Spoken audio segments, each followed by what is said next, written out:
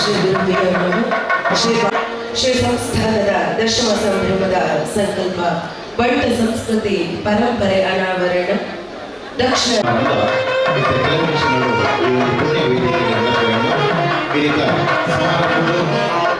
ಸಾನ್ನಿಧ್ಯ ವಹಿಸಿರುವಂಚಿನ ಶ್ರೀ ಭಾರತ ಮಹಾಸಂಸ್ಥಾನ ಪೀಠಾಧಿಪತಿಗಳ ಪರಮ ಪೂಜ್ಯ ಶ್ರೀ ಶ್ರೀ ಶ್ರೀ ಡಾಕ್ಟರ್ ವಿದ್ಯಾವಾಚಸ್ಪತಿ ವಿಶ್ವಸಂತೋಷ ಭಾರತ ಶ್ರೀಪತಿಗೆ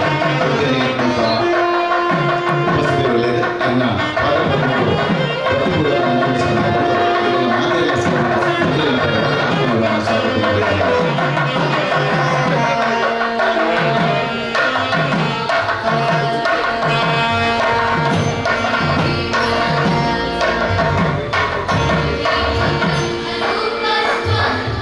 ನಿಟ್ಟೆಗೊತ್ತು ರವಿರಾಜ್ ಶೆಟ್ಟಿ ಅಧ್ಯಕ್ಷರು ಮಂಗಳೂರು ತಾಲೂಕು ಬಂಟರ ಸಂಘ, ಶ್ರೀ ದಿವಾಕರ್ ನಾಯಕ್ ಅಡ್ಯಾರ್ ಆರ್ಕೆ ಉದ್ಯಮಿ ಮಂಗಳೂರು, ಶ್ರೀ ಸತೀಶ್ ಶೆಟ್ಟಿ ಪಟ್ಲಗೊತ್ತು ಸ್ಥಾಪಕಾಧ್ಯಕ್ಷರು ಯಕ್ಷಧ್ರುವ ಪಟ್ಲ ಫೌಂಡೇಶನ್ ರಿಜಿಸ್ಟರ್ಡ್ ಮಂಗಳೂರು, ಶ್ರೀ ಜಯರಾಮ ಶೇಖ ಮಾಜಿ ಅಧ್ಯಕ್ಷರು ಬಸ್ ಮಾಲಕರ ಸಂಘ ಮಂಗಳೂರು, ಶ್ರೀ ನಾಗರಾಜ್ ನಾಯಕ್ ಕಾರ್ಯದರ್ಶಿ ಮಹಾಮಂಡಲ, ಶ್ರೀ ಸುಧೀರ್ ಶೆಟ್ಟಿ ಕಾರ್ಯದರ್ಶಿ ಮಲೆನಾಡು ಮಹಾಮಂಡಲ, ಶ್ರೀ ಬಾಲಕೃಷ್ಣ ಶೆಟ್ಟಿ ಅಧ್ಯಕ್ಷರು ಕುಂದಕನ್ನಡ ಮಹಾಮಂಡಲ, ಶ್ರೀ ದಿನಕರ್ ಶೆಟ್ಟಿ ಕಾರ್ಯದರ್ಶಿ ಕುಂದಕನ್ನಡ ಮಹಾಮಂಡಲ, ಶ್ರೀ ಡಿ ಎನ್ ನಾಯಕ್ ಅಧ್ಯಕ್ಷರು ಉತ್ತರ ಕನ್ನಡ ಮಹಾಮಂಡಲ ಬಂಟ್ವಾಳ ಬಂಟರ ಸಂಘ, ಶ್ರೀ ಜಯಂತ್ ಶೆಟ್ಟಿ ಅಧ್ಯಕ್ಷರು ಬೆಳ್ತಂಗಡಿ ಬಂಟರ ಸಂಘ, ಶ್ರೀ ಕಾವು ಹೇಮನಾಥ ಶೆಟ್ಟಿ ಅಧ್ಯಕ್ಷರು ಬಂಟರ ಸಂಘ ಎಕ್ಕಾರು, ಶ್ರೀ ವಸಂತ ಶೆಟ್ಟಿ ಅಧ್ಯಕ್ಷರು ಬಂಟರ ಸಂಘ ಜಪ್ಪು, ಶ್ರೀ ಕಮಲಾಕ್ಷ ಶೆಟ್ಟಿ ಮಾಲಾ ಅಧ್ಯಕ್ಷರು ಬಂಟರ ಸಂಘ ಕಂಕನಾಡಿ, ಶ್ರೀ ಸತ್ಯಪ್ರಸಾದ್ ಶೆಟ್ಟಿ ಅಧ್ಯಕ್ಷರು ಬಂಟರ ಸಂಘ ಜಪ್ಪನೆಮುಗರು, ಶ್ರೀ ಕೃಷ್ಣಮೂರ್ತಿ ರಾಯ್ ಅಧ್ಯಕ್ಷರು ಬಂಟರ ಸಂಘ ಬಿಜಯ್, ಶ್ರೀ ರಾಮಚಂದ್ರ ಕಾವ ಅಧ್ಯಕ್ಷರು ಬಂಟರ ಸಂಘ ಮುಚ್ಚೂರು ಕೊಡಪದ.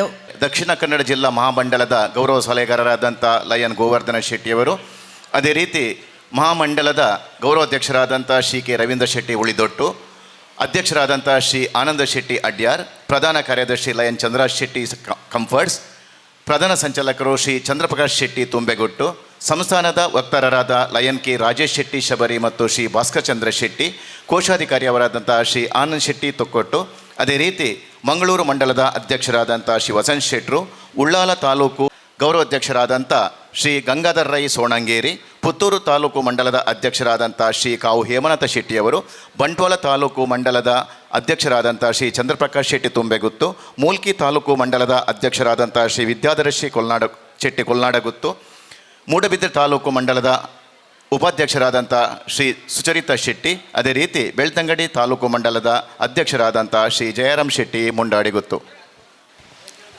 ಎಲ್ಲ ಗಣ್ಯಾತಿ ಗಣ್ಯರನ್ನು ಅತ್ಯಂತ ಆದರಪೂರ್ವಕವಾಗಿ ಸ್ವಾಗತಿಸಿಕೊಳ್ತಾ ಇದ್ದೇವೆ. ಕರ್ನಾಟಕದ ಇತಿಹಾಸದಲ್ಲಿ ಕರುನಾಡು ಮತ್ತು ತುಳುನಾಡು ಎರಡು ಭಾಗಗಳು. ಒಂದು ಕಾಲದಲ್ಲಿ ತುಳುನಾಡು ಒಂದು ಪ್ರತ್ಯೇಕ ರಾಜ್ಯವಾಗಿತ್ತು. ಕರುನಾಡು ಮೈಸೂರು ಪ್ರಾಂತ ಎಂಬುದಾಗಿತ್ತು. ತುಳುನಾಡು ಭಾರ್ಗವ ಕ್ಷೇತ್ರದಲ್ಲಿ ಎರಡು ಭಾಗಗಳು, ಒಂದು ಚೇರನಾಡು, ಇನ್ನೊಂದು ತುಳುನಾಡು. ಚೇರನಾಡು ಕಾಲಕ್ರಮೇಣದಲ್ಲಿ ಕೇರಳ ಆಯಿತು. ತುಳುನಾಡು ಪುಲಕೇಶಿಯ ಕಾಲದಲ್ಲಿ ಕರ್ನಾಟಕಕ್ಕೆ ಸೇರಿತು. ಇತಿಹಾಸದಲ್ಲಿ ಭೂತಾರಾಧನೆ ಎರಡು ರಾಜ್ಯಗಳಲ್ಲಿ ಮಾತ್ರ, ಒಂದು ತುಳುನಾಡು ಮತ್ತು ಈಗಿನ ಕೇರಳದ ಚೇರನಾಡು. ತುಳುನಾಡನ್ನು ಆಳಿದವರು ತವಳವರು ಎಂಬುದು ಇತಿಹಾಸ.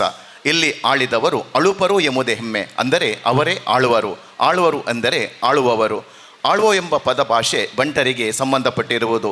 ಆಳ್ವ ಎಂಬ ಭಾಷೆ ಪ್ರಾರಂಭ ಆಗಿದ್ದು ಭೂತ ಆಳ್ವ ಪಾಂಡ್ಯ, ಅಂದರೆ ಭೂತ ಆಳಿದ ನಾಡು. ಅದನ್ನು ಜಯವೆಂಬ ರಾಜನಿಗೆ ಭೂತಾಳ ಪಾಂಡ್ಯ ಎಂಬ ಹೆಸರು ಬಂತು. ಅಲ್ಲಿಂದ ಅಳಿಯಕಟ್ಟು ಸಂಪ್ರದಾಯ ತುಳುನಾಡಿನಲ್ಲಿ ಪ್ರಾರಂಭವಾಗಿ ಈ ಸುದ್ದಿ ವಿಚಾರವನ್ನು ತಿಳಿದು ಕೇರಳದ ರಾಜರು ಕೂಡ ಅಳಿಯಕಟ್ಟನ್ನು ಅನುಸರಿಸಿದರು. ಭೂತಾಳ ಪಾಂಡ್ಯನದು 16 ಕಟ್ಟಳೆಗಳು. ಇತಿಹಾಸ ಮರೆಮಾಚಿದಾಗ ಬಂಟರು ಇತಿಹಾಸವನ್ನೇ ತಿಳಿಯದೆ ಕಾಲಕ್ರಮೇಣ ರಾಜರಾದ ಬಂಟರು ಭಟರಾಗಿ, ಅರ್ಥಾತ್ ಸೈನಿಕರಾಗಿ ಪರಿವರ್ತನೆ ಆದರು. ಯಾರೇ ನಮ್ಮನ್ನು ಸೈನಿಕರು ಭಟರು ಎಂದು ಕರೆದರೂ ನಮಗೆ ಇತಿಹಾಸದ ಪ್ರಜ್ಞೆ ಇರದೆ ಹೋಯಿತು. ಇಷ್ಟು ಸುದೀರ್ಘದ ಇತಿಹಾಸವನ್ನು ಅಧ್ಯಯನ ಮಾಡಿ ಇದಮಿತ್ತಂ ಎಂಬಂತೆ ಪೂರಕ ದಾಖಲೆಗಳೊಂದಿಗೆ ಇವತ್ತಿಗೂ ಬಂಟ ಕುಲದ ಘನತೆಯನ್ನು ಎತ್ತಿ ಹಿಡಿಯುವಲ್ಲಿ ಐತಿಹಾಸಿಕ ಧ್ವನಿಯಾಗಿರುವುದು ಕೇವಲ ಬಾರ್ಕೂರು ಸಂಸ್ಥಾನದ ಶ್ರೀಗಳು. ಇಷ್ಟು ಅಧ್ಯಯನ ಮಾಡಿ ಕರಾವಳಿಯ ಇತಿಹಾಸವನ್ನು ಬಿಡಿಸಿ ಕೊಡುವಾಗ ಬಂಟರು ಹೇಗೆ ಇದ್ದರು ಎಂದು ಕೂಡ ಬಂಟರು ಕಿವಿಗೊಡದೇ ಇದ್ದರೆ ಬಹಳ ದೊಡ್ಡ ನಷ್ಟ ಆಗುವುದು ನಮ್ಮ ಬಂಟರ ಸಮಾಜಕ್ಕೆ. ಶ್ರೀಗಳು ಅವರ ಪುಸ್ತಕದಲ್ಲಿರುವ ಇತಿಹಾಸದ ಪುಟಗಳನ್ನು ಪುಸ್ತಕಕ್ಕೆ ಮಸ್ತಕದಲ್ಲಿರುವ ಇತಿಹಾಸದ ಪುಟಗಳನ್ನು ಪುಸ್ತಕಕ್ಕೆ ಇಳಿಸಿ ಮತ್ತೊಮ್ಮೆ ಅರಿತುಕೊಳ್ಳಬೇಕಾದರೆ ಗುರುಗಳ ಜ್ಞಾನಸುಧೆಯನ್ನು ಸ್ವೀಕರಿಸಿ ಅದರಲ್ಲಿರುವ ಸರಸ್ವತಿಗೆ ತಲೆಬಾಗುವುದು ನಮ್ಮ ಕರ್ತವ್ಯವೂ ಹೌದು, ಹೆಮ್ಮೆಯೂ ಹೌದು.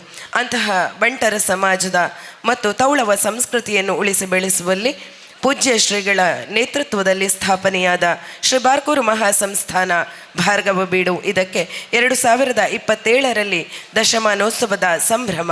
ಈ ಸಂದರ್ಭದಲ್ಲಿ ರಚನೆಯಾದ ಮಂಡಲಗಳ ಪದಾಧಿಕಾರಿಗಳ ಪದಗ್ರಹಣ ಸಮಾರಂಭಕ್ಕೆ ನಾವೆಲ್ಲ ಇಂದು ಸಾಕ್ಷಿಯಾಗುತ್ತಿದ್ದೇವೆ. ಬಂಧುಗಳೇ, ಪೂಜ್ಯ ಶ್ರೀಗಳು ವಿದ್ಯಾವಾಚಸ್ಪತಿಗಳು. ವಿದ್ಯಾವಾಚಸ್ಪತಿ ಎಂಬುದು ಸಾರಸ್ವತ ಲೋಕದಲ್ಲಿ ಉತ್ತುಂಗದ ಸ್ಥಾನಮಾನ.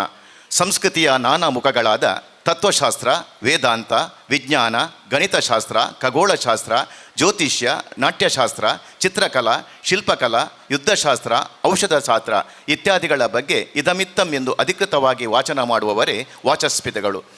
ಆಡುಮುಟ್ಟದ ಸೊಪ್ಪಿಲ್ಲ, ಮಾತನಾಡದೆ ಇರುವ ವಿಚಾರಗಳ ಇಲ್ಲ ಎಂಬಂಥವರು ವಿದ್ಯಾವಾಚಸ್ಪತಿಗಳು. ಕರಾವಳಿ ಎಂದಿಗೂ ನೆನಪಿಡತಕ್ಕಂಥ ವಿದ್ಯಾವಾಚಸ್ಪತಿಗಳು ಬನ್ನಂಜೆ ಕೀರ್ತಿಶೇಷ ಗೋವಿಂದಾಚಾರ್ಯರು ಬಿಟ್ಟರೆ ನಮ್ಮ ಸಮಾಜದ ಶ್ರೀಗಳು ಮಾತ್ರ. ವಿದ್ವಾಂಸರಾಗಲಿ, ಎಂತಹ ಜ್ಞಾನಿಗಳಾಗಲಿ, ಎಂತಹ ಸಾಹಿತಿಗಳಾಗಲಿ ವಿಮರ್ಶೆಗೆ ಬಂದಾಗ, ಜಿಜ್ಞಾಸೆಗೆ ಬಂದಾಗ ಅವರ ಸಂಶಯವನ್ನು ಸರಿ ಮಾಡಲು ಮೊರೆ ಹೋಗುವುದು ವಾಚಸ್ಪತಿಗಳಲ್ಲಿ ಮಾತ್ರ.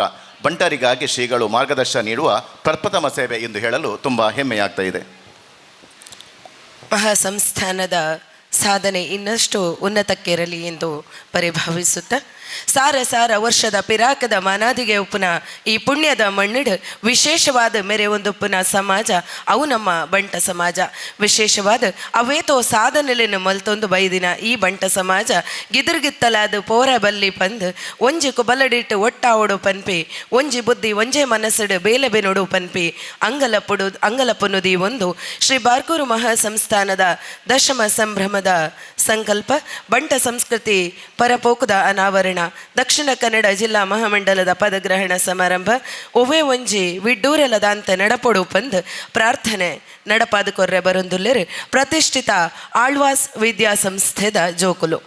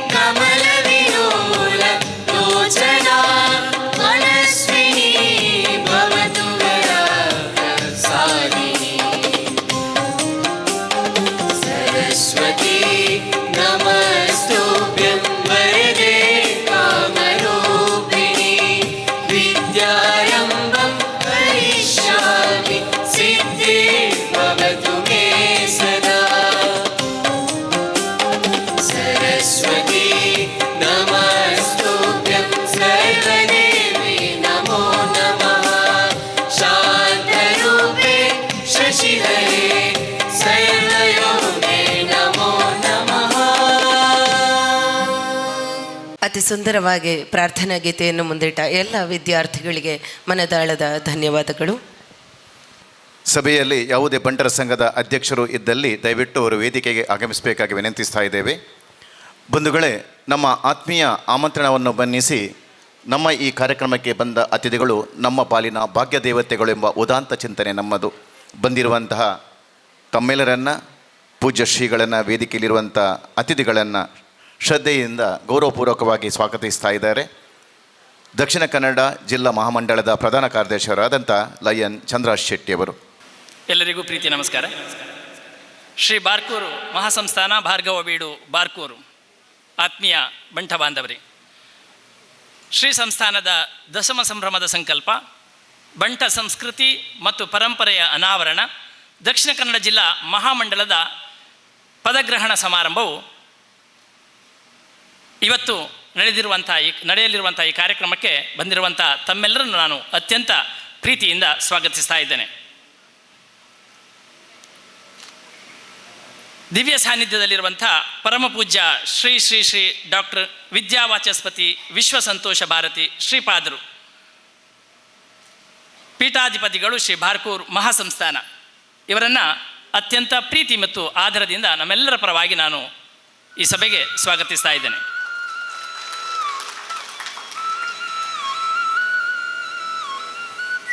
ಇವತ್ತು ಈ ಸಮಾರಂಭದ ಅಧ್ಯಕ್ಷತೆಯನ್ನು ವಹಿಸುವವರು ಕೂಳೂರು ಕನ್ಯಾನ ಸದಾಶಿವ ಶೆಟ್ಟರು.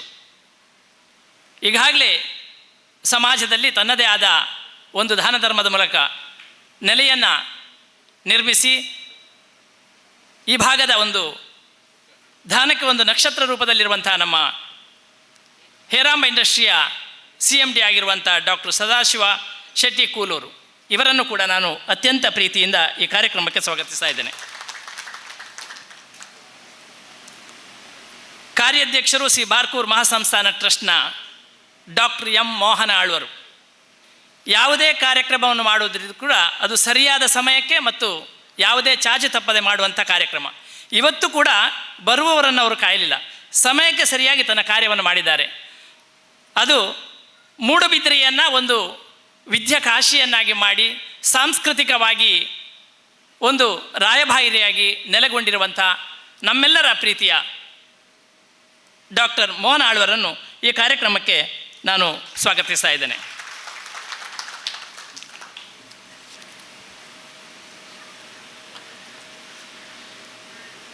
ಅಧ್ಯಕ್ಷರು ಮಂಗಳೂರು ತಾಲೂಕು ಬಂಟ ಸಂಘದ ಅಧ್ಯಕ್ಷರಾಗಿರುವಂಥ ಶ್ರೀ ನಿಟ್ಟೆಗುತ್ತು ರವಿರಾಜ ಶೆಟ್ಟರನ್ನು ಕೂಡ ನಾನು ಸ್ವಾಗತಿಸ್ತಾ ಇದ್ದೇನೆ.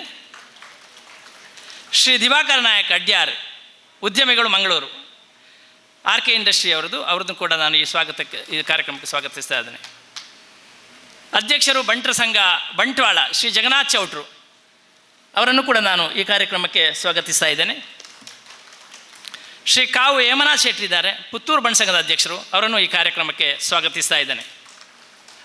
ಶ್ರೀಮತಿ ಶೋಭಾ ಶೆಟ್ಟಿ ಮಹಿಳಾ ಘಟಕ ಅಧ್ಯಕ್ಷೆ ಬಂಟರ ಸಂಘ ಮೂಡುಬಿದ್ರೆ ಇವರನ್ನು ಕೂಡ ಸ್ವಾಗತಿಸ್ತಾ ಇದ್ದೇನೆ. ಶ್ರೀ ಬಾಲ ಜಗನ್ನಾಥ್ ಶೆಟ್ಟಿ ಅಧ್ಯಕ್ಷರು ಬಂಟರ ಸಂಘ ಸುರತ್ಕಲ್, ಆತ್ಮೀಯವಾಗಿ ಸ್ವಾಗತಿಸ್ತಾ ಇದ್ದೇನೆ.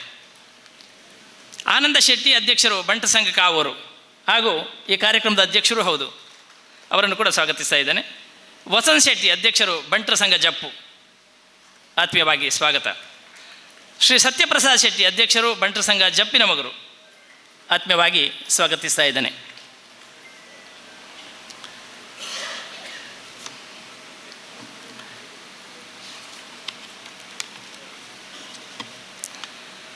ಗೌರವ ಅಧ್ಯಕ್ಷರಾಗಿರುವಂಥ ಚಂದ್ರಾಜ್ ಶೆಟ್ಟಿ ಅಂತ ಕುತ್ತರಗುತ್ತು ಉಳ್ಳಾಲ ತಾಲೂಕು ಮಂಡಲದ ಅಧ್ಯಕ್ಷರನ್ನು, ಹಾಗೆ ಗೌರವ ಅಧ್ಯಕ್ಷರಾಗಿರುವಂಥ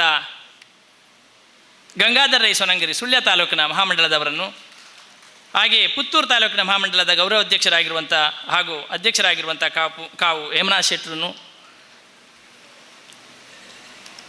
ಅಧ್ಯಕ್ಷರು ಬಂಟ್ವಾಳ ತಾಲೂಕಿನ ಮಹಾಮಂಡಲದ ಚಂದ್ರಪ್ರಕಾಶ್ ಶೆಟ್ಟಿ ತುಂಬೆಗುತ್ತು ಅವರನ್ನು ಕೂಡ ನಾನು ಸ್ವಾಗತಿಸ್ತಾ ಇದ್ದೇನೆ.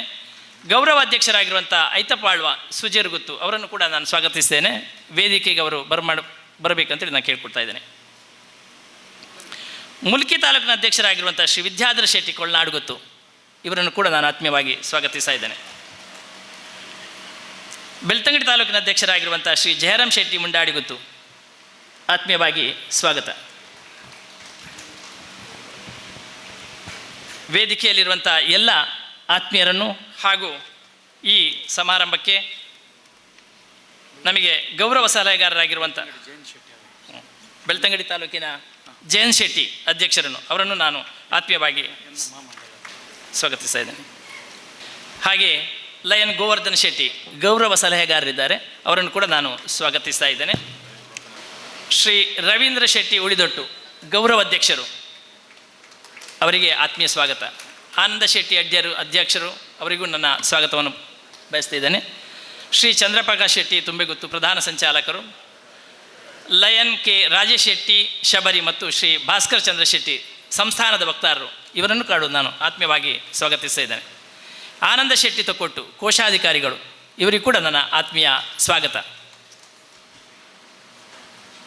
ಲಯನ್ ಲೋಕನಾಥ್ ಶೆಟ್ಟಿ ಅವರನ್ನು ಕೂಡ ನಾನು ಆತ್ಮೀಯವಾಗಿ ಸ್ವಾಗತಿಸ್ತಾ ಇದ್ದೇನೆ. ವೇದಿಕೆಯ ಮೇಲಿರುವಂಥ ಎಲ್ಲರನ್ನು ಹಾಗೂ ಮುಂಭಾಗದಲ್ಲಿರುವಂಥ ಎಲ್ಲ ನನ್ನ ಆತ್ಮೀಯ ಪ್ರೀತಿಯ ಬಂಟ ಬಾಂಧವರನ್ನು ಹಾಗೂ ಸ್ವಾಗತಿಸ್ತೇನೆ.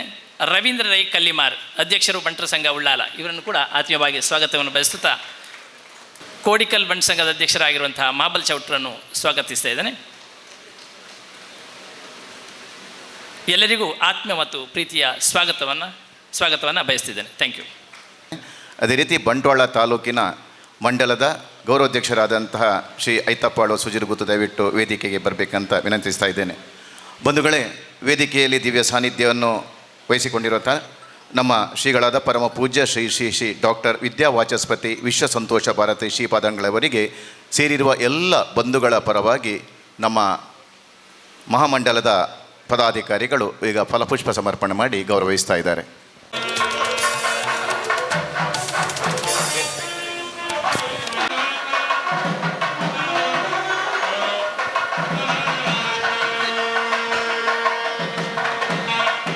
ಸಮಾರಂಭದ ಅಧ್ಯಕ್ಷರಾದಂಥ ಡಾಕ್ಟರ್ ಸದಾಶಿವ ಶೆಟ್ಟಿ ಕುಳೂರು ಕನ್ಯಾನ, ಬಾರ್ಕೂರು ಮಹಾಸಂಸ್ಥಾನದ ಟ್ರಸ್ಟಿನ ಕಾರ್ಯಾಧ್ಯಕ್ಷರಾದ ಡಾಕ್ಟರ್ ಎಂ ಮೋಹನಾಳ್ವರವರು ಹಾಗೂ ವೇದಿಕೆಯಲ್ಲಿರುವಂಥ ಎಲ್ಲ ಅತಿಥಿ ಅಭ್ಯಾಗತರು ಪೂಜ್ಯ ಶ್ರೀಗಳನ್ನು ಗೌರವಿಸ್ತಾ ಇದ್ದಾರೆ.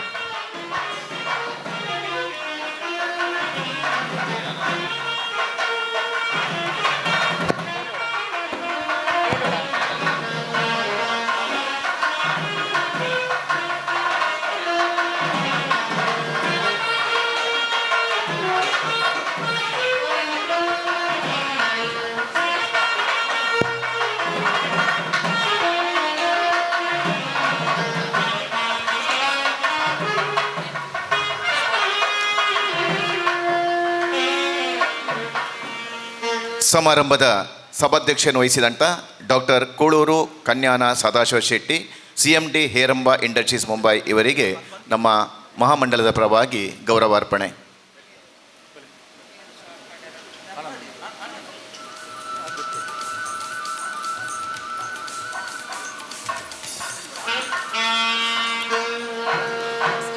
ಡಾಕ್ಟರ್ ಸದಾಶಿವ ಶೆಟ್ಟಿ ಕನ್ಯಾನ ಇವರಿಗೆ ಶಾಲೆಯ ಗೌರವ.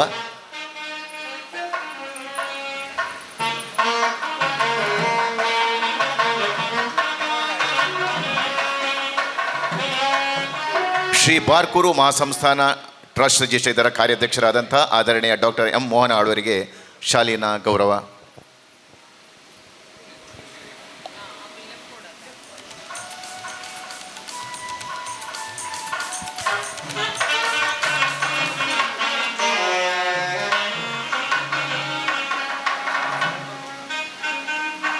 ಅದೇ ರೀತಿ ವೇದಿಕೆಯಲ್ಲಿ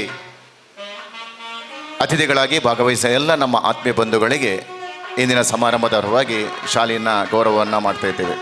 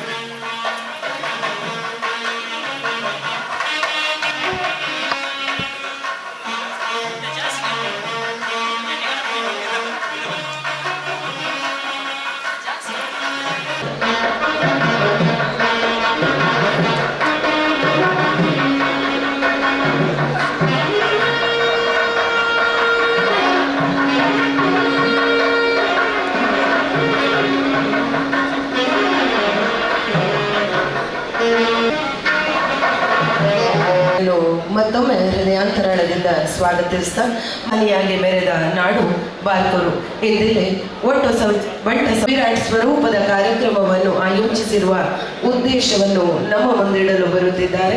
ಪ್ರಾಸ್ತಾವಿಕ ಮಾತಿನೊಂದಿಗೆ ವಿದ್ಯಾರತ್ನ ವಿದ್ಯಾಸಂಸ್ಥೆಯ ಅಧ್ಯಕ್ಷರು ಬರುವಂತಹ ಲಯನ್ ರವೀಂದ್ರ ಶೆಟ್ಟಿ ಉಡಿದೊಟ್ಟು.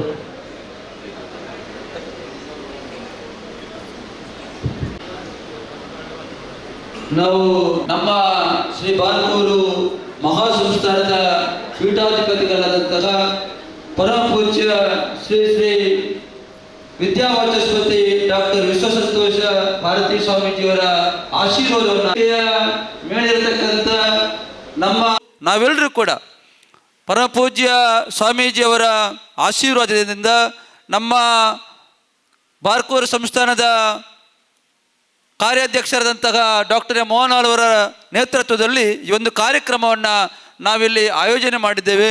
ಬಹಳ ಮುಖ್ಯವಾಗಿ 2017ರಲ್ಲಿ ನಮ್ಮ ತುಳುನಾಡಿನ ರಾಜಧಾನಿ ಎಂದೇ ಖ್ಯಾತಿ ಆಗಿರತಕ್ಕಂಥ ಬಾರ್ಕೂರು ಎಂಬಲ್ಲಿ ನಾವು ಒಂದು ಸ್ವಾಮೀಜಿಯವರ ಮಾರ್ಗದರ್ಶನ ಮತ್ತು ನಮ್ಮೆಲ್ಲ ಸಮಾಜದ ಮುಖಂಡರ ನೇತೃತ್ವದಲ್ಲಿ ಒಂದು ಸಂಸ್ಥಾನವನ್ನು ಲೋಕಾರ್ಪಣೆ ಮಾಡಿರುವಂಥದ್ದು ನಮಗೆಲ್ಲರಿಗೂ ಕೂಡ ತಿಳಿದಿರುವಂಥ ವಿಚಾರ. 2011ರಿಂದ ಪ್ರಾರಂಭವಾಗಿ 2000 ಅದರ ಕೆಲಸ ಮಾಡಿ 2017ಕ್ಕೆ ಅದನ್ನು ನಾವು ಲೋಕಾರ್ಪಣೆ ಮಾಡಿದ್ದೇವೆ. ಬರತಕ್ಕಂಥ 2027ಕ್ಕೆ ಸಂಸ್ಥಾನವು 10ನೇ ವರ್ಷವನ್ನು ಪೂರೈಸಲಿಕ್ಕಿದೆ. ಅದರ ದಶಮಾನೋತ್ಸವದ ಪೂರ್ವಭಾವಿಯಾಗಿ ಈ ಒಂದು ಕಾರ್ಯಕ್ರಮದ ಮೂಲಕ ಅದಕ್ಕೆ ಚಾಲನೆ ಕೊಡಬೇಕು ಅಂತೇಳಿ ಸ್ವಾಮೀಜಿಯವರ ಆದೇಶದ ಮೇರೆಗೆ ಕೆಲಸ ಕಾರ್ಯಗಳು ಆಗ್ತಾ ಇದೆ. ನಮಗೆಲ್ಲರಿಗೂ ಕೂಡ ತಿಳಿದಿದೆ, ಬಾರ್ಕೂರು ಎಂಬುವಂಥದ್ದು ಕೇವಲ ಬಂಟ ಸಮಾಜದ ಆ ಒಂದು ಕ್ಷೇತ್ರವಾಗಿರೋದು ಎಲ್ಲ ಸಮಾಜದ ಇವತ್ತು ದೇವಸ್ಥಾನಗಳಿರತಕ್ಕಂಥ ಒಂದು ಪವಿತ್ರವಾದಂತಹ ಸ್ಥಳ.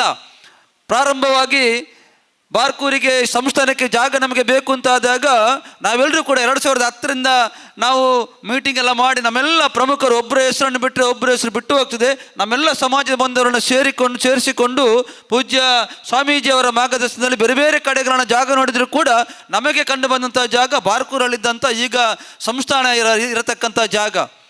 ಸುಮಾರು 1 ಎಕರೆ 92 ಸೆನ್ಸ್ ಜಾಗವನ್ನು ನಮ್ಮೆಲ್ಲ ಪ್ರಮುಖರು ಸೇರಿ ಸ್ವಾಮೀಜಿಯವರ ಬಹಳ ದೊಡ್ಡ ಒಂದು ಶ್ರಮದಿಂದ ಆ ಸಂಸ್ಥಾನ ಅಲ್ಲಿ ನಿರ್ಮಾಣ ಆಗಿದೆ.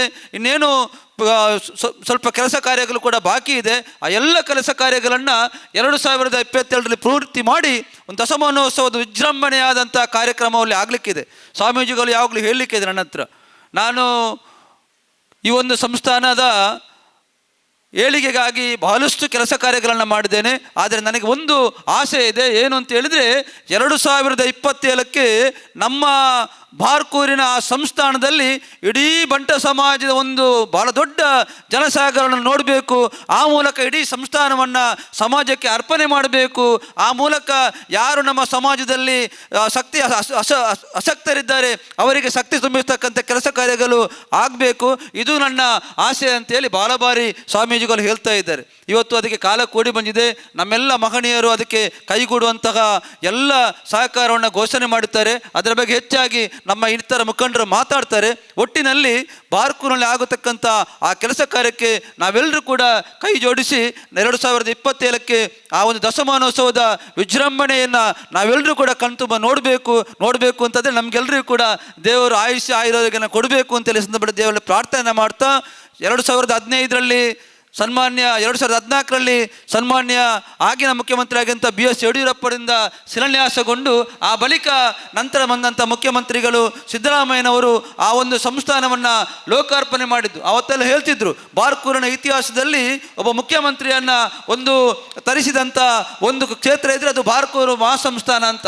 ಅಲ್ಲಿಯೇ ಹೆಲಿಪ್ಯಾಡನ್ನು ನಿರ್ಮಿಸಿ ಮುಖ್ಯಮಂತ್ರಿಗಳು ನೇರವಾಗಿ ಬಂದು ಆ ಸಂಸ್ಥಾನವನ್ನು ಲೋಕಾರ್ಪಣೆ ಮಾಡಿದದ್ದು ನಮಗೆಲ್ಲರಿಗೂ ಕೂಡ ಗೊತ್ತಿದ್ದದ್ದು ಇತಿಹಾಸ. ಇದು ಮತ್ತೊಮ್ಮೆ ಪುನರಾವರ್ತನೆ ಆಗಬೇಕು ಅಂತೇಳಿ ಬರ್ತಕ್ಕಂಥ 2027ರಲ್ಲಿ ಅದೇ ಕಾರ್ಯಕ್ರಮವನ್ನು ಬಹಳ ದೊಡ್ಡ ಮಟ್ಟದಲ್ಲಿ ನಮ್ಮೆಲ್ಲ ಇವತ್ತು ಕೂಳೂರು ಕನ್ಯಾನ ಸದಸ್ಯ ಶೆಟ್ಟರಿದ್ದಾರೆ. ನಮ್ಮ ಎಲ್ಲ ಕೆಲಸ ಕಾರ್ಯಗಳನ್ನು ಬಹಳಷ್ಟು ನಮಗೆ ಮಾರ್ಗದರ್ಶನ ಅಚ್ಚುಕಟ್ಟಾಗಿ ಮಾಡತಕ್ಕಂಥ ಡಾಕ್ಟರ್ ಎಂ ಮೋಹನ್ ಅವರು ನಿರಂತರವಾಗಿ ಅದಕ್ಕಿಂತ ಕೆಲಸ ಮಾಡ್ತಾ ಇದ್ದಾರೆ. ನಮ್ಮ ಶಶಿಧರ್ ಶೆಟ್ಟಿ ಬರೋಡ ಅವರು ನಮ್ಮ ಜೊತೆ ಇದ್ದಾರೆ. ಅದೇ ರೀತಿ ಪ್ರಕಾಶ್ ಅಣ್ಣ ಇದ್ದಾರೆ. ನಮ್ಮೆಲ್ಲ ಮಾತೃ ಸಂಘದ ಅಜಿತ್ ಮಾಲಾಡಿ ಅವರಿದ್ದಾರೆ. ಸದಾನಂದ ಶೆಟ್ಟಿ ಒಬ್ಬರ ಹೆಸರನ್ನು ಬಿಟ್ಟರೆ ಎಲ್ಲ ಹೆಸರನ್ನು ಒಟ್ಟು ನಮ್ಮ ಯಾರೆಲ್ಲ ನಮ್ಮ ಸಮಾಜದ ಮುಖಂಡರಿದ್ದಾರೆ ಅವರೆಲ್ಲರನ್ನು ಕೂಡ ಈಗಾಗಲೇ ನಾವು ಸಂಪರ್ಕ ಮಾಡಿದೆ. ಎಲ್ಲರೂ ಕೂಡ ನಮಗೆ ಪೂರ್ಣ ಸಹಕಾರವನ್ನು ಕೊಡ್ತೇವೆ ಅಂತ ಹೇಳೋ ಮಾತನ್ನು ಕೂಡ ಹೇಳಿದ್ದಾರೆ. ಒಟ್ಟಿನಲ್ಲಿ ಪರಮ ಪೂಜ್ಯ ಸ್ವಾಮೀಜಿಯವರ ಏನು ಆ ಕನಸಿದೆ ಅದಕ್ಕೆಲ್ಲರೂ ಕೂಡ ನಾವೆಲ್ಲರೂ ಕೂಡ ಒಟ್ಟಾಗಿ ಕೈ ಜೋಡಿಸಿ ಆ ಕೆಲಸಕ್ಕೆ ನಾವೆಲ್ಲ ಪಾಲ್ಗೊಳ್ಬೇಕು ಅಂತ ನಿಮ್ಮಲ್ಲಿ ವಿನಂತಿಯನ್ನು ಮಾಡ್ತಾ ಈ ಒಂದು ದಶಮಾನೋತ್ಸವದ ಏನು ಕಾರ್ಯಕ್ರಮ ಇದೆ 2027ಕ್ಕೆ ಅದಕ್ಕೆ ನಮ್ಮ ದಕ್ಷಿಣ ಕನ್ನಡ ಜಿಲ್ಲಾ ಒಂದು ಸಮಿತಿ ಮಾಡಬೇಕು ಅಂತ ಆದಾಗ ನಾವು ದಕ್ಷಿಣ ಕನ್ನಡ ಜಿಲ್ಲಾ ಸಮಿತಿ ಅಂತ ಮಾಡಿದ್ವಿ. ಒಂದು ಹೆಸರನ್ನು ಮಾಡಿದ್ವಿ. ಅದಕ್ಕೆ ತಕ್ಷಣ ನಮ್ಮ ಕಾರ್ಯಾಧ್ಯಕ್ಷ ಅಂತ ಮೋಹನ್ ಆಳ್ವರವರು ಅದು ಸಮಿತಿ ಅಂತ ಬೇಡ ಅದನ್ನು ಮಂಡಲ ಅಂತ ಮಾಡಿ ಅಂತ ಹೇಳಿದ್ದಕ್ಕೆ ನಾವು ದಕ್ಷಿಣ ಕನ್ನಡ ಜಿಲ್ಲಾ ಮಹಾಮಂಡಲ ಅಂತ ಮಾಡಿ ಮತ್ತು ಎಲ್ಲ ಬಂಟರ ಸಂಘಗಳಿಗೆ ನಾವು ಭೇಟಿಯನ್ನು ಕೊಟ್ಟು ಪ್ರತಿ ತಾಲೂಕಿನಲ್ಲೂ ಕೂಡ ಆಯಾಯ ತಾಲೂಕಿನ ಮಂಡಲ ಅಂತ ರಚನೆ ಮಾಡಿ ಎಲ್ಲರನ್ನು ಕೂಡ ಸಮಿತಿಗೆ ಆ ಬಂಟರ ಸಂಘದ ಅಧ್ಯಕ್ಷರ ಮತ್ತು ಪದಾಧಿಕಾರಿಗಳ ಅನುಮತಿಯನ್ನು ತಗೊಂಡು 27 ಜನರ ಸಮಿತಿಯನ್ನು ಕೂಡ ಈಗಾಗಲೇ ನಾವು ಮಾಡಿದ್ದೇವೆ. ಇನ್ನು ಮುಂದಿನ ದಿನಗಳಲ್ಲಿ ಕೂಡ ಇದನ್ನು ವಿಸ್ತರಿಸುವಂಥ ಕೆಲಸ ಕಾರ್ಯಗಳನ್ನು ಡಾಕ್ಟರ್ ಎಂ ಮೋಹನ್ ಅವರ ಮಾರ್ಗದರ್ಶನ ನಾವು ಮಾಡಲಿಕ್ಕಿದ್ದೇವೆ. ಒಟ್ಟಿನಲ್ಲಿ 2027ರಲ್ಲಿ ಏನು ನಮ್ಮ ಬಾರ್ಕೂರಿನ ಆ ಭಾರ್ಗವ ಬೀಡಿನಲ್ಲಿ ಇರತಕ್ಕಂಥ ನಮ್ಮ ಬಾರ್ಕೂರು ಮಹಾಸಂಸ್ಥಾನ ಇದೆ ಅದೊಂದು ಗತವೈಭವವನ್ನು ಕಾಣಬೇಕು ಅಂತಾದರೆ ನಾವು 2 ವರ್ಷದಲ್ಲಿ ಬಹಳಷ್ಟು ಕೆಲಸ ಕಾರ್ಯಗಳನ್ನು ಮಾಡಬೇಕಾಗಿದೆ. ಆ ಎಲ್ಲ ಕೆಲಸ ಕಾರ್ಯಗಳಿಗೆ ನಮ್ಮ ಸಮಾಜದ ಬಂಧುಗಳು ಸಹಕಾರವನ್ನು ಕೊಡಬೇಕು ಅಂತ ಹೇಳ್ತಾ ಇದು ಬಾರ್ಕೂರು ಮಹಾಸಂಸ್ಥಾನ ಅಂತ ಹೇಳಿದ್ರೆ ಇದು ಕೇವಲ ಒಂದು ಬಂಟ ಸಮಾಜದ ಒಂದು ವ್ಯವಸ್ಥೆ ಅಲ್ಲ. ಅಲ್ಲಿ ಇರುವಂಥದ್ದು ಅಂತ ಹೇಳಿದ್ರೆ ಎಲ್ಲರೂ ಕೂಡ ಅದರಲ್ಲಿ ಇರುವಂಥವ್ರು ಎಲ್ಲ ಬಂಟರು. ಆದರೆ ಅದರಿಂದ ಮುಂದಿನ ದಿನಗಳಲ್ಲಿ ಎಲ್ಲ ಸಮಾಜಕ್ಕೂ ಕೂಡ ಯಾವತ್ತೂ ಕೂಡ ಒಂದು ಸಮಾಜ ಇತರ ಸಮಾಜದ ಜಾತಿ ವರ್ಗದವರನ್ನು ಕೂಡ ಒಟ್ಟಾಗಿ ಕೊಂಡೋಗುವಂತಿದ್ದರೆ ಅದು ಬಂಟ ಸಮಾಜ ಮಾತ್ರ. ಆದ್ದರಿಂದ ಆ ಕೀರ್ತಿ ಕೂಡ ನಮಗಿದೆ. ಆ ಕೆಲಸ ಕಾರ್ಯಗಳನ್ನ ಉಳಿಸಿಕೊಂಡು ಬೆಳೆಸಿಕೊಂಡು ಹೋಗುತ್ತಂಥ ಮಹತ್ವದ ಜವಾಬ್ದಾರಿ ಕೂಡ ನಮ್ಮೆಲ್ಲರ ಮೇಲೆ ಇದೆ ಅಂತ ಹೇಳ್ತಾ ಬರತಕ್ಕಂಥ ದಶಮಾನೋತ್ಸವದ ಕಾರ್ಯಕ್ರಮದ ವಿಜೃಂಭಣೆಯಿಂದ ನೆರವೇರುವಂತೆ ನಾವು ಈಗಾಗಲೇ ಅದಕ್ಕೆ ಸಿದ್ಧತೆಯನ್ನು ಮಾಡೋಣ ಅಂತ ಹೇಳ್ತಾ ಇವತ್ತೇನು ನಮ್ಮ ಶ್ರೀ ಸಂಸ್ಥಾನದ ದಶಮ ಸಂಭ್ರಮ ಸಂಕಲ್ಪದ ಏನು ಕಾರ್ಯಕ್ರಮ ಇದೆ ಇದಕ್ಕೆಲ್ಲ ಕೂಡ ನೀವು ನಿಮ್ಮ ಸಹಕಾರವನ್ನು ಬೇರೆ ಬೇರೆ ಕೆಲಸ ಕಾರ್ಯ ಇದ್ದರೂ ಕೂಡ ನೀವೆಲ್ಲರೂ ಕೂಡ ಈ ಕಾರ್ಯದಲ್ಲಿ ಭಾಗವಹಿಸಿ ನಿಮಗೆ ಅಭಿನಂದನೆ ಸಲ್ಲಿಸ್ತಾ ಮುಂದಿನ ದಿನಗಳಲ್ಲಿ ನೀವೆಲ್ಲರ ಸಹಾಯ ಸಹಕಾರ ಇರಲಿ ಅಂತ ಹೇಳ್ತಾ ಮತ್ತೊಮ್ಮೆ ಪೂಜ್ಯ ಸ್ವಾಮೀಜಿಗಳ ಆಶೀರ್ವಾದವನ್ನು ಬೇಡ್ತಾ ನನ್ನ ಮಾತುಗಳನ್ನು ನಿಲ್ಲಿಸ್ತೇನೆ.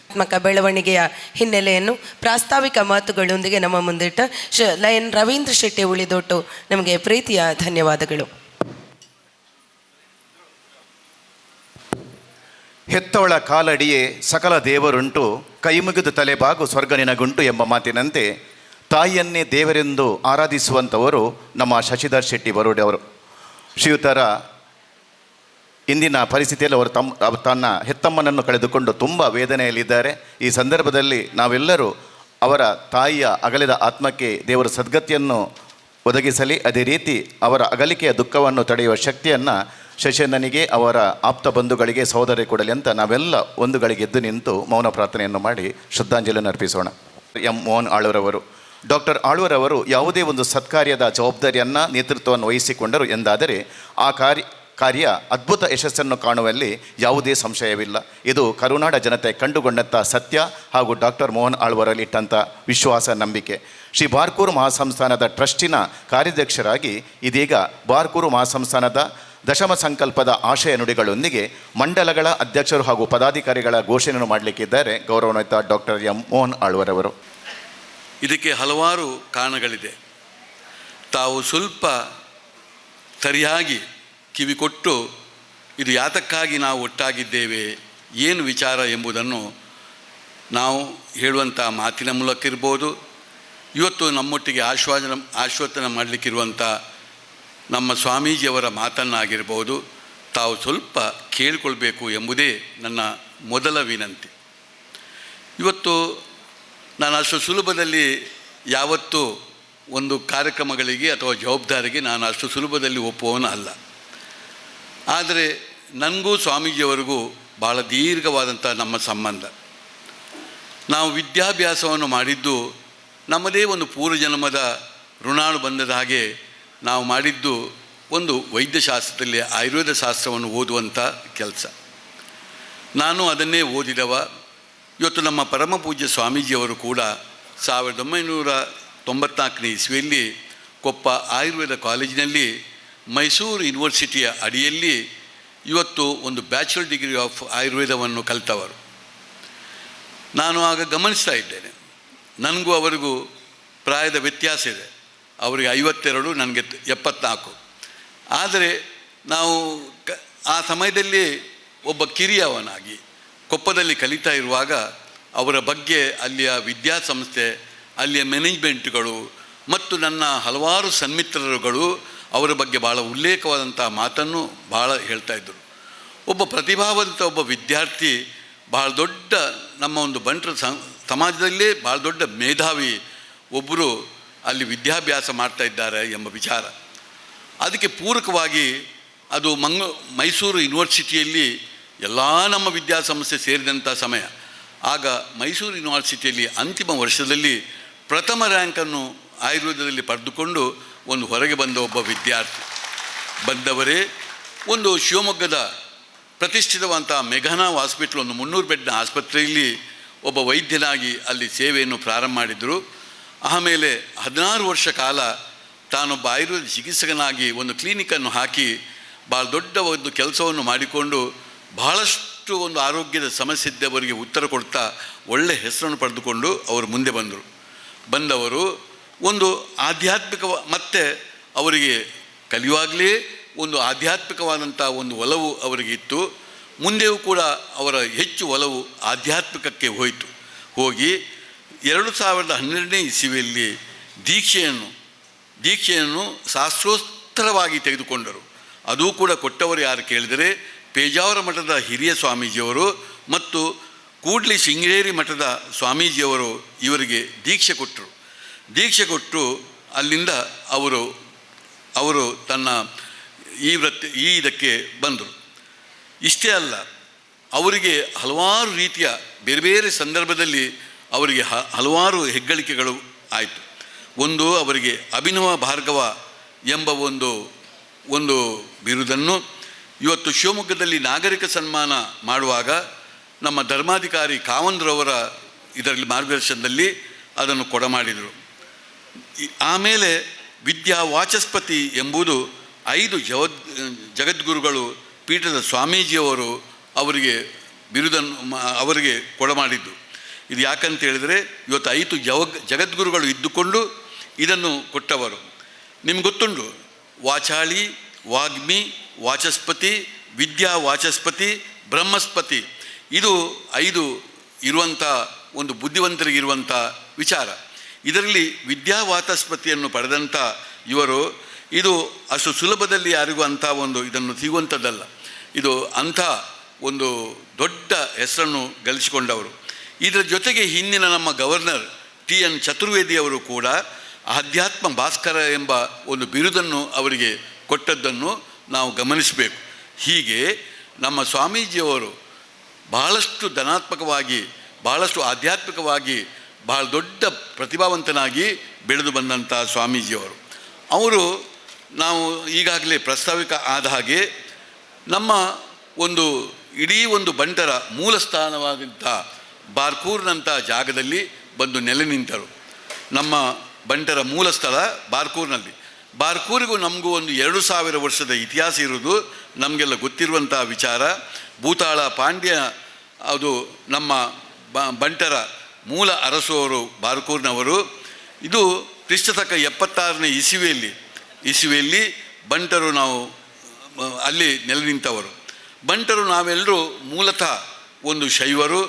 ನಮ್ಮ ತುಳುವೇಶ್ವರ ದೇವಸ್ಥಾನವನ್ನು ಎಲ್ಲ ಅಲ್ಲಿ ಅರಸರವರು ಕಟ್ಟಿದವರು. ಭೂತಾಳ ಪಾಂಡ್ಯನ ಆಳ್ವಿಕೆಯಲ್ಲಿ ನಾವು ದೈವಾರಾಧನೆಗೆ ವಿಶೇಷವಾಗಿ ಒತ್ತನ್ನು ಆ ರಾಜ ಕೊಟ್ಟದ್ದು. ಹಳೆಕಟ್ಟು ಸ್ವೀಕಾರಕ್ಕೆ ಮುಖ್ಯ ಕಾರಣವೇ ಅಲ್ಲಿಂದ ಪ್ರಾರಂಭ ಆದದ್ದು. ಅದರ ಜೊತೆಯಲ್ಲಿ ಅವರು ಬಹಳ ಮುಖ್ಯವಾಗಿ ದೈವಗಳಿಗೆ ವಿಶೇಷವಂತ ಒತ್ತನ್ನು ಕೊಟ್ಟವರು. ಅದರಲ್ಲಿ ಬಹಳ ಮುಖ್ಯವಾಗಿ ಆ ಸಮಯದಲ್ಲಿ 5 ದೈವಗಳು, ಕುಂಡೋದರ ದೈವ, ಈಗ ಉಲ್ಲಾಲ್ತಿ ದೈವ ಅಂತಲೂ ಹೇಳ್ತೇವೆ, ಅರಸು ದೈವ ಅಂತಲೂ ಹೇಳ್ತೇವೆ. ಅದರ ಜೊತೆಯಲ್ಲಿ ಪಂಜುರ್ಲಿ, ಮೈಸಂದಾಯ ಮತ್ತು ಗುಳಿಗ, ನಂದಿಕೇಶ್ವರ ದೈವಗಳಿಗೆ ಆ ಸಮಯದಿಂದ ಅದು ಪ್ರಾರಂಭ ಆದದ್ದು.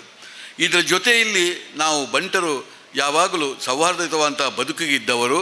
ಆ ಅರಸರವರು ಕೂಡ ಅಲ್ಲಿದ್ದಂಥ ಎಲ್ಲ ಜನಾಂಗದವರನ್ನು, ಅದರಲ್ಲಿ ಉಲ್ಲೇಖ ಮಾಡೋದಾದರೆ ಬ್ರಾಹ್ಮಣರನ್ನು ಬಿಟ್ಟು ಮತ್ತು ಎಲ್ಲ ಜನಾಂಗದವರು ಕೂಡ ಅವರೊಟ್ಟಿಗೆ ಸೇರಿಕೊಂಡು ಅಲ್ಲಿ ನೆಲೆಯಾಗಿ ನಿಂತವರು.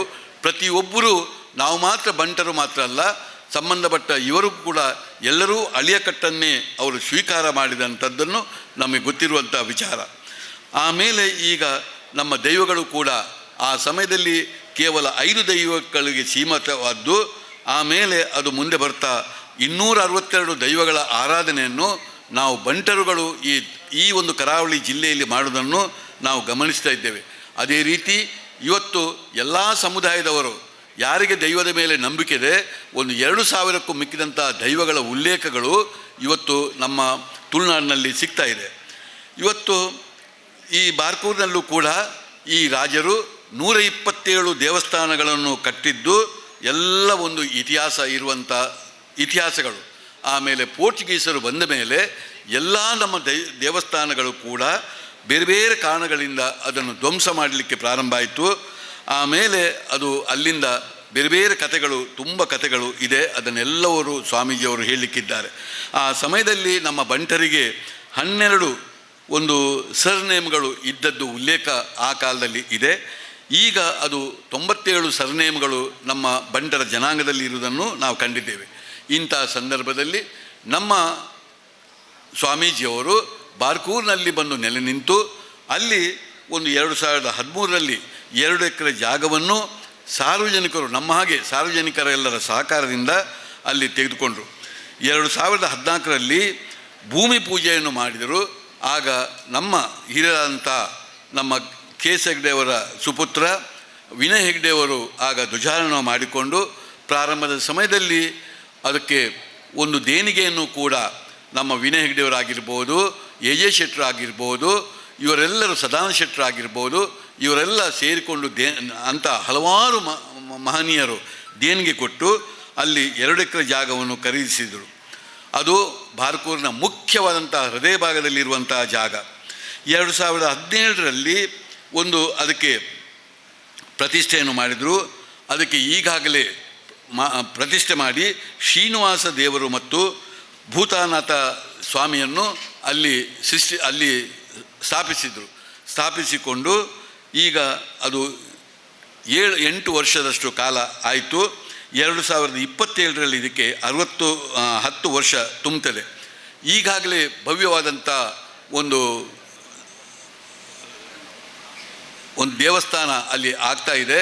ಇದಕ್ಕೆ ಈಗಾಗಲೇ ಸುಮಾರು 6 ಕೋಟಿಯಷ್ಟು ರೂಪಾಯಿ ದುಡ್ಡು ಜಾಗಕ್ಕೆ ಮತ್ತು ಇದಕ್ಕೆ ಖರ್ಚು ಮಾಡಿದ್ದಾರೆ. ಈಗ ಇನ್ನು ಮುಂದೆ ಆಗುವಂಥ 2027ರಲ್ಲಿ ನಾವು ಮಾಡಬೇಕಾದಂಥ ಕೆಲಸ, ಇದಕ್ಕೆ ಒಂದು ಸರಿಯಾದ ಸಂಸ್ಥಾನದ ದಶಮ ಸಂಭ್ರಮದ ಸಂಕಲ್ಪವನ್ನು ಮಾಡಬೇಕೆಂಬ ಆಶೆ ನಮ್ಮ ಸ್ವಾಮೀಜಿಯವರಿಗೆ ಇದೆ. ಇದರ ಜೊತೆಯಲ್ಲಿ ಅವರ ಇನ್ನೊಂದು ಆಶೆ ಏನು ಕೇಳಿದರೆ, ನಮಗೆಲ್ಲ ಗೊತ್ತಿರುವ ಹಾಗೆ ಬಂಟರ ಯಾನೆ ನಾಡವರು ಎಂಬ ಹೆಸರು ನಮಗೆ ಇರುವುದನ್ನು ನೀವು ಗಮನಿಸಿದ್ದೀರಿ. ಇದನ್ನು ಕೆಲವರು ತಮಾಷೆಯಾಗಿ ಮಾತಾಡ್ತಾರೆ, ಇನ್ನು ಗಂಭೀರವಾಗಿ ಇದನ್ನು ತೆಗೆದುಕೊಳ್ಳೋದಿಲ್ಲ. ಬಂಟರು ಮತ್ತು ನಾಡವರು ಎಂಬ ಪದ ಯಾಕೆ ನಮಗೆ ಬಂದಿದೆ ಅಂತೇಳಿ ಇದು ಮತ್ತೆ ಸವಿಸ್ತಾರವಾಗಿ ನಮ್ಮ ಸ್ವಾಮೀಜಿಯವರು ಅದರ ಬಗ್ಗೆ ಹೇಳಲಿಕ್ಕಿದ್ದಾರೆ. ನಾಡವರು ಎಂಬುವರು ನಮ್ಮ ಬಂಟರೇ ಎಂಬುದರಲ್ಲಿ 2 ಮಾತು ಎಂಬುದು ಇಲ್ಲ. ಇದಕ್ಕೆ ನನ್ನ ಹಿರಿಯರಾದಂಥ ಡಾಕ್ಟರ್ ನಾಗಪ್ಪಾಳವರು ಇರ್ಬೋದು, ಕೆ.ಎಸ್. ಹೆಗ್ಡೆಯವರು ಇರ್ಬೋದು, ಇನ್ನು ಭಾಳಷ್ಟು ಬೇರೆ ಬೇರೆ ಹಿರಿಯರು ಇದರ ಹಿಂದೆ ಬೇಕಾದಷ್ಟು ಇದರ ಕೆಲಸವನ್ನು ಇದನ್ನು ಮಾಡಿಕೊಂಡವರು.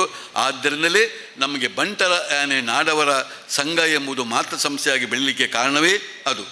ನಾಡವರು ಎಂಬವರು ಕೂಡ 1 ಲಕ್ಷ ಜನ ಇವತ್ತು ನಮ್ಮ ನಾಡಿನಲ್ಲಿ ಇದ್ದಾರೆ. ಅದು ಬಹಳ ಮುಖ್ಯವಾಗಿ ಅಂಕೋಲ, ಕುಮಟಾ, ಯಲ್ಲಾಪುರ, ಭಟ್ಕಳದಲ್ಲಿ ಹೆಚ್ಚು ಸಂಖ್ಯೆಯಲ್ಲಿ ಅವರು ಇದ್ದುಕೊಂಡು ಇವತ್ತು ಕೃಷಿಯೇ ಮೂಲವಾಗಿ ಇದ್ದುಕೊಂಡು ಅವರದ್ದು ಬದುಕು ಕೂಡ ನಮ್ಮ ಬಂಟರ ಬದುಕಿನ ಹಾಗೆ ಕೃಷಿಯೇ ಮೂಲ. ಅದರ ಜೊತೆಯಲ್ಲಿ ನಾವು ಅವರು ಮತ್ತೆ ನಮ್ಮ ಕಾಲಕ್ಕೆ ಸರಿಯಾಗಿ ವಿದ್ಯಾಭ್ಯಾಸಕ್ಕೆ ಒತ್ತು ಕೊಟ್ಟೆವು. ಕೃಷಿಯ ಒಟ್ಟಿಗೆ ವಿದ್ಯಾಭ್ಯಾಸವನ್ನು ಕಲಿಯುವಂಥ ವಿಚಾರಕ್ಕೂ ಹೋದೆವು. ಆದರೆ ನಮಗೂ ಅವರು ಇರುವ ವ್ಯತ್ಯಾಸ ಏನು ಕೇಳಿದರೆ, ಇಲ್ಲಿರುವಂಥ ತುಳುನಾಡಿನಲ್ಲಿರುವಂಥ ನಮ್ಮ ಬಂಟರು ಇವತ್ತು ಕೃಷಿ, ವಿದ್ಯಾಭ್ಯಾಸ, ಇದರ ಜೊತೆಯಲ್ಲಿ ವ್ಯಾಪಾರಕ್ಕೂ ದೊಡ್ಡ ಒತ್ತನ್ನು ಕೊಟ್ಟುಕೊಂಡು ಈ 3 ವಿಷಯದಲ್ಲಿ ನಾವು ಕೆಲಸ ಮಾಡಿದೆವು. ಆದರೆ ಇವತ್ತಿಗೂ ನಾಡವರು ಕೃಷಿ ಮತ್ತು ವಿದ್ಯಾಭ್ಯಾಸಕ್ಕೆ ಒತ್ತು ಕೊಟ್ಟು ಯಾರೂ ಕೂಡ ಒಂದು ವ್ಯಾಪಾರ ಮನೋಧರ್ಮದಲ್ಲಿ, ವ್ಯಾಪಾರ ದೃಷ್ಟಿಯಲ್ಲಿ ಅವರು ಎಲ್ಲೂ ಕೂಡ ಕೆಲಸ ಮಾಡೋದನ್ನು ನಾವು ನೋಡ್ತಾ ಇದ್ದೇವೆ. ಇದರಿಂದಾಗಿ ಅವರು ವಿದ್ಯಾಭ್ಯಾಸದಲ್ಲೂ ಕೂಡ ಇವತ್ತು ಭಾಳಷ್ಟು ಪೂರಕವಾದಂಥ ಎಕ್ಸಾಮ್ಗಳು, IAS, IPS ಅಥವಾ KPS ಅಂತ ಎಕ್ಸಾಮ್ನಲ್ಲಿ ಇವತ್ತಿಗೂ ನಮ್ಮ ಬಂಟರ ಆನೆ ನಾಡವರ ಇದರಲ್ಲಿ ಇದ್ದರೆ ಅದರಲ್ಲಿ ಅತಿ ಹೆಚ್ಚು ಜನ ಇರುವವರು ಯಾರು ಕೇಳಿದರೆ ನಾಡವರು ಎಂಬುದನ್ನು ನೆನಪಿಟ್ಟುಕೋಬೇಕು. ನಾಡವರು ಇವತ್ತು ವರ್ಷದಲ್ಲಿ 4-5 ಜನ ಯಾವತ್ತೂ ಈ KPS ಅಥವಾ ಒಂದು ಈ ಎಕ್ಸಾಮ್ಗಳಲ್ಲಿ ಈ ಅವರು UPSC ಎಕ್ಸಾಮ್ನಲ್ಲಿ ಪಾಸಾಗೋದನ್ನು ನಾವು ಕಂಡಿದ್ದೇವೆ. ಇವತ್ತು ಬಂಟರು ಮತ್ತು ನಾಡವರು ಒಂದೇ ಜನಾಂಗ ಎಂಬುದನ್ನು ಹಲವಾರು ಉಲ್ಲೇಖಗಳಿದೆ.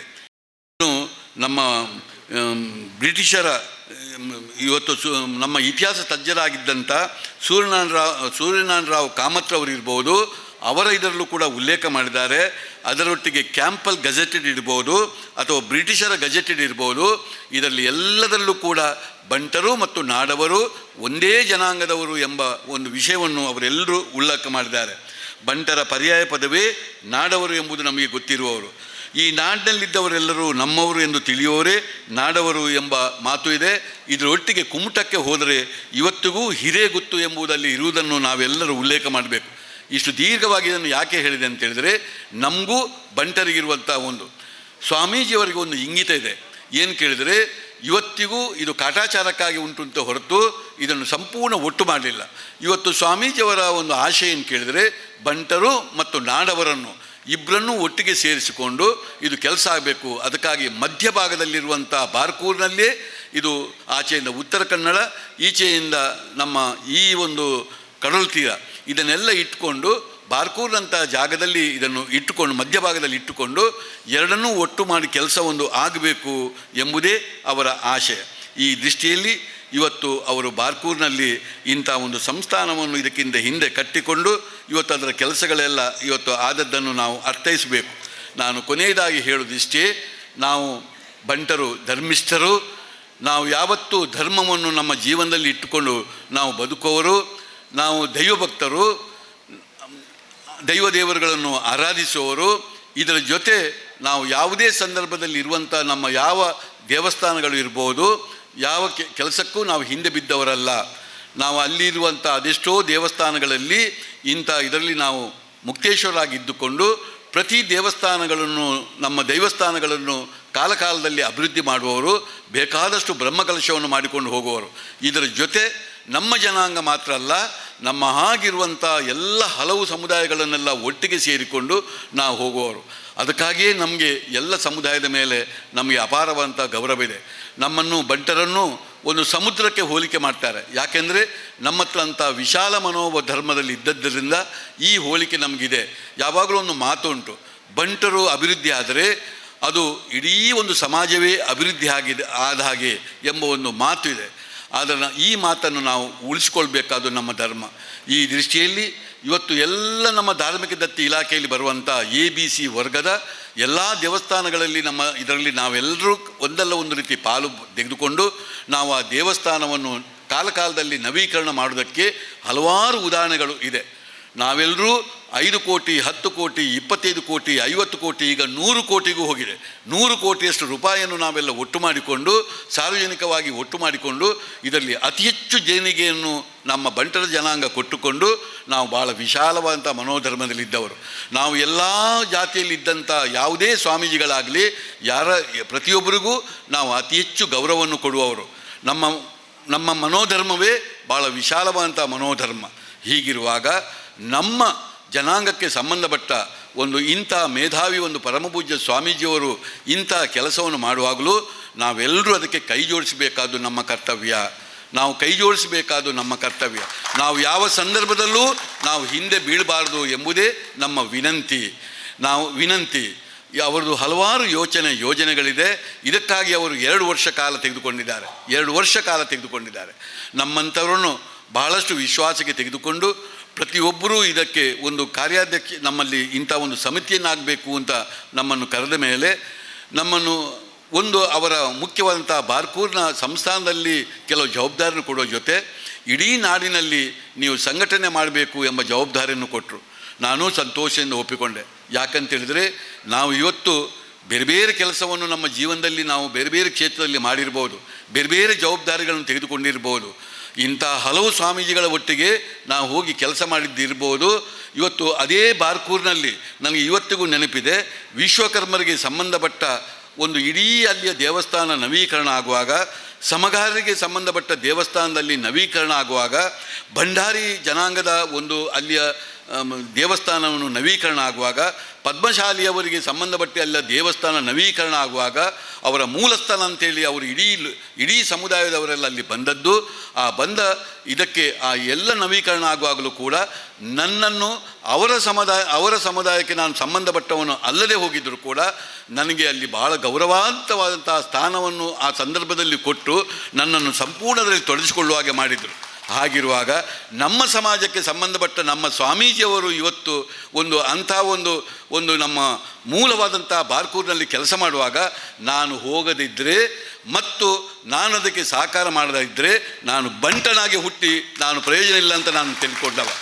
ನಾನಿಲ್ಲಿ ಯಾಕೆ ಈ ಮಾತು ಹೇಳ್ತೇನೆ ಅಂತ ಹೇಳಿದರೆ, ನಾವು ಇವತ್ತು ಇಡೀ ಲೋಕಕ್ಕೆ ನಾವು ಕೈ ಮುಗಿಯುವವರು, ಇಡೀ ಧಾರ್ಮಿಕವಾಗಿ ಚಿಂತನೆ ಮಾಡುವಂಥ ನಾವುಗಳು, ಎಲ್ಲ ಸ್ವಾಮೀಜಿಗಳಿಗೆ ನಾವು ಮಣೆ ಹಾಕುವವರು, ನಾವು ಇವತ್ತು ನಮ್ಮ ಸಮಾಜದ ಒಬ್ಬ ಸ್ವಾಮೀಜಿಯವರು ಕೂಡ ಇವತ್ತು ಅವರು ಇಂತಹ ಒಂದು ಜವಾಬ್ದಾರಿ ತೆಗೆದುಕೊಳ್ಳಲಿಕ್ಕೆ ಬಂದಾಗ ನಾವು ಅವರಿಗೆ ಸಹಕಾರ ಮಾಡಬೇಕಾದ್ದು ನಮ್ಮ ಧರ್ಮ. ಹಾಗೆ ಆದಾಗ ಮಾತ್ರ ನಮ್ಮ ಜಾತಿಗೆ, ನಮ್ಮ ಭಾಷೆಗೆ, ನಾವೇನು ಮತಾಂಧದವರಲ್ಲ, ನಾನು ಜಾತ್ಯಾಂಧದವರಲ್ಲ, ಬಹಳ ನಮ್ಮ ಪೂರ್ವಜರು ಕೊಟ್ಟಂಥ ವಿಶಾಲ ಮನೋಧರ್ಮವನ್ನು ಇಟ್ಟುಕೊಂಡು ಹೋದವರು. ಆದರೆ ಎಂದೂ ನನ್ನ ಜಾತಿಯನ್ನಾಗಲಿ ನನ್ನ ಭಾಷೆಯನ್ನಾಗಲಿ ನಮ್ಮ ಹಿರಿಯರು ಹಾಕ್ಕೊಟ್ಟಂಥ ಯಾವುದೇ ವಿಚಾರದಲ್ಲಿ ಆಗಲಿ ನಾನು ಅದರಿಂದ ಹಿಂದೆ ಬೀಳುವಂಥ ವ್ಯಕ್ತಿಯೇ ಅಲ್ಲ. ಆದ್ದರಿಂದ ನಿಮ್ಮಲ್ಲೂ ನನ್ನ ವಿನಂತಿ ಇಷ್ಟೇ, ನಾನು ಇಲ್ಲಿರುವ ರಾಜಕೀಯ ವ್ಯಕ್ತಿಗಳಲ್ಲೂ ನನ್ನ ವಿನಂತಿ ಇಷ್ಟೇ, ನಿಮಗೂ ನಾನು ಕೈ ಬೇಡ್ತಾ ಇದ್ದೇನೆ. ನಮ್ಮಲ್ಲಿ ಬೇಕಾದಷ್ಟು ನಮ್ಮ ರಾಜಕೀಯವಾಗಿ ಬೆಳೆದಂಥ ಬಹಳ ರಾಜಕೀಯ ವ್ಯಕ್ತಿಗಳಿದ್ದಾರೆ. ಅವರವರ ಕಾಲ ಮೇಲೆ ನಿಂತುಕೊಂಡು ಕೆಲಸ ಮಾಡಿದಂಥ ಹಲವಾರು ನಮ್ಮ ಹಿರಿಯರು ನನ್ನ ಕಣ್ಣೆದುರಿನಲ್ಲಿ ಇದ್ದಾರೆ. ನಮ್ಮ ಹಾಗೆ ಬಹಳ ಹಿರಿಯರು ಇದ್ದಾರೆ, ಬಹಳ ದೊಡ್ಡ ಕೊಡುಗೈ ದಾನಿಗಳು ಇವತ್ತಿದ್ದಾರೆ. ನಾನು ಎಲ್ಲರೂ ನನ್ನ ವಿನಂತಿ ಮಾಡೋದು ಇಷ್ಟೇ, ನೀವು ಇವತ್ತು ನಮ್ಮ ಜನಾಂಗಕ್ಕೆ ನೀವು ನಮಗೆ ಮನ್ನಣೆ ಕೊಡಬೇಕು. ನೀವೆಲ್ಲರೂ ಇದ್ದುಕೊಂಡು ನಿಮ್ಮ ಎಲ್ಲ ಶಕ್ತಿಯನ್ನು ಇದಕ್ಕೆ ಹಾಕ್ಕೊಂಡು ಇನ್ನು 2 ವರ್ಷದಲ್ಲಿ ಮೇಲೆ ಆಗುವಂಥ ಈ ಕೆಲಸದಲ್ಲಿ ನಾವೆಲ್ಲರೂ ಒಂದು ಬಾರ್ಕೂರಿನಲ್ಲಿ ಸೇರಿಕೊಂಡು ಅಲ್ಲಿ 2 ದಿವಸ ನಡೆಯುವಂಥ ಕಾರ್ಯಕ್ರಮ, ಅದೇನು ದೊಡ್ಡ ಕಾರ್ಯಕ್ರಮ ಅಲ್ಲ, ನಾವೆಲ್ಲ ಕೆಲವು ದಿವಸವನ್ನು ನಾವು ಮಾಡಿಕೊಂಡವರು, ಅದಕ್ಕಾಗಿ ಹಲವು ಸಮಯಗಳನ್ನು ನಾವು ಇಟ್ಟವರು. 2 ದಿವಸದಲ್ಲಿ ನಡೆಯುವಂಥ ಕಾರ್ಯಕ್ರಮ, ಅದು ಒಂದು ಶ್ರೀನಿವಾಸ ಕಲ್ಯಾಣೋತ್ಸವ, ಇನ್ನೊಂದು ಅಲ್ಲಿ ನಡಾವಳಿ, ನಮ್ಮ ದೈವಗಳಿಗೆ ಮಾಡಬೇಕಾದಂಥ ನಡಾವಳಿ, 2 ದಿವಸದ ಕಾರ್ಯಕ್ರಮ. ಮತ್ತು ಅವರ ದೇವಸ್ಥಾನ, ಅವರ ಈ ಕಟ್ಟಿದಂಥ ಗುಡಿಯಲ್ಲಿ ಈಗಾಗಲೇ ಬೇಕಾದಷ್ಟು ಕೆಲಸಗಳು ಆಗಿದೆ. ಅದಕ್ಕೆ ಸ್ವಲ್ಪ ಪ್ರಮಾಣದ ಕೆಲಸ ಇನ್ನೂ ಆಗಲಿಕ್ಕಿದೆ. ಹೆಚ್ಚು ಕಡಿಮೆ ಹೆಚ್ಚು ಅಂತ ಹೇಳಿದರೆ ಒಂದು 5-6 ಕೋಟಿ ಇನ್ನು ಖರ್ಚು ಮಾಡಿಕೊಂಡು ನಾವು ಮಾಡಿದರೆ ಆ ಕಾರ್ಯಕ್ರಮ ಮಾಡಲಿಕ್ಕೆ ಆಗ್ತದೆ. ನಮಗೆ 100 ಕೋಟಿ ಖರ್ಚು ಮಾಡಿಕೊಂಡು ಒಟ್ಟು ಮಾಡಿಕೊಂಡು ದೇವಸ್ಥಾನದ ಪುನರ್ಜನ್ಮ ಮಾಡಲಿಕ್ಕೆ ಆಗ್ತದೆ. ಹಾಗಿರುವಾಗ ನಮ್ಮ ಒಂದು ಸ್ವಾಮೀಜಿಯವರ ಒಂದು ಕೆಲಸವನ್ನು ಮಾಡಲಿಕ್ಕೆ ನಮಗೆ ಯಾವತ್ತೂ ಕಷ್ಟ ಆಗಲಿಕ್ಕೆ ಸಾಧ್ಯ ಇಲ್ಲ. ಇದು ಖಂಡಿತ ನೆರವೇರ್ತದೆ ಎಂಬ ಧೈರ್ಯ ನಮಗೆ ಖಂಡಿತ ಇದೆ ಅಂತ ಹೇಳಿಕೊಂಡು ನಾನು ನಿಮ್ಮಲ್ಲಿ ಕೇಳಿಕೊಳ್ಳೋದು ಇಷ್ಟೇ.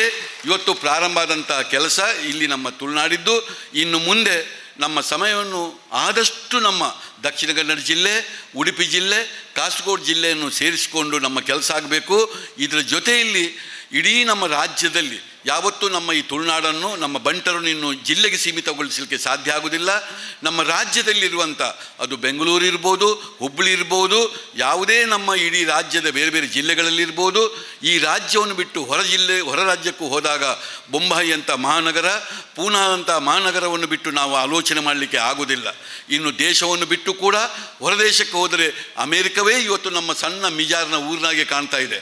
ಹೀಗಿರುವಾಗ ನಮ್ಮ ಇಡೀ ನಾಡಿನಲ್ಲಿ, ಜಗತ್ತಲ್ಲಿ ಎಲ್ಲೆಲ್ಲಿ ಬಂಟರು ನಾಡವರು ಇದ್ದಾರೆ, ನಾವೆಲ್ಲರೂ ಸಮಾನ ಮನಸ್ಕರು. ಅಲ್ಲಲ್ಲಿ ಇಂಥ ಮಂಡಳಗಳನ್ನು ಮಾಡಿ ಪ್ರತಿಯೊಬ್ಬರೂ ಯಾರಿಗೂ ಹೊರೆ ಆಗದಾಗೆ ಪ್ರತಿಯೊಬ್ಬರು ತನ್ನ ತನು ಮನ ಧನದಿಂದ ಅದಕ್ಕೆ ದುಡ್ಡನ್ನು ಕೊಟ್ಟುಕೊಂಡು, ಸಣ್ಣ ಪ್ರಮಾಣದ ದುಡ್ಡನ್ನು ಕೊಟ್ಟುಕೊಂಡು ಇಂಥ ಅದ್ಭುತ ಕೆಲಸವನ್ನು ಮಾಡಿಕೊಂಡು ನಮ್ಮ ಮೂಲ ಸ್ಥಾನವನ್ನು ನಾವು ಬಾರ್ಕೂರಿನಲ್ಲಿ ಗುರುತಿಸುವ ಹಾಗೆ ಆಗಬೇಕು.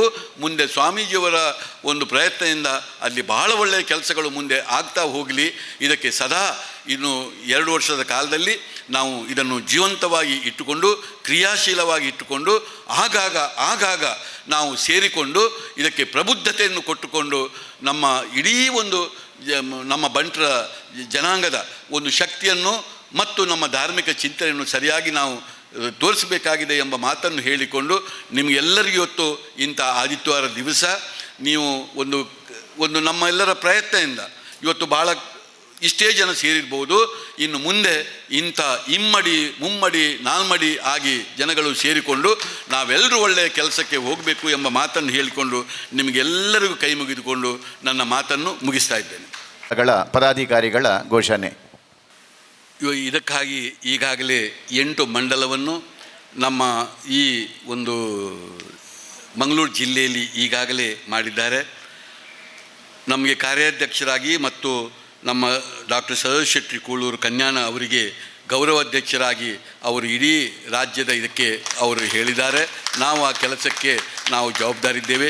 ಇದರ ಜೊತೆಯಲ್ಲಿ ಪ್ರಕಾಶ್ ಶೆಟ್ಟರು, ಶಶಿಧರ ಶೆಟ್ಟರು ಇವರೆಲ್ಲರೂ ಸಹಕಾರ ಕೊಡ್ತಾರೆ ಎಂಬ ವಿಶ್ವಾಸ ನನಗಿದೆ.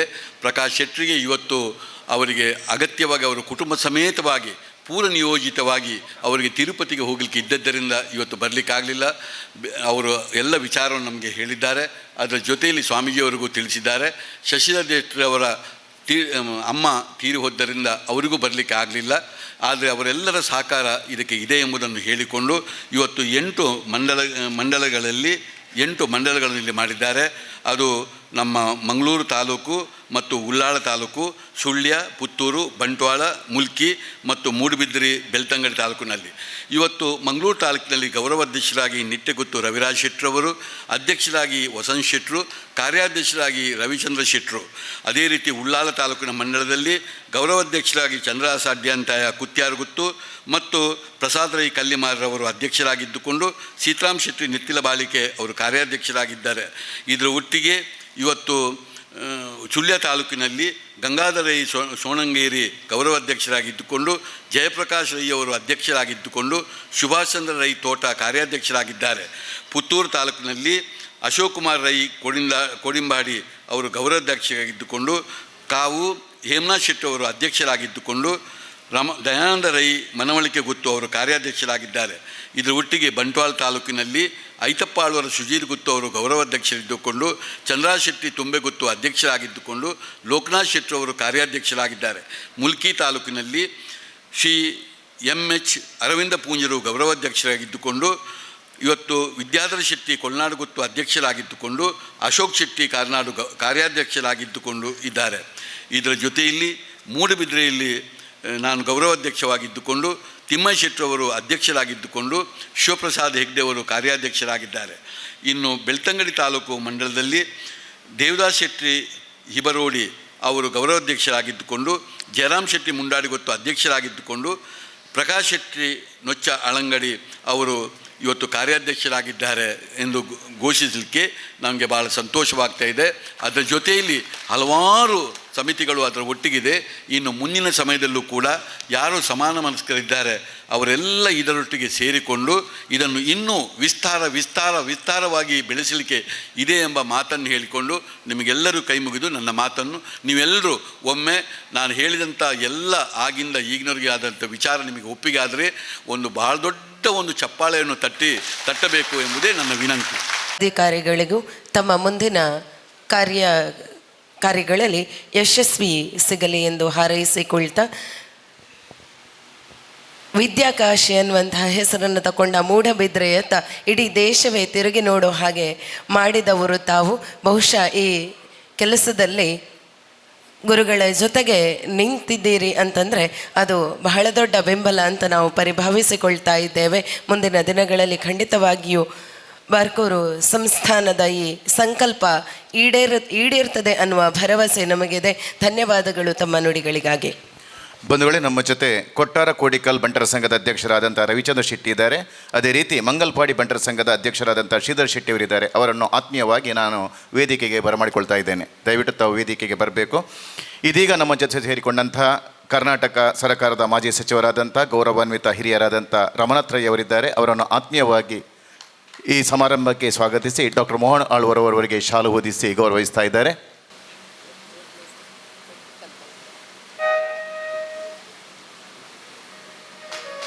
ಅದೇ ರೀತಿ ಯುವ ನಾಯಕರು ಪುತ್ತೂರು ಶಾಸಕರಾದಂಥ ಶ್ರೀ ಅಶೋಕ್ ಕುಮಾರ್ ರೈ ಅವರು ನಮ್ಮ ಜೊತೆಗಿದ್ದಾರೆ. ಅವರನ್ನು ಕೂಡ ಆತ್ಮೀಯವಾಗಿ ಈ ಕಾರ್ಯಕ್ರಮಕ್ಕೆ ಬರಮಾಡಿಕೊಳ್ತಾ ಇದ್ದೇನೆ. ಅಶೋಕನಗರ ಬಂಟರ ಸಂಘದ ಅಧ್ಯಕ್ಷರಾದಂಥ ರವಿಚಂದ್ರ ಶೆಟ್ಟಿ ಅವರು ನಮ್ಮ ಜೊತೆಗಿದ್ದಾರೆ. ಅವರನ್ನು ಕೂಡ ವೇದಿಕೆಗೆ ಬರಮಾಡಿಕೊಳ್ತಾ ಇದ್ದೇನೆ. ನಮ್ಮ ಜೊತೆ ಹಿರಿಯರಾದಂಥ ಮಹೇಶ್ ಟ್ರಾವೆಲ್ನ ಮಾಲಕರಾದಂತಹ ಗೌರವಾನ್ವಿತ ಜಯರಾಮ್ ಶೇಖ್ ಅವರಿದ್ದಾರೆ. ಅವರನ್ನು ಕೂಡ ಆತ್ಮೀಯವಾಗಿ ಸ್ವಾಗತಿಸುತ್ತಾ ಅವರಿಗೆ ಶಾಲಿನ ಗೌರವವನ್ನು ಮಾಡ್ತಾ ಇದ್ದಾರೆ.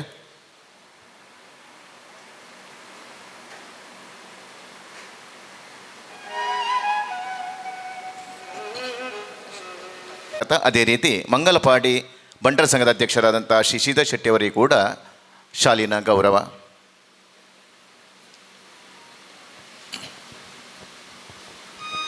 ತುಳು ಭಾಷೆ ತುಳುವ ಸಂಸ್ಕೃತಿದ ಬಗ್ಗೆ ತುಳುನಾಡದ ಧ್ವನಿಯಾದ ತುಳು ಭಾಷೆಡೆ ವಿಧಾನಸಭೆಟ್ ತುಳುಟೆ ಪಾತಿರದು ನಮ್ಮ ಭಾಷೆ ಸಂಸ್ಕೃತಿದ ಬುಳಿಚ್ಚಿಲಗ ಪ್ರಾಮಾಣಿಕ ಪ್ರಯತ್ನ ಮಲ್ಪುನ ಒಟ್ಟಿಗೆ ನಮ್ಮ ಕರಾವಳಿದ ಶ್ರೇಷ್ಠ ಜಾನಪದ ಕಲೆ ಕಂಬುಲನು ಕರ್ನಾಟಕದ ರಾಜಧಾನಿ ಬೆಂಗಳೂರು ಆಯೋಜನೆ ಮಲ್ತದು ಕರಾವಳಿದ ಘನತೆನ ದಿರ್ತಪತ್ತಿನಂಚಿನ ಯುವ ನಾಯಕಿ ನಮ್ಮ ಆತ್ಮೀಯರ ನೆಂಚಿನ ಪುತ್ತೂರು ಶಾಸಕರು ಶ್ರೀ ಅಶೋಕ್ ಕುಮಾರ್ ರೈಕಲು ಇತ್ತೆ ಗೌರವಾನ್ವಿತ ಶಾಸಕರು ಹಿಡಿದು ಎರಡು ಶುಭ ಸಂದೇಶದ ಪಾತಿರ. ಇವತ್ತು ಬಾರ್ಕೂರು ಸಂಸ್ಥಾನದ ದಶಮ ಸಂಭ್ರಮದ ಸಂಕಲ್ಪ ಕಾರ್ಯಕ್ರಮದ ಸಭಾ ವೇದಿಕೆಯಲ್ಲಿರುವಂಥ ಪರಮ ಪೂಜ್ಯ ವಿಶ್ವಸಂಕೋತ ಭಾರತಿ ಸ್ವಾಮೀಜಿಯವರ ಆಶೀರ್ವಾದವನ್ನು ಬೇಡುತ್ತಾ ಕಾರ್ಯಕ್ರಮದ ಅಧ್ಯಕ್ಷತೆಯನ್ನು ವಹಿಸಿಕೊಂಡಿರುವಂಥ ಬಂಟ ಸಮಾಜದ ಒಬ್ಬ ಗಣ್ಯ ವ್ಯಕ್ತಿ, ನನ್ನ ಆತ್ಮೀಯರು ಆಗಿರುವಂಥ ಕನ್ಯಾನ ಸದಾಶಿವ ಶೆಟ್ರೆ, ಆತ್ಮೀಯರು ಆಗಿರುವಂಥ ಡಾಕ್ಟರ್ ಮೋಹನ ಆಳ್ವ ಅವರೇ, ವೇದಿಕೆಯ ಮೇಲೆ ಆಸೀನರಾಗಿರುವಂಥ KM ಶೆಟ್ಟಿಯವರೇ, ರಮನಾಥ್ ರೈಗಳೇ, ರವಿರಾಜ್ ಶೆಟ್ರೆ, ದಿವಾಕರ್ ನಾಯಕ್ರೆ, ಜಯರಾಮ್ ಶೆಟ್ರೆ, ಜಗನ್ನಾಥ್ ಚೌಟ್ರೆ, ಜಯಂತ್ ಶೆಟ್ರೆ, ಕಾವು ಹೇಮನಾಥ್ ಶೆಟ್ರೆ, ರವೀಂದ್ರ ರೈಗಳೇ, ಅಶೋಕ್ ಶೆಟ್ರೆ, ತಿಮ್ಮೇಶ್ ಶೆಟ್ರೆ, ಸಂತೋಷ್ ಶೆಟ್ರೆ, ಶೋಭಾ ಶೆಟ್ಟಿಯವರೇ, ಮಹಾಬಲ್ ಶೆಟ್ರೆ, ಆನಂದ್ ಶೆಟ್ರೆ, ವಸಂತ್ ಶೆಟ್ರೆ, ಕಮಲಾಕ್ಷ ಶೆಟ್ರೆ, ಸತ್ಯಪ್ರಕಾಶ್ ಅವರೇ, ವೇದಿಕೆಯ ಮೇಲಿರುವಂಥ ಎಲ್ಲ ಗಣ್ಯರೇ, ವೇದಿಕೆಯ ಎದುರುಗಡೆ ಇರುವಂಥ ಎಲ್ಲ ನನ್ನ ಪ್ರೀತಿಯ ಬಂಧುಗಳೇ, ಬಾರ್ಕೂರ್ನ ಬಹುಶಃ ಈ ಹಿಂದಿನ ಕಾರ್ಯಕ್ರಮದಲ್ಲಿ ಕೂಡ ನಾನು ಭಾಗಿಯಾಗಿದ್ದೆ. ಹಲವು ಬಾರಿ ಸ್ವಾಮೀಜಿಯವರ ಆಶೀರ್ವಾದವನ್ನು ಕೂಡ ತೆಕ್ಕೊಂಡಿದ್ದೇನೆ. ನಾವು ಕಂಬಳ ಮಾಡುವಾಗ ಕೂಡ ಸ್ವಾಮೀಜಿಯವರ ಹತ್ರ ಮಾತಾಡಿಕೊಂಡು ಆ ಕಂಬಳದ ಬಗ್ಗೆ ಚರ್ಚೆ ಮಾಡಿಕೊಂಡು ನಮಗೆ ಆವಾಗವಾಗ ಮಾರ್ಗದರ್ಶನ ಕೊಡ್ತಾ ಇದ್ದವರು ಸ್ವಾಮೀಜಿಯವರು. ಬಂಟ ಸಮಾಜ ಅಂತ ಹೇಳಿದರೆ ನಮ್ಮ ಮೋಹನ್ ಆಳ್ವರು ಅದರ ಬಗ್ಗೆ ಎಲ್ಲ ಹೇಳಿದರು. ಬಂಟ ಸಮಾಜ ಈ ಸಮಾಜಕ್ಕೆ ಕೊಟ್ಟಿರುವಂಥ ಕೊಡುಗಡೆ ಬಹಳ ಶ್ರೇಷ್ಠವಾಗಿದೆ. ಈಗ ಯಾವುದೇ ಕಡೆಯ ದೇವಸ್ಥಾನ ಯಾವುದೇ ಒಂದು ಕಾರ್ಯಕ್ರಮ ಆ ಗ್ರಾಮದಲ್ಲಿ, ಈ ಭಾಗದಲ್ಲಿ, ದಕ್ಷಿಣ ಕನ್ನಡ ಜಿಲ್ಲೆಯಲ್ಲಿ, ಕರ್ನಾಟಕದಲ್ಲಿ ಹೇಳೋದಿದ್ರೆ ಅಲ್ಲಿ ಒಬ್ಬ ಬಂಟ ಇದ್ದರೆ ಆ ದೇವಸ್ಥಾನ ಜೀರ್ಣೋದ್ಧಾರ ಆಯಿತು ಅಂತ ಕೆಲಸ.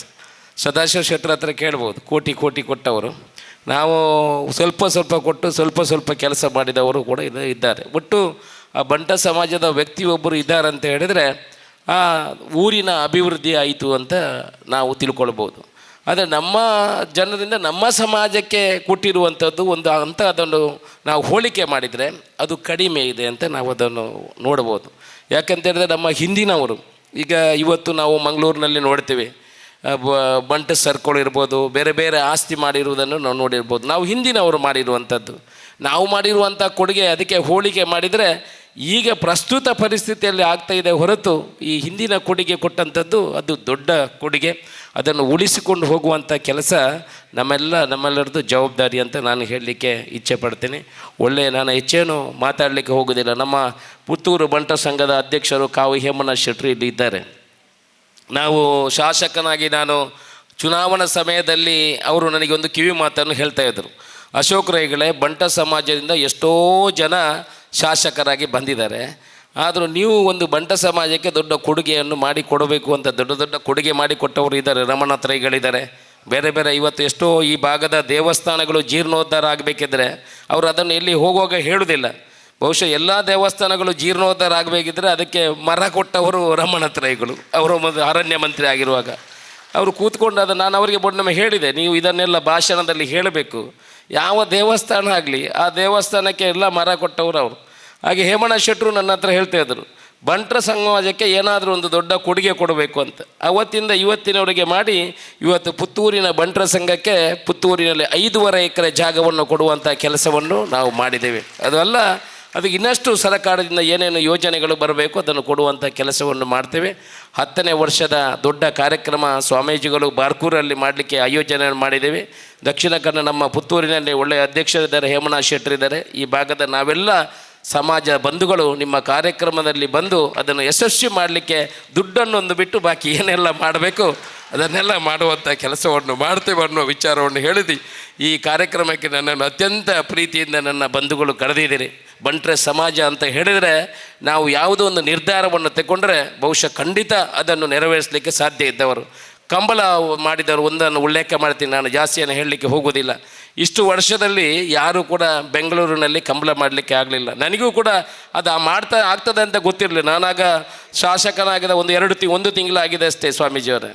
ನಾವು ಅಲ್ಲಿ ತುಳುನಾಡೆಲ್ಲ ತುಳು ಮಾತಾಡೋರೆಲ್ಲ ಬಂದು ಬೆಂಗಳೂರು ಕಂಬಳ ಮಲ್ಪಿಗೆ ಅಂತ ಹೇಳಿದ್ರು. ನನಗೊಂದು ಖುಷಿ ಆಯಿತು, ಹೋಗುವ ಅಂತ ನಾವು ಅರಮನೆ ಮೈದಾನಕ್ಕೆ ಹೋಗಿದ್ವಿ. ಅರಮನೆ ಮೈದಾನ ನೋಡುವಾಗ ಅರಮನೆ ಮನೆ ಭಾಳ ದೊಡ್ಡ ಕಾಣ್ತು, ಕಂಬಳ ಮಲ್ಪೋಳಿ ಅಂತ ಆಯಿತು. ಹೊರಗಡೆ ಬರುವಾಗ ಮಾಧ್ಯಮದವರೆಲ್ಲ ಮೈಕಿ ಹಿಡಿದ್ರು, ಹೀಗೆ ದೊಣ್ಣೆ ಎಂತ ಕಂಬಳ ಮಾಡ್ತೀರಿ? ಹೌದು ಕಂಬಳ ಮಾಡ್ತೀವಿ ಅಂತ ಹೇಳಿದ್ರು. ದೇವರ ದಯ ಎಲ್ಲಿದೆ ಅಂತ ನೋಡ್ಕೊಳ್ಳಿ. ಅದಕ್ಕೆ ಆಯಿತು ಕಂಬಳ ಮಾಡ್ತೀವಿ ಅಂತ ನಾನು ಬಂದು ರಾತ್ರಿ ಇಡೀ ನಿದ್ದೆ ಮಾಡಲಿಲ್ಲ, ಅದೇನು ಮಲ್ಪುಣೆ ಇಂಚ ಅಂತ. ಆನಂತರ ಅಲ್ಲಿ ಒಂದು ಕಡೆಯಿಂದ ಅರಸು ನಮ್ಮ ರಾಣಿ ಮನೆತನದವರು, ಒಂದು ಕಡೆಯಿಂದ ಸರ್ಕಾರ, ಇದರ ಮೇಲೆ 2 ಜನರ ಮೇಲೆ ಕಗ್ಗಂಟಿದ್ದೆ. ರಾಣಿ ಮನೆತನದವರು ಹೇಳಿದರು ನಾವು ಕಂಬಳಕ್ಕೆ ಅನುಮತಿಯೇ ಕೊಡುವುದಿಲ್ಲ, ಅದರಲ್ಲಿ ಹಿಂಸೆ ಆಗ್ತದೆ ಅಂತ ಹೇಳಿದ್ರು. ಮತ್ತು ನಾವು ಅಷ್ಟೊಂದು ಪ್ರಯತ್ನ ಮಾಡಿ ಅವರಿಗೆ ಒತ್ತಡ ಹಾಕಿದ ನಂತರ ಅವ್ರು ಹೇಳಿದರು ನಮ್ಮ ಪ್ರಶ್ನೆ ಇಡಬೇಕು, ನಮ್ಮ ಇಲ್ಲಿ ಅರಮನೆಯಲ್ಲಿ ಪ್ರಶ್ನೆ ಇಡಬೇಕು, ಪ್ರಶ್ನೆಯಲ್ಲಿ ಮಾಡಬಹುದು ಅಂತ ಕಂಡ್ರೆ ನಾವು ಕಂಬಳಕ್ಕೆ ಅನುಮತಿ ಕೊಡ್ತೀವಿ ಅಂತ ಹೇಳಿದರು. 15 ದಿವಸ ಆಯಿತು, 20 ದಿವಸ ನಾವು ಅವರ ಬೆನ್ನು ಬಿಡಲಿಲ್ಲ.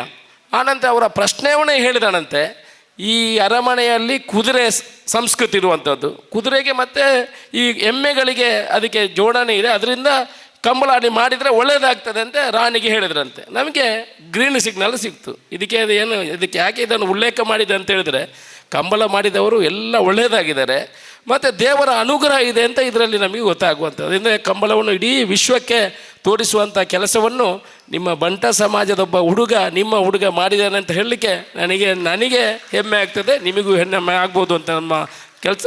ಬಂಟ ಸಮಾಜಕ್ಕೆ ನನ್ನಿಂದ ಏನೆಲ್ಲ ಸಮಾಜ ಸೇವೆ ಆಗಲಿಕ್ಕಿದೆ ಖಂಡಿತ ಅದು ಯಾವುದು ಸರ್ಕಾರದಿಂದ ಸಿಗುವಂಥದ್ದು ಅದನ್ನು ಹೋರಾಟ ಮಾಡಿ ಪಡ್ಕೊಳ್ಳುವಂಥ ಕೆಲಸವನ್ನು ಅಶೋಕ್ ರೈ ಬೆನ್ನ ಹಿಂದೆ ನಿಂತು ಮಾಡ್ತಾರೆ ಅನ್ನೋ ಮಾತನ್ನು ಹೇಳಿ ನಿಮ್ಮೆಲ್ಲ ಕೈ ಮುಗಿದು ನಿಮ್ಮ ಆಶೀರ್ವಾದವನ್ನು ಬೇಡುತ್ತಾ ನನ್ನ ಮಾತನ್ನು ಮುಗಿಸ್ತೀನಿ. ಜೈ ಹಿಂದ್. ಬಂಟ ಸಮುದಾಯದ ಅಂಚನೆ ತುಳಿತ ಬುಲ್ಲೆ ಚಿಲುಗು ರಾಜಕೀಯವಾದ ನನಲಾತ್ ಗಟ್ಟಿ ಸೊರಲಕ್ಕಾದ ಬೋಡಾಪಿನ ಮಾನಾದಿಗೆ ತಿಕ್ಕುಲೇಕ ಮಲ್ಪು ನಲ್ಪ ಇರಗ ಯಶಸ್ಸು ತಿಕ್ಕಡು ಪನೊಂದು ಪುತ್ತೂರು ಶಾಸಕರಾದ ಪುನಂಚಿನ ಅಶೋಕ್ ರೈಕ್ಲಿಗೆ ಅರ್ನ ಪೊರ್ಲ ಪಾತ್ರಗೆ ಉಡಲಗಂತದ ಸೊನ್ನೆ ಸಂದಾಯ ಮಲ್ತೋನ್ವ. ಬಂಧುಗಳೇ, ನಮ್ಮ ಜೊತೆ ಗುರುಪುರ ಬಂಟರ ಸಂಘದ ಅಧ್ಯಕ್ಷರಾದಂಥ ಶ್ರೀ ಸಂತೋಷ್ ಶೆಡ್ಡೆ ಜೊತೆ ಸೇರಿಕೊಂಡಿದ್ದಾರೆ. ಅವರನ್ನು ಆತ್ಮೀಯವಾಗಿ ಸ್ವಾಗತಿಸುತ್ತಾ ರಾಜೇಶ್ ಶೆಟ್ಟಿ ಅವರವರಿಗೆ ಶಾಲಾ ಹೊದಿಸಿ ಗೌರವಿಸಬೇಕೆಂದು ವಿನಂತಿಸ್ತಾ ಇದ್ದೇನೆ. ಅದೇ ರೀತಿ ಮೂಡುಬಿದಿರೆ ವಲಯದ ತಾಲೂಕು ಮಂಡಲದ ಅಧ್ಯಕ್ಷರಾದಂಥ ಆದರಣೀಯ ತಿಮ್ಮಯ್ಯ ಶೆಟ್ಟರು ವೇದಿಕೆಯಲ್ಲಿ ನಮ್ಮ ಜೊತೆಗಿದ್ದಾರೆ. ಅವರಿಗೆ ಕೂಡ ಆತ್ಮೀಯವಾದ ಸ್ವಾಗತವನ್ನು ಬಯಸಿ ಶಾಲಿನ ಗೌರವವನ್ನು ಮಾಡ್ತಾ ಇದ್ದೇವೆ. ತುರ್ತು ಕಾರ್ಯ ನಿಮಿತ್ತ ಅಶೋಕ್ ರೈಗಳನ್ನು ವೇದಿಕೆಯಿಂದ ಬೀಳ್ಕೊಡ್ತಾ ಇದ್ದೇವೆ. ಮುಂದುವರೆಸ್ತಾ ಸಂಘಟನಾತ್ಮಕವಾಗಿ ಸಮುದಾಯವನ್ನು ಕಟ್ಟಿ ಬೆಳೆಸಿದ ಹಿರಿಯ ರಾಜಕೀಯ ಧುರೀಣ ಮಾಜಿ ಸಚಿವರಾದಂತಹ ಶ್ರೀ ಬಿ ರಮನಾಥ್ ರೈ ಇವರ ಸದಾಶಯದ ಶುಭಾಶಯ ನುಡಿಗಳಿಗಾಗಿ ಈಗ ವೇದಿಕೆ. ಆರಂಭಿಕ ಹಂತದಲ್ಲಿ ಹೊಸ ಕನಸುಗಳೊಂದಿಗೆ ಹೊಸ ಆಶಯಗಳೊಂದಿಗೆ ಮುಂದಡಿ ಇಟ್ಟಿದ್ದಾರೆ ಪರಮ ಪೂಜ್ಯ ಶ್ರೀ ಶ್ರೀ ಶ್ರೀ ಡಾಕ್ಟರ್ ವಿದ್ಯಾವಾಚಸ್ಪತಿ ವಿಶ್ವಸಂತೋಷ ಭಾರತಿ ಶ್ರೀಪಾದರು. ಇದೀಗ ಇವರನ್ನು ಸಭೆಗೆ ಪರಿಚಯಿಸಬೇಕಾಗಿ ದಕ್ಷಿಣ ಕನ್ನಡ ಮಹಾಮಂಡಲದ ಸಂಚಾಲಕರಾದ ಶ್ರೀ ಕಿಶೋರ್ ಭಂಡಾರಿ ಬೆಳ್ಳೂರು ಇವರಲ್ಲಿ ಕೇಳಿಕೊಳ್ತಾ ಇದ್ದೇನೆ. ಮಾತೆರ್ಲ ಬಂಟ ಸಮಾಜರು ಬಿಡೋದು ಕನ್ನಡೋಡು ಪಾತೀರಿ ಯಾನ ಬಂಟೆ ಅದು ಒಂಜಿ ತುಳುಟು ಪಾತೀರಿ ದಾಲ ತಪ್ಪತ್ತು ನನಗಳು ಕ್ಷಮೆ ಕೊರಡು.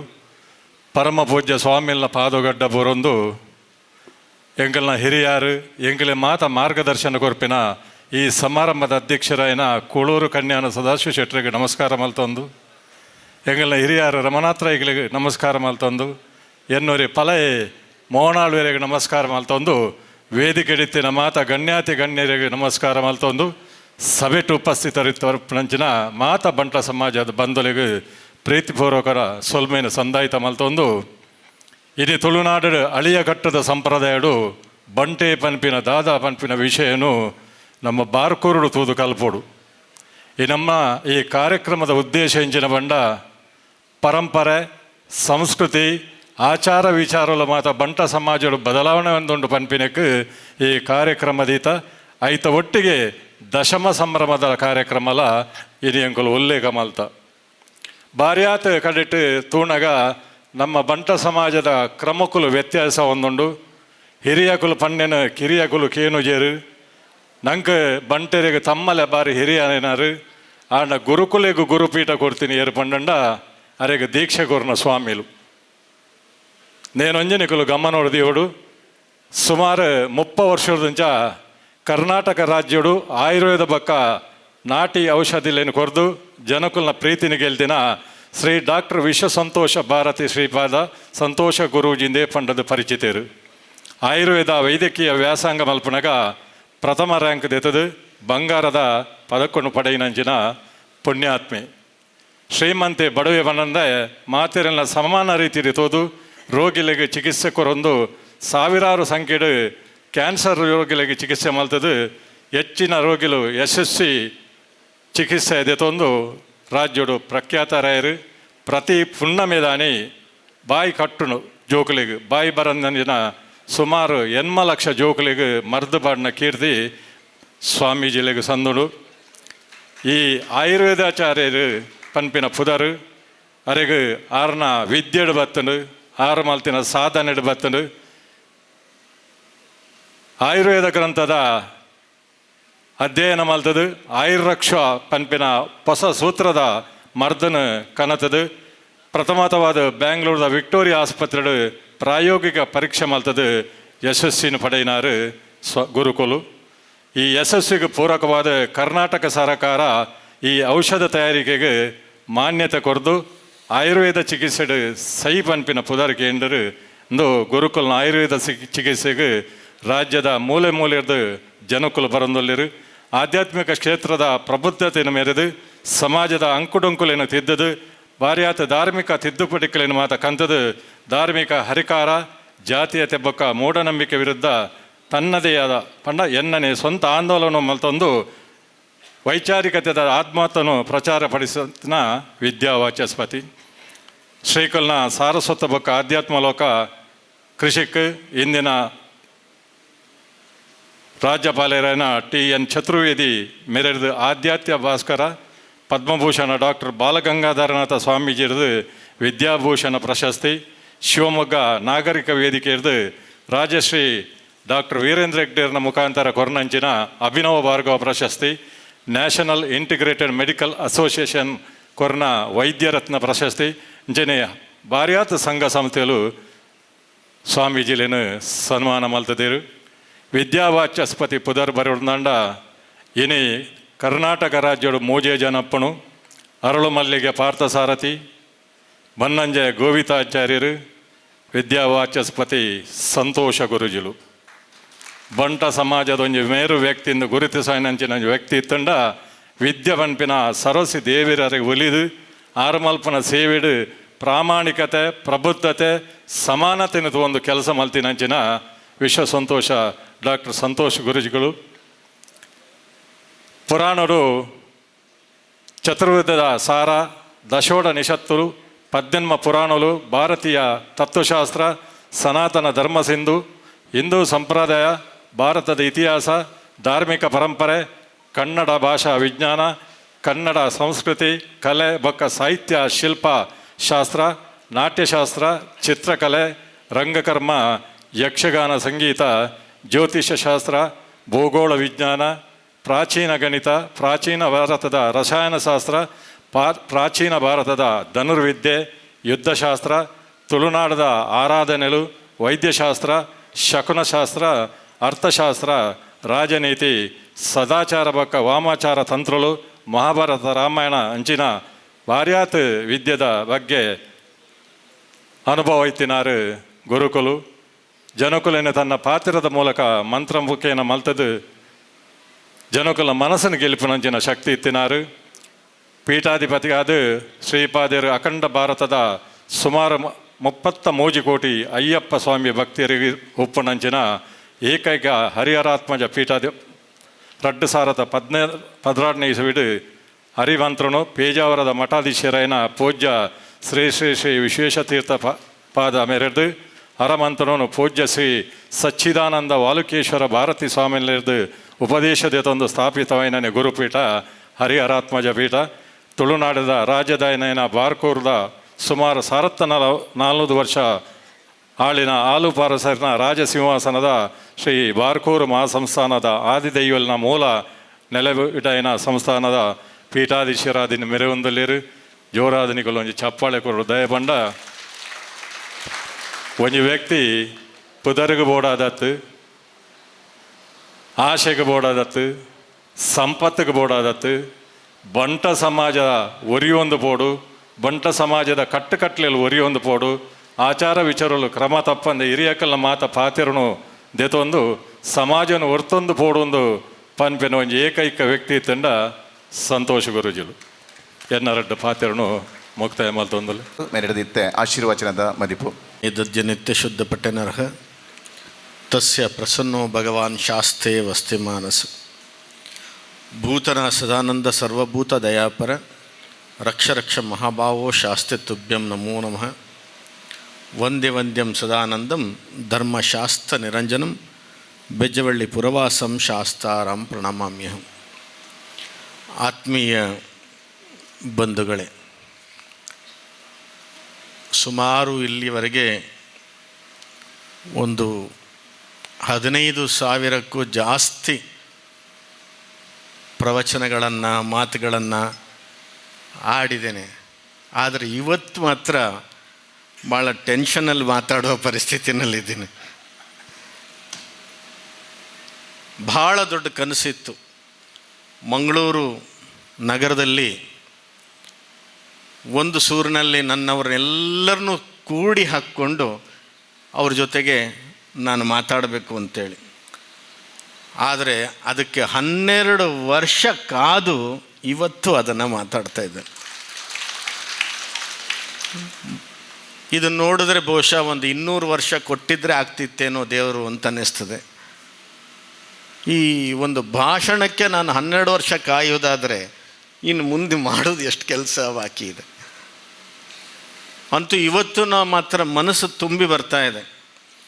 ಮಂಗಳೂರಿನ ಜನ ಇಷ್ಟು ಪ್ರೀತಿಯಿಂದ ಈ ಒಂದು ಕಾರ್ಯಕ್ರಮಕ್ಕೆ ನೀವೆಲ್ಲ ಸೇರಿ, ನಾಳೆ ಹಬ್ಬ ಇದೆ, ಹಬ್ಬ ಇದ್ದರೂ ಕೂಡ ಈ ಕರೆಗೆ ಹೋಗೊಟ್ಟು ಬಂದಿದ್ದೀರಿ ಅಂತಂದರೆ ಆ ದೈವಗಳು ನನ್ನ ಮಾತನ್ನು ಕೇಳಿವೆ, ನನ್ನ ಜೊತೆಯಲ್ಲಿ ಇವೆ ಅನ್ನೋದಕ್ಕೆ ಸಾಕ್ಷಿಯಾಗಿ ಕಾಣ್ತಾ ಉಂಟು. ಕಳೆದ ಏಪ್ರಿಲ್ನಲ್ಲಿ ಬಾರ್ಕೂರಿನಲ್ಲಿ 3 ವರ್ಷಕ್ಕೊಮ್ಮೆ ನಡವಳಿ ಮಾಡಬೇಕಾದ್ದು ಅಲ್ಲಿಯ ಒಂದು ರಿವಾಜ್. ಅದೇ ರೀತಿಯಾಗಿ ಕಳೆದ ಏಪ್ರಿಲ್ನಲ್ಲಿ ಮಾಡಿದ್ವಿ. ದೊಂದಿಯಲ್ಲಿ ದೈವಗಳು ಅಂತ. ಒಟ್ಟು ಈಗ ಸದ್ಯಕ್ಕೆ ಮೂಲ ದೈವಗಳು 18 ದೈವಗಳಿವೆ. ಅದರಲ್ಲಿ ತುಳುನಾಡಿಗೆ ಬಂದಂಥ ದೈವಗಳು 9 ದೈವಗಳಲ್ಲಿ ಹುಟ್ಟಿ ಬಂದದ್ರಿಂದ ಅಲ್ಲಿ ನಾವು ಕೇವಲ ಒಂದು ದೈವವನ್ನು ಮಾತ್ರ ಅಲ್ಲಿ ಉಂಟು ಮಾಡಿದ್ವಿ, ಜಾರಂದಾಯನನ್ನು. ಮತ್ತುಳಿದವೆಲ್ಲ ಕನ್ನಡ ಭಾಗದಲ್ಲಿದ್ದಂಥ ದೈವಗಳನ್ನೇ ಅಲ್ಲಿ ಉಂಟು ಮಾಡಿ ಕೇಳಿತ್ತು. ಜಾರಂದಾಯನ ಕೋಲ ನಡೆಯುವಾಗ ಒಂದು ಮಾತು ಹೇಳಿತು, ನಾನು ಹುಟ್ಟಿದ ನೆಲದಲ್ಲಿ ಶತಮಾನಗಳು ಕಳೆದ ಮೇಲೆ ನನ್ನನ್ನು ಉಂಟು ಮಾಡಿ ಕರೆದಿದ್ದೀರಿ. ಸಿಂಹಾಸನ ಕಂಡು ನಾವು ಹೊರಟು ಹೋದಂಥವರನ್ನು ಬಾರ್ಕೂರು ಸಿಂಹಾಸನದಲ್ಲಿ ಪುನಃ ನೀವು ನಮ್ಮನ್ನು ಕಾಣಿಸಿದ್ದೀರಿ. ದುಃಖ ದುಮ್ಮಾನಗಳಲ್ಲಿ ನೀವು ಕುಳಿತಂಥದ್ದು ಇಲ್ಲಿಗೆ ನಿಲ್ಲುತ್ತದೆ. ನಾನೇ ನನ್ನ ಸಮಾಜವನ್ನು ಕಟ್ಟಿ ಈ ನೆಲಕ್ಕೆ ತರ್ತೇನೆ ಅಂಥೇಳಿ ವಾಗ್ದಾನವನ್ನು ಕೊಟ್ಟಿತ್ತು. ಅದು ಇವತ್ತು ಪೂರಕವಾಗಿ ಸತ್ಯವಾಗಿ ಕಾಣ್ತಾ ಇದೆ ಅನ್ನೋದು ನನಗೆ ಕಾಣ್ತಾ ಇದೆ. ನಾವು ನಂಬ್ಕೊಂಡು ಬಂದಿದ್ದೇ ಹೀಗೆ. ದೈವಗಳು ಏನು ಕೋಲದಲ್ಲಿ ನುಡಿತವ, ದರ್ಶನದಲ್ಲಿ ಏನು ನುಡಿತವ, ಅದು ದೈವವೇ ನುಡಿಲಿ ಅಥವಾ ಪಾತ್ರಿಯೇ ನುಡಿಲಿ, ಆ ಕ್ಷೇತ್ರದಲ್ಲಿ ನುಡಿದದ್ದನ್ನು ನಡೆಸೋದು ಆ ದೈವಗಳು ಮಾಡಿಯೇ ಮಾಡ್ತವೆ ಅನ್ನುವಂಥದ್ದನ್ನು ನಾವು ತುಳುನಾಡಿನಲ್ಲಿ ನಂಬ್ಕೊಂಡು ಬಂದಿರುವಂಥ ಒಂದು ಪ್ರತೀತಿ. ಇವತ್ತು ಈ ಕಾರ್ಯಕ್ರಮದಲ್ಲಿ ಈಗ 5:14 ಆಯಿತು. ವೇದಿಕೆಯನ್ನು ನೋಡುವಾಗ ಬಹಳ ಸಂತೋಷದ ವೇದಿಕೆ. ಮೋನಾಳವರು ಮಾತಾಡುವಾಗ ನನಗೆ ಕಣ್ಣು ತುಂಬಿ ಬಂತು. ಒಬ್ಬ ಬಂಟನಾಗಿಯೂ ನಾನು ಈ ಬಂಟ ಸಂಸ್ಥಾನಕ್ಕೆ ಕೆಲಸ ಮಾಡಲಿಲ್ಲ ಅಂತಂದರೆ ನಾನು ಬಂಟನೇ ಆಗಿ ತಪ್ಪಾಗ್ತದೆ ಅನ್ನುವಂಥದ್ದನ್ನು ಆ ತಟ್ಟಿ ಹೇಳಿದ್ರಲ್ಲ, ಇದು ಆ ದೈವಗಳ ಪಾದಕ್ಕೆ ಮುಟ್ಟಿತು. ಪ್ರತಿಯೊಬ್ಬ ಬಂಟ ಇದನ್ನು ಮನಸ್ಸಿಗೆ ತಗೊಳ್ಬೇಕಾದ ಮಾತು. ಎಷ್ಟು ಕಾದಿದೆ, ಎಷ್ಟು ದೈವಗಳಲ್ಲಿ ಹೇಳಿಕೊಂಡು ನೋವನ್ನು ನಾನು ತೊಟ್ಟಿದ್ದೇನೆ ಅಂತಂದರೆ ಸಾಕಾಗಿ ಹೋಗಿತ್ತು ನನಗೆ. ಇನ್ನು ಈ ಸಮಾಜ ಅವರಾಗಿಯೇ ಬಂದು ನಿಂತು ಮಾಡಿಕೊಳ್ಳುವ ಹಾಗೆ ಮಾಡಿಕೊಡಬೇಕು ಅಂತ ಕೇಳಿದೆ. ಬಹುಶಃ ಮೋಹನಾಳ್ವನಂಥವರು ವ್ಯಕ್ತಿ ಆ ಟ್ರಸ್ಟ್ನಲ್ಲಿ ಬಂದು ಸಂಪೂರ್ಣ ಜವಾಬ್ದಾರಿಯನ್ನು ತಲೆ ಮೇಲೆ ಇಟ್ಕೊಳ್ಳುವಂಥದ್ದನ್ನು ದೈವಗಳು ಮಾಡೋದಕ್ಕೆ ನಾವು ಇಷ್ಟು ಕಾಯಬೇಕಾಯ್ತೋ ಏನೋ. ಆಗಲೇ ಅಶೋಕ್ ಅವರು ಹೇಳಿದ ಹಾಗೆ ಒಬ್ಬ ಬಂಟನಿಗೆ 1,000 ಜನವನ್ನು ಸೇರಿಸಿ ಮಾಡತಕ್ಕಂಥ ಶಕ್ತಿ ಆ ದೇವರು ರಕ್ತಗತವಾಗಿ ಕೊಟ್ಟು ಬಿಟ್ಟಿದ್ದಾನೆ. ಯಾರೂ ಏನು ಕಡಿಮೆ ಇಲ್ಲ. ಪರಿಸ್ಥಿತಿ ಬಂಟ ಸಂಸ್ಥಾನ ಹೀಗಿದೆಯಾ ಅಂತಂದರೆ ದೊಡ್ಡ ಸಂಬಂಧ ಸಮುದ್ರಕ್ಕೆ, ಉಪ್ಪಿಗೆ ಬರ, ಹೀಗಾಗಿ ನಾವು ಇದ್ದೇವಾ ಅಂತ ಇತ್ತು. ಇಲ್ಲ, ಒಂದು ದಿನ ಅದಕ್ಕೊಂದು ಸಮಯ ಬಂದೇ ಬರ್ತದೆ ಅಂತಂದದ್ದು ಇವತ್ತಿನ ಈ ವೇದಿಕೆ ನೋಡುವಾಗ. ಸದಾಶಿವ ಶೆಟ್ಟರಂಥವರು ದಶಮಾನೋತ್ಸವದ ಈ ಒಂದು ದೊಡ್ಡ ಉತ್ಸವಕ್ಕೆ ಅಧ್ಯಕ್ಷನಾಗ್ತೇನೆ ನಾವು ಕೇಳಿಕೊಂಡಾಗ ಒಪ್ಪಿಕೊಂಡು ಅದಕ್ಕೆ ನಿಂತದ್ದಿದೆಯಲ್ಲ, ನಿಜವಾಗಿಯೂ ಸಹ ಒಂದು ದೊಡ್ಡ ಗಜಲಕ್ಷ್ಮಿಯೇ ನಮಗೆ ಒಲಿದು ಬಂದು ನಿಂತ ಹಾಗೆ ಅದು ಕಾಣುತ್ತೆ. ಇನ್ನೊಂದು ವಿಪರ್ಯಾಸ ನಮ್ಮಲ್ಲಿ ಬಂಟ್ರ ಸಮಾಜದಲ್ಲಿದೆ. ಏನಂತಂದರೆ ಯಾವುದೇ ರಾಜಕಾರಣಿಗಳಾಗಲಿ MLAಗಳಾದ ಮೇಲೆ ಬಂಟ್ರ ಕಾರ್ಯಕ್ರಮದಲ್ಲಿ ತೊಡಗಿಸ್ಕೊಳ್ಳೋದು ಭಾಳ ಕಡಿಮೆ ಆಗಿದೆ. ಬಂಟ್ರದ್ದು ಏನಾರು ಇತ್ತು ಅಂತಂದರೆ ಓಪನ್ ಆಗಿ ಬಂದು ಕೂತ್ಕೊಳ್ಳೋದೇ ಕಡಿಮೆ ಆಗಿದೆ. ಅಂಥದ್ರೊಳಗೆ ಬೆರಳೆಣಿಕೆಯಲ್ಲಿ ಸಿಕ್ಕೋದು ಮತ್ತು ಹೀಗೆ ಹೋಗಬೇಕು ಅಂತ ಒಂದು ಮಾರ್ಗದರ್ಶಕಾಗಿ ಹಿರಿಯನಾಗಿ ತೋರಿಸ್ಕೊಟ್ಟಂಥ ಒಬ್ಬ ರಾಜಕಾರಣಿ ಇದ್ದರೆ ಅದು ರಮನಾಥ್ ರೈ.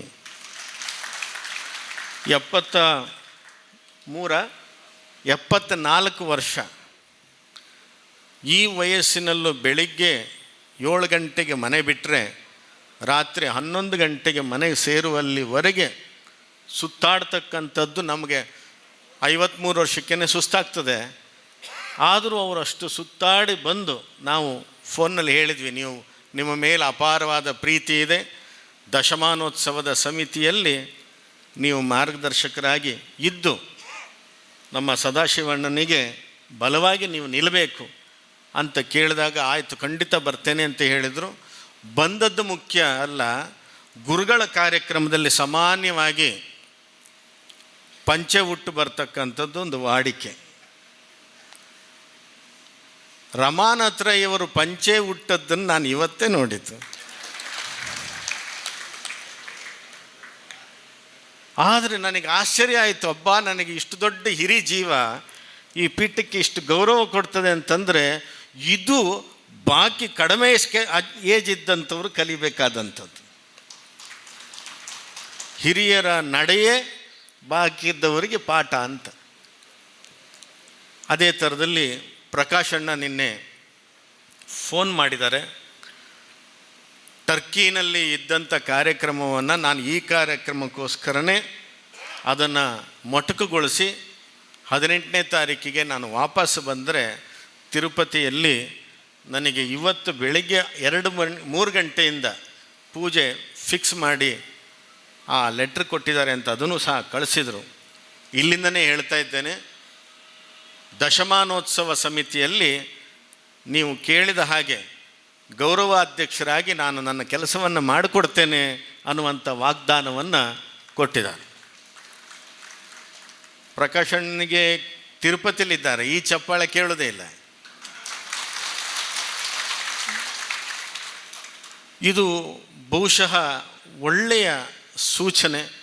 ಹಾಗೆ ನಮ್ಮ ಮಂಗಳೂರಿನ ಸಮಿತಿ ಅನಾವರಣಗೊಂಡದ್ದು ಅದು ನಮ್ಮ ಮಹಾಮಂಡಲವಾಗಿ ಮಂಗಳೂರಿನ ಅಂದರೆ ದಕ್ಷಿಣ ಕನ್ನಡ ಜಿಲ್ಲೆಯ ಮಹಾಮಂಡಲದ ಜೊತೆಯಲ್ಲಿ ಸುಮಾರು 11 ಮಂಡಲಗಳು ಸೇರಿ, ಎಲ್ಲ ಸಮಿತಿಗಳು ಸೇರಿ, ಬಂಟರ ಸಂಘದ ಜೊತೆಯಲ್ಲೇ ಸೇರಿಕೊಂಡು ಇನ್ನೊಂದು ಸಮಿತಿಗಳನ್ನು ಮಾಡ್ಕೊಳ್ತಾ ನಾವೆಲ್ಲರೂ ಸೇರಬೇಕು ಅನ್ನುವಂಥದ್ದೊಂದು ಮನಸ್ಸಿಗೆ ಬಂತಲ್ಲ, ಅದು ನಿಜವಾಗ್ಲೂ ಭಾಳ ಸಂತೋಷದ ವಿಚಾರವಾಗಿ ನನಗೆ ಅನ್ನಿಸ್ತಾ ಇದೆ. ನಾವು ಭಾಳಷ್ಟು ಜನ ಒಂದು ಮಾತನ್ನು ಹೇಳೋದಿದೆ, ನಮ್ಮ ಮುಖಂಡರುಗಳಿಗೆ, ನಮ್ಮ ಪದಾಧಿಕಾರಿಗಳಲ್ಲೂ ಕೇಳಿದ್ದಿದೆ, ನಾವು ಬಂಟರು ಕುಲಗುರುಗಳಾಗಿ ಯಾರನ್ನು ಒಪ್ಪುವರಲ್ಲ, ಸೋದರ ಮಾವನನ್ನೇ ನಾವು ಒಪ್ತೇವಷ್ಟೇ ಅಂತ ಹೇಳಿದ ಮಾತು. ಅದನ್ನು ನಮ್ಮವ್ರು ಬಂದು ಹೇಳೋದು, ಗುರುಗಳೇ ಕೆಲವರೆಲ್ಲ ಹೀಗೆ ಹೇಳ್ತಾರೆ. ಎಷ್ಟು ಜನ ಹೇಳಿದರು ಕೇಳಿದೆ, ಒಂದು 5% ಜನ ಹಾಗೆ ಹೇಳೋದು ಅಂತ. ಇನ್ನು 95 ಏನು ಮಾತಾಡಿಲ್ಲಲ್ಲ ಇಲ್ಲ. ಆದರೆ ಒಂದು ಕುಲಗುರುಗಳಾಗಿ ನಾವು ಅಪೇಕ್ಷೆ ಪಟ್ಟವರೇ ಅಲ್ಲ, ನಮಗೆ ಅದು ಆಸಕ್ತಿಯೂ ಇಲ್ಲ. ಆದರೆ ಕುಲದ ಗುರುಗಳಾಗಿ ಕೆಲಸ ಮಾಡಬೇಕಂತ ಆಸೆ ಇದೆ. ಕುಲಗುರುಗಳು ಬೇರೆ, ಕುಲದ ಗುರುಗಳು ಬೇರೆ. ಯಾಕೆಂತಂದರೆ ಎಷ್ಟು ಸ್ವಾಮಿಗಳಿದ್ದಾರೆ ಅಂತೇಳಿ ನಿಮಗೆ ಗೊತ್ತಿಲ್ಲ. ಕರ್ನಾಟಕದಲ್ಲಿ 24,000 ಜನ ಸ್ವಾಮಿಗಳಿದ್ದಾರೆ. ನಮ್ಮದೇ ಒಂದು ಸರ್ಕಾರ ಮಾಡ್ಬೋದು. ಇಷ್ಟು ಸ್ವಾಮಿಗಳಿದ್ದಾಗ ಅದರಲ್ಲಿ ನಿಮ್ಮ ಸಮಾಜದ ಬೆರಳೆಣಿಕೆಯ ಸ್ವಾಮಿಗಳಿರೋದು. ಅವರೆಲ್ಲರೂ ನಮ್ಮವರೇ ಅಂತ ನಾವು ಭಾವಿಸಬೇಕು, ಅವರು ಇವರು ಅಂತಲ್ಲ. ಅದರಲ್ಲಿ ಅದೃಷ್ಟಕ್ಕೋ ಗ್ರಾಚಾರಕ್ಕೋ ಈ ಸಮಾಜಕ್ಕೋಸ್ಕರವಾಗಿ ಸಂಸ್ಥಾನ ಕಟ್ಟಿದ್ದೇವೆ. ಇದು ಸಂತೋಷ್ ಗುರೂಜಿಯವರ ಸಂಸ್ಥಾನ ಅಲ್ಲ, ಇದನ್ನು ಸ್ಪಷ್ಟವಾಗಿ ಇಟ್ಕೊಳ್ಳಿ. ಇಲ್ಲಿ ಏನು ಸಂಸ್ಥಾನ ಕಟ್ಟಿದ್ದೇವೆ, ಮಠ ಕಟ್ಟಿದ್ದೇವೆ, ನಿಮ್ಮಲ್ಲಿ ಸುಮಾರು 22 ಜನ ಸ್ವಾಮಿಗಳು ನಿಮ್ಮ ಕರಾವಳಿಯಲ್ಲಿದ್ದಾರೆ. ಅದೆಲ್ಲ ಅವರವರದೇ ಸಂಸ್ಥಾನಗಳಿವೆ, ತುಂಬ ಚೆನ್ನಾಗಿ ಮಾಡ್ಕೊಂಡು ಹೋಗ್ತಾ ಇದ್ದಾರೆ ಧಾರ್ಮಿಕವಾಗಿ. ಆದರೆ ನಾವು ಇಲ್ಲಿ ಏನು ಕಟ್ಟಿದ್ದೇವೆ ಸಂತೋಷ್ ಗುರೂಜಿಗೋಸ್ಕರ ಕಟ್ಟಿಕೊಂಡದ್ದಲ್ಲ, ಅದು ರಾಜ ಸಂಸ್ಥಾನವಾಗಿ ಮೆರೆದಂಥ ಸಂಸ್ಥಾನ. ಆ ಸಂಸ್ಥಾನ ಅದೇ ರಾಜಕುಲದವರಿಗೆ ಅಷ್ಟೇ ಸೀಮಿತವಾಗಿಡಬೇಕು ಅಂತ ಕಟ್ಟಿದ್ದು. ಆ ರಾಜಕುಲದವರು ಯಾರು ಅಂದರೆ ಅದು ನೀವು ಅನ್ನೋದನ್ನು ಘಂಟಾಘೋಷವಾಗಿ ಹೇಳಬಲ್ಲೆ. ದಾಖಲೆಯನ್ನು ಸಮೇತವಾಗಿ ನಿಮಗೆ ಕೊಡಲಿಕ್ಕೆ ನನ್ನ ಹತ್ರ ಎಲ್ಲ ಪುರಾವೆಗಳಿದ್ದಾವೆ. ಎಷ್ಟು ಜನ ಬಂಟ್ರಿಗೆ ಗೊತ್ತು ನಾವು ರಾಜವಂಶಸ್ಥರು ಅಂತ? ಭಾಳ ಜನ ತಿಳ್ಕೊಂಡಿದ್ದು ನಾವು ಸೈನಿಕರಾದವರು, ಭಟರು ಬಂಟ್ರಾದ್ವಿ ಅಂತ. ಸುಳ್ಳು ಮಾತು. KR ಶೆಟ್ಟರ್ ಅಂತ ಒಬ್ಬರು ಇದ್ದರು ಮಂಗಳೂರಿನಲ್ಲಿ, ಡಾಕ್ಟರ್ KR ಶೆಟ್ಟಿ ಅಂತ. ರಮ್ಮನ ಹತ್ರ ಈಗಳಿಗೆಲ್ಲ ಗೊತ್ತಿರಬೇಕು. ಇತಿಹಾಸದ ಜ್ಞಾನ ಇದ್ದಂಥವರು, ಪುಸ್ತಕಗಳನ್ನೆಲ್ಲ ಬರಿತಿದ್ರು. ಅವರು ಸ್ವಲ್ಪ ಆರೋಗ್ಯ ಕೆಟ್ಟಾಗ ನಾನು ಅವ್ರ ಹತ್ರ ಹೋಗಿ ಕುಳಿತುಕೊಂಡಿದ್ದೆ. ಬಂಟರ ಒಂದು ನೋಟ ಅಂತ ಒಂದು ಗ್ರಂಥ ಬಂತು. ಆ ಗ್ರಂಥ ಬರುವಾಗ ಅವರು ಹೇಳ್ತಾ ಇದ್ರು, ಸುಮಾರು ಎಷ್ಟು ಒತ್ತಡಗಳು ಬಂದಿದೆ ಸ್ವಾಮೀಜಿ ನಮಗೆ, ಈ ಪುಸ್ತಕದಲ್ಲಿ ಹೀಗೆ ಬರೀಬಾರ್ದು ಅಂತ ಒತ್ತಡ. ಏನು? ಬಂಟರು ಮೂಲ ಆಳಿದವರು ಈ ಜಿಲ್ಲೆಯನ್ನು ಅಂತ ಬರೀಬಾರ್ದು. ಅವ್ರು ಇನ್ನೂ ಸುಮಾರೆಲ್ಲ ಹೇಳಿದರು, ನಾನು ಇಲ್ಲಿ ಹೇಳಲಿಕ್ಕೆ ಆಗೋದಿಲ್ಲ ಅದನ್ನ. ಮುಂಚೆನೇ ನಾನು ಎಲ್ಲ ಇದ್ದದ್ದನ್ನು ಇದ್ದಾಗ ಮಾತಾಡಿ ಕಾಂಟ್ರವರ್ಸಿ ಆಗಿಬಿಟ್ಟಿದೆ. ಸೊ ಹಾಗಾಗಿ ಈಗ ಅದು ಮಾತಾಡೋದೇ ಬಿಟ್ಟಿದ್ದೇನೆ. ಆದರೆ ನನಗೆ ಆಶ್ಚರ್ಯ ಆಯಿತು, ಬಂಟರ ತಲೆ ಕೆಡಿಸ್ಕೊಳ್ಳೋದಿಲ್ಲ ಸ್ವಾಮೀಜಿ ಅದನ್ನು. ಆದರೆ ನಾವು ಇತಿಹಾಸದ ಒಳಗಡೆ ಹೋದಾಗ ಇಷ್ಟು ಬಂಟರು ಮಾಡಿದ್ರ ಈ ತುಳುನಾಡಿಗೆ ಅಂತ ನನಗೆ ಆಶ್ಚರ್ಯ ಆಗ್ತದೆ ಅಂತ. ಇಷ್ಟು ಒತ್ತಡ ಇದ್ದಾಗ್ಯೂ ಕೂಡ ಬಂಟರು ಶೈವರಾಗಿದ್ದರು. ಶೈವರಾದಂಥ ಬಂಟರೇ ಅಳುಪರಾಗಿದ್ದರು. ಬಾರ್ಕೂರಿನ ಆಳಿದ ಅಳುಪರೇ ನಂತರ ಜೈನರಾದ್ರು ಅಂತೇಳಿ ಧೈರ್ಯವಾಗಿ ಬರೆದಂಥ ಇತಿಹಾಸಕಾರ ಯಾರ ಅಂದರೆ ಸೂರ್ಯನಾಥ ಕಾಮತ್ ಮಾತ್ರ. ಅದನ್ನು ಪುಷ್ಟಿ ಕೊಟ್ಟದ್ದು KV ರಮೇಶ್ ಅನ್ನುವಂಥ ಇತಿಹಾಸ ತಜ್ಞ.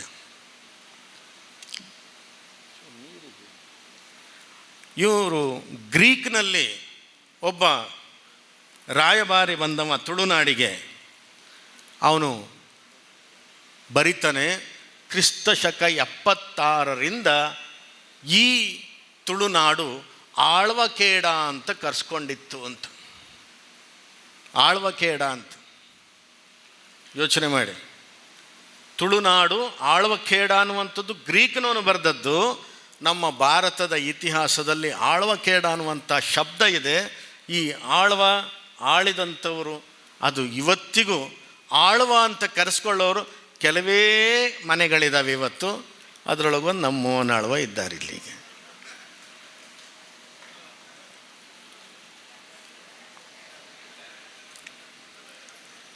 ಇಷ್ಟೇ ಒಂದು ರಾಜಕೀಯವಾಗಿ ಪಾದರಸದಂತೆ ಇದ್ದಂಥ ಒಬ್ಬ ಆಳ್ವನ ಹೆಸರು ನಾವು ಇವತ್ತಿಗೂ ಮರೆದಿಲ್ಲ.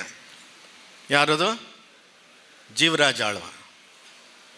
ಒಟ್ಟಿನಲ್ಲಿ ಪ್ರಾರಂಭಕ್ಕೆ ಹೋದರೆ ನಾವು ಆಳ್ವ ಅಂತ ಸಿಕ್ಕಿದ್ದೇ ದೈವ ಕರೆದದ್ದು. ಭೂತ ಆಳಿದ ಪಾಂಡ್ಯ, ಅವನು ಭೂತಾಳ ಪಾಂಡ್ಯ, ಅವನು ಜಯವರ್ಮ ಅಂತ ಹೆಸರು. ಇದು ಯಾಕೆ ನನಗೆ ಸಿಕ್ತು ಅಂತಂದರೆ, ನಾವು 2012ರಲ್ಲಿ ಪಟ್ಟಕ್ಕೆ ಇರುವಾಗ ಪೇಜಾವರ ಶ್ರೀಗಳು ಕರೆದದ್ದು ಹಿಂದೂ ಪೀಠಕ್ಕೆ ಗುರುಗಳು ಬೇಕಂತ. ಶೈವರು ಒಪ್ಪಬೇಕು, ವೈಷ್ಣವರು ಒಪ್ಪಬೇಕು. ಶೈವರಾಗಿ ಶೃಂಗೇರಿ ಶ್ರೀಗಳು, ವೈಷ್ಣವರಾಗಿ ವಿಶ್ವೇಶತೀರ್ಥರು. ನನ್ನ ತಲೆ ಮೇಲೆ ತುಳಸಿ ಮತ್ತು ದರ್ಬೆಯನ್ನು ಇಟ್ಟು ನಮ್ಮ ಅಮ್ಮನ ಹತ್ರ ಕೇಳ್ತಾಯಿದ್ರು. ನಮ್ಮ ಅಮ್ಮ ತುಂಬ ಅಳ್ತಾ ಇದ್ರು ಅವತ್ತು. ಅಮ್ಮ, ಈ ಕ್ಷಣಕ್ಕೆ ನೀವು ನಿಮ್ಮ ಮಗನನ್ನು ನಾನು ದತ್ತು ಪಡಿತಾ ಇದ್ದೇನೆ. ಈ ಕ್ಷಣದಿಂದ ಆತ ಬ್ರಾಹ್ಮಣ ಆಗಿಬಿಡ್ತಾನೆ. ನೀವಿನ್ನು ಮಗ ಅಂತ ಕರೀಲಿಕ್ಕೆ ಸಾಧ್ಯ ಇಲ್ಲ. ಜನ್ಮ ನಕ್ಷತ್ರದ ದಿವಸ ಮಾತ್ರ ನೀವು ಮಗ ಅಂತ ನೋಡ್ಬೋದು. ಅವತ್ತು ನಿಮಗೆ ಮಾತ್ರ ಕಾಲಿಗೆ ಬೀಳಲಿಕ್ಕೆ ಸಾಧ್ಯ. ಅಲ್ಲಿಯವರೆಗೆ ಇನ್ಯಾರು ಅವರ ಹೆಸರನ್ನು ಕರೆಯೋ ಹಾಗಿಲ್ಲ, ನಾವೀಗ ಬೇರೆ ಹೆಸರಿಡ್ತೇವೆ ಅಂತ. ಆಗಾಗಲೇ ನನಗೆ ಸ್ವಾಮಿಗಳಾಗ್ತಾರೆ ಅಂತ ವಾಸನೆ ಗೊತ್ತಾದ ತಕ್ಷಣ ನಮ್ಮ ಅಪ್ಪ ಹೋಗಿ ಅವರ ಹತ್ತಿರದ ಸಂಬಂಧಿಯ ಮಗಳನ್ನು ತಂದು ನನಗೆ ಕಟ್ಟಿದರು. ಇದು ಬಹುಶಃ ಎಲ್ಲ ತಂದೆ ತಾಯಿಗಳಿಗೂ ಇರುವಂಥ ಒಂದು ಭಯ ಅಂತ ಕಾಣ್ತದೆ. ಆದರೂ ಕೂಡ ಮದುವೆ ಆದ ಮೇಲೂ ಒಂದು ಹೆಚ್ಚು ಕಮ್ಮಿ ಒಂದು 5-6 ವರ್ಷವೇನೋ ಅವಳನ್ನು ಕನ್ವಿನ್ಸ್ ಮಾಡಿ ಸನ್ಯಾಸಕ್ಕೆ ಒಪ್ಪಿಸಿದೆ. ನಮ್ಮ ವಿಶ್ವೇಶತೀರ್ಥರಲ್ಲಿ ಎಷ್ಟು ಮುತ್ಸದ್ದಿತನ ಇತ್ತು ಅಂತಂದರೆ, ಅವರು ಆ ಧರ್ಮಪತ್ನಿಯನ್ನು ಕರೆದು, ಈಗ ನಾವು ಹೆಸರನ್ನು ಬದಲಾಯಿಸ್ತೇವೆ, ಇನ್ನು ಮುಂದೆ ನಿನಗೆ ಪತಿಯಾಗಿರಲಿಕ್ಕೆ ಆಗೋದಿಲ್ಲ, ಆದರೂ ಇವರು ಅಸನ ವಸನ ವಸ್ತ್ರ ಆರೋಗ್ಯ ರಕ್ಷಣೆ ಇಷ್ಟು ನಿನಗೆ ಕೊಡಲೇಬೇಕು. ಯಾಕೆಂದರೆ ಅಗ್ನಿಸಾಕ್ಷಿಯಾಗಿ ಮದುವೆ ಆದ್ದರಿಂದ ಮೋಸ ಮಾಡಲಿಕ್ಕಿಲ್ಲ. ಇದನ್ನು ನೀನು ಕೇಳ್ಬೋದು. ನಿನಗೇನು ಬೇಕು ಈಗ ಕೇಳು. ಇನ್ನು 5 ನಿಮಿಷದಲ್ಲಿ ಗಂಡನಾಗಿರೋದಿಲ್ಲ ಅಂತ. ಯಾವ ಹೆಣ್ಣು ಮಗಳಿಗಾದರೂ ಏನಾಗ್ಬೋದು ಅನ್ನೋದು ನೀವು ಯೋಚನೆ ಮಾಡಿ. ಆಗ ಅವರು ಕೇಳಿದ್ದು, ನನಗಾಗಿಯೇ ನಾನು ಆ ಮನೆಯಲ್ಲೇ ಪ್ರಾಣ ಬಿಡಲಿಕ್ಕೆ ಒಂದು ಮನೆಯನ್ನು ಕಟ್ಟಿಸ್ಕೊಡ್ಲಿ, ಇನ್ನೇನು ಬೇಡ ನನಗೆ ಅಂತ ಹೇಳಿ ನನ್ನನ್ನು ಬಿಟ್ಟುಬಿಟ್ರು. ಇಷ್ಟಾದ ಮೇಲೆ ಸನ್ಯಾಸ ಜೀವನದಲ್ಲಿ ರಾಮಕೃಷ್ಣ ಪರಮಹಂಸರು ಮತ್ತು ಶಾರದಾದೇವಿ ಇದ್ದ ಹಾಗೆ ನಾವು ದಿನಗಳನ್ನು ಕಳೆದ್ವಿ. ಬಂಟರ ಕಲ್ಪನೆಯೇ ನನ್ನಲ್ಲಿ ಇಲ್ಲ. ಬಂಟ ಸಮಾಜವೇ, ನಾನು ಅದನ್ನು ಯಾವುದನ್ನು ನೋಡಲಿಕ್ಕೆ ಹೋಗಲಿಲ್ಲ. ಬ್ರಾಹ್ಮಣನಾಗಿ ಅಧ್ಯಯನ ಮಾಡಿ ಬ್ರಾಹ್ಮಣರ ವಿದ್ವಾಂಸರುಗಳ ಜೊತೆಯಲ್ಲಿ ಇದ್ದು ಕಲಿತು, ಮಾರ್ಕಂಡೇಯ ಅವಧಾನಿಗಳು, ಮತ್ತೂರು ಕೃಷ್ಣಮೂರ್ತಿಗಳು, ಹಂದಲಸು ಲಕ್ಷ್ಮೀನಾರಾಯಣ ಭಟ್ರು, ನಿವಣೆ ಗಣೇಶ ಭಟ್ರು, ಇಂಥವ್ರ ಜೊತೆಯಲ್ಲಿ ವಿದ್ಯೆಗಳನ್ನು ಕಲಿತು ಕರ್ಣ ಕಲ್ತಂಗೆ ಕಲಿತೆ ನಾನು. ಪುಣ್ಯಕ್ಕೊಂದು ವಜ್ರದುಂಬಿ ಒಂದು ತೊಡೆ ಕಚ್ಚಲಿಲ್ಲ. ಇಲ್ಲದಿದ್ದರೆ ಏನೋ ಕರ್ಣಂತರ ಆಗಿಬಿಡ್ತಿತ್ತೇನೋ. ಆದರೆ 28 ವಯಸ್ಸಿನಲ್ಲಿ ನನಗೆ ಅಂಥವ್ರ ಜೊತೆಯಲ್ಲಿ ವಾದ ವಿವಾದಗಳನ್ನು ಮಾಡ್ತಕ್ಕಂಥ ವೇದಿಕೆಗಳು ಸಿಕ್ತು. ಅಲ್ಲಿ ಆ ವಾದಗಳನ್ನು ಮಾಡಿ, ಅವನು ಯಾವ ಎಳೆ ಹುಡುಗ ಇಷ್ಟೊಂದು ಮಾತಾಡ್ತಾನೆ, ಯಾರ ಮನೆ ತುಂಬ ಚೆನ್ನಾಗಿ ಮಾತಾಡ್ತೀಯ ನೀನು ಅಂತ ಕೇಳಿ, ಯಾವ ಮಠ ನಿಮ್ಮದು ಅಂತ ಕೇಳೋರು. ನಮ್ಗೆ ಯಾವ ಮಠ? ನಮಗೆ ದೈವಗಳು ಬಿಟ್ಟರೆ ಮಠ ಇಲ್ಲ. ಆದರೂ ಸುಮ್ಮನೆ ಇರ್ತಿದ್ದೆ. ಯಾರು ನಿಮ್ಮ ತಂದೆ ಅಂದಾಗ ಕೃಷ್ಣ ಶೆಟ್ರು ಅಂತ. ಶೆಟ್ರ ಅನ್ನೋರು ರಾಗವೇ ಬದಲಾಗಿ ಹೋಗ್ತಿತ್ತು. ನಾನು ಮಾತಾಡಿದ ಅಷ್ಟೂ ದೊಡ್ಡ ವಿದ್ವತ್ತಿನ ಭಾಷಣಗಳು ಗಾಳಿಗೊಪ್ಪರ ಥರ ಕುಸ್ತು ಬಿದ್ದಂಗೆ ಆಗೋದು. ಶೆಟ್ರಾಗೆ ನೀನು ಇಷ್ಟು ಮಾತಾಡಿದ್ದ?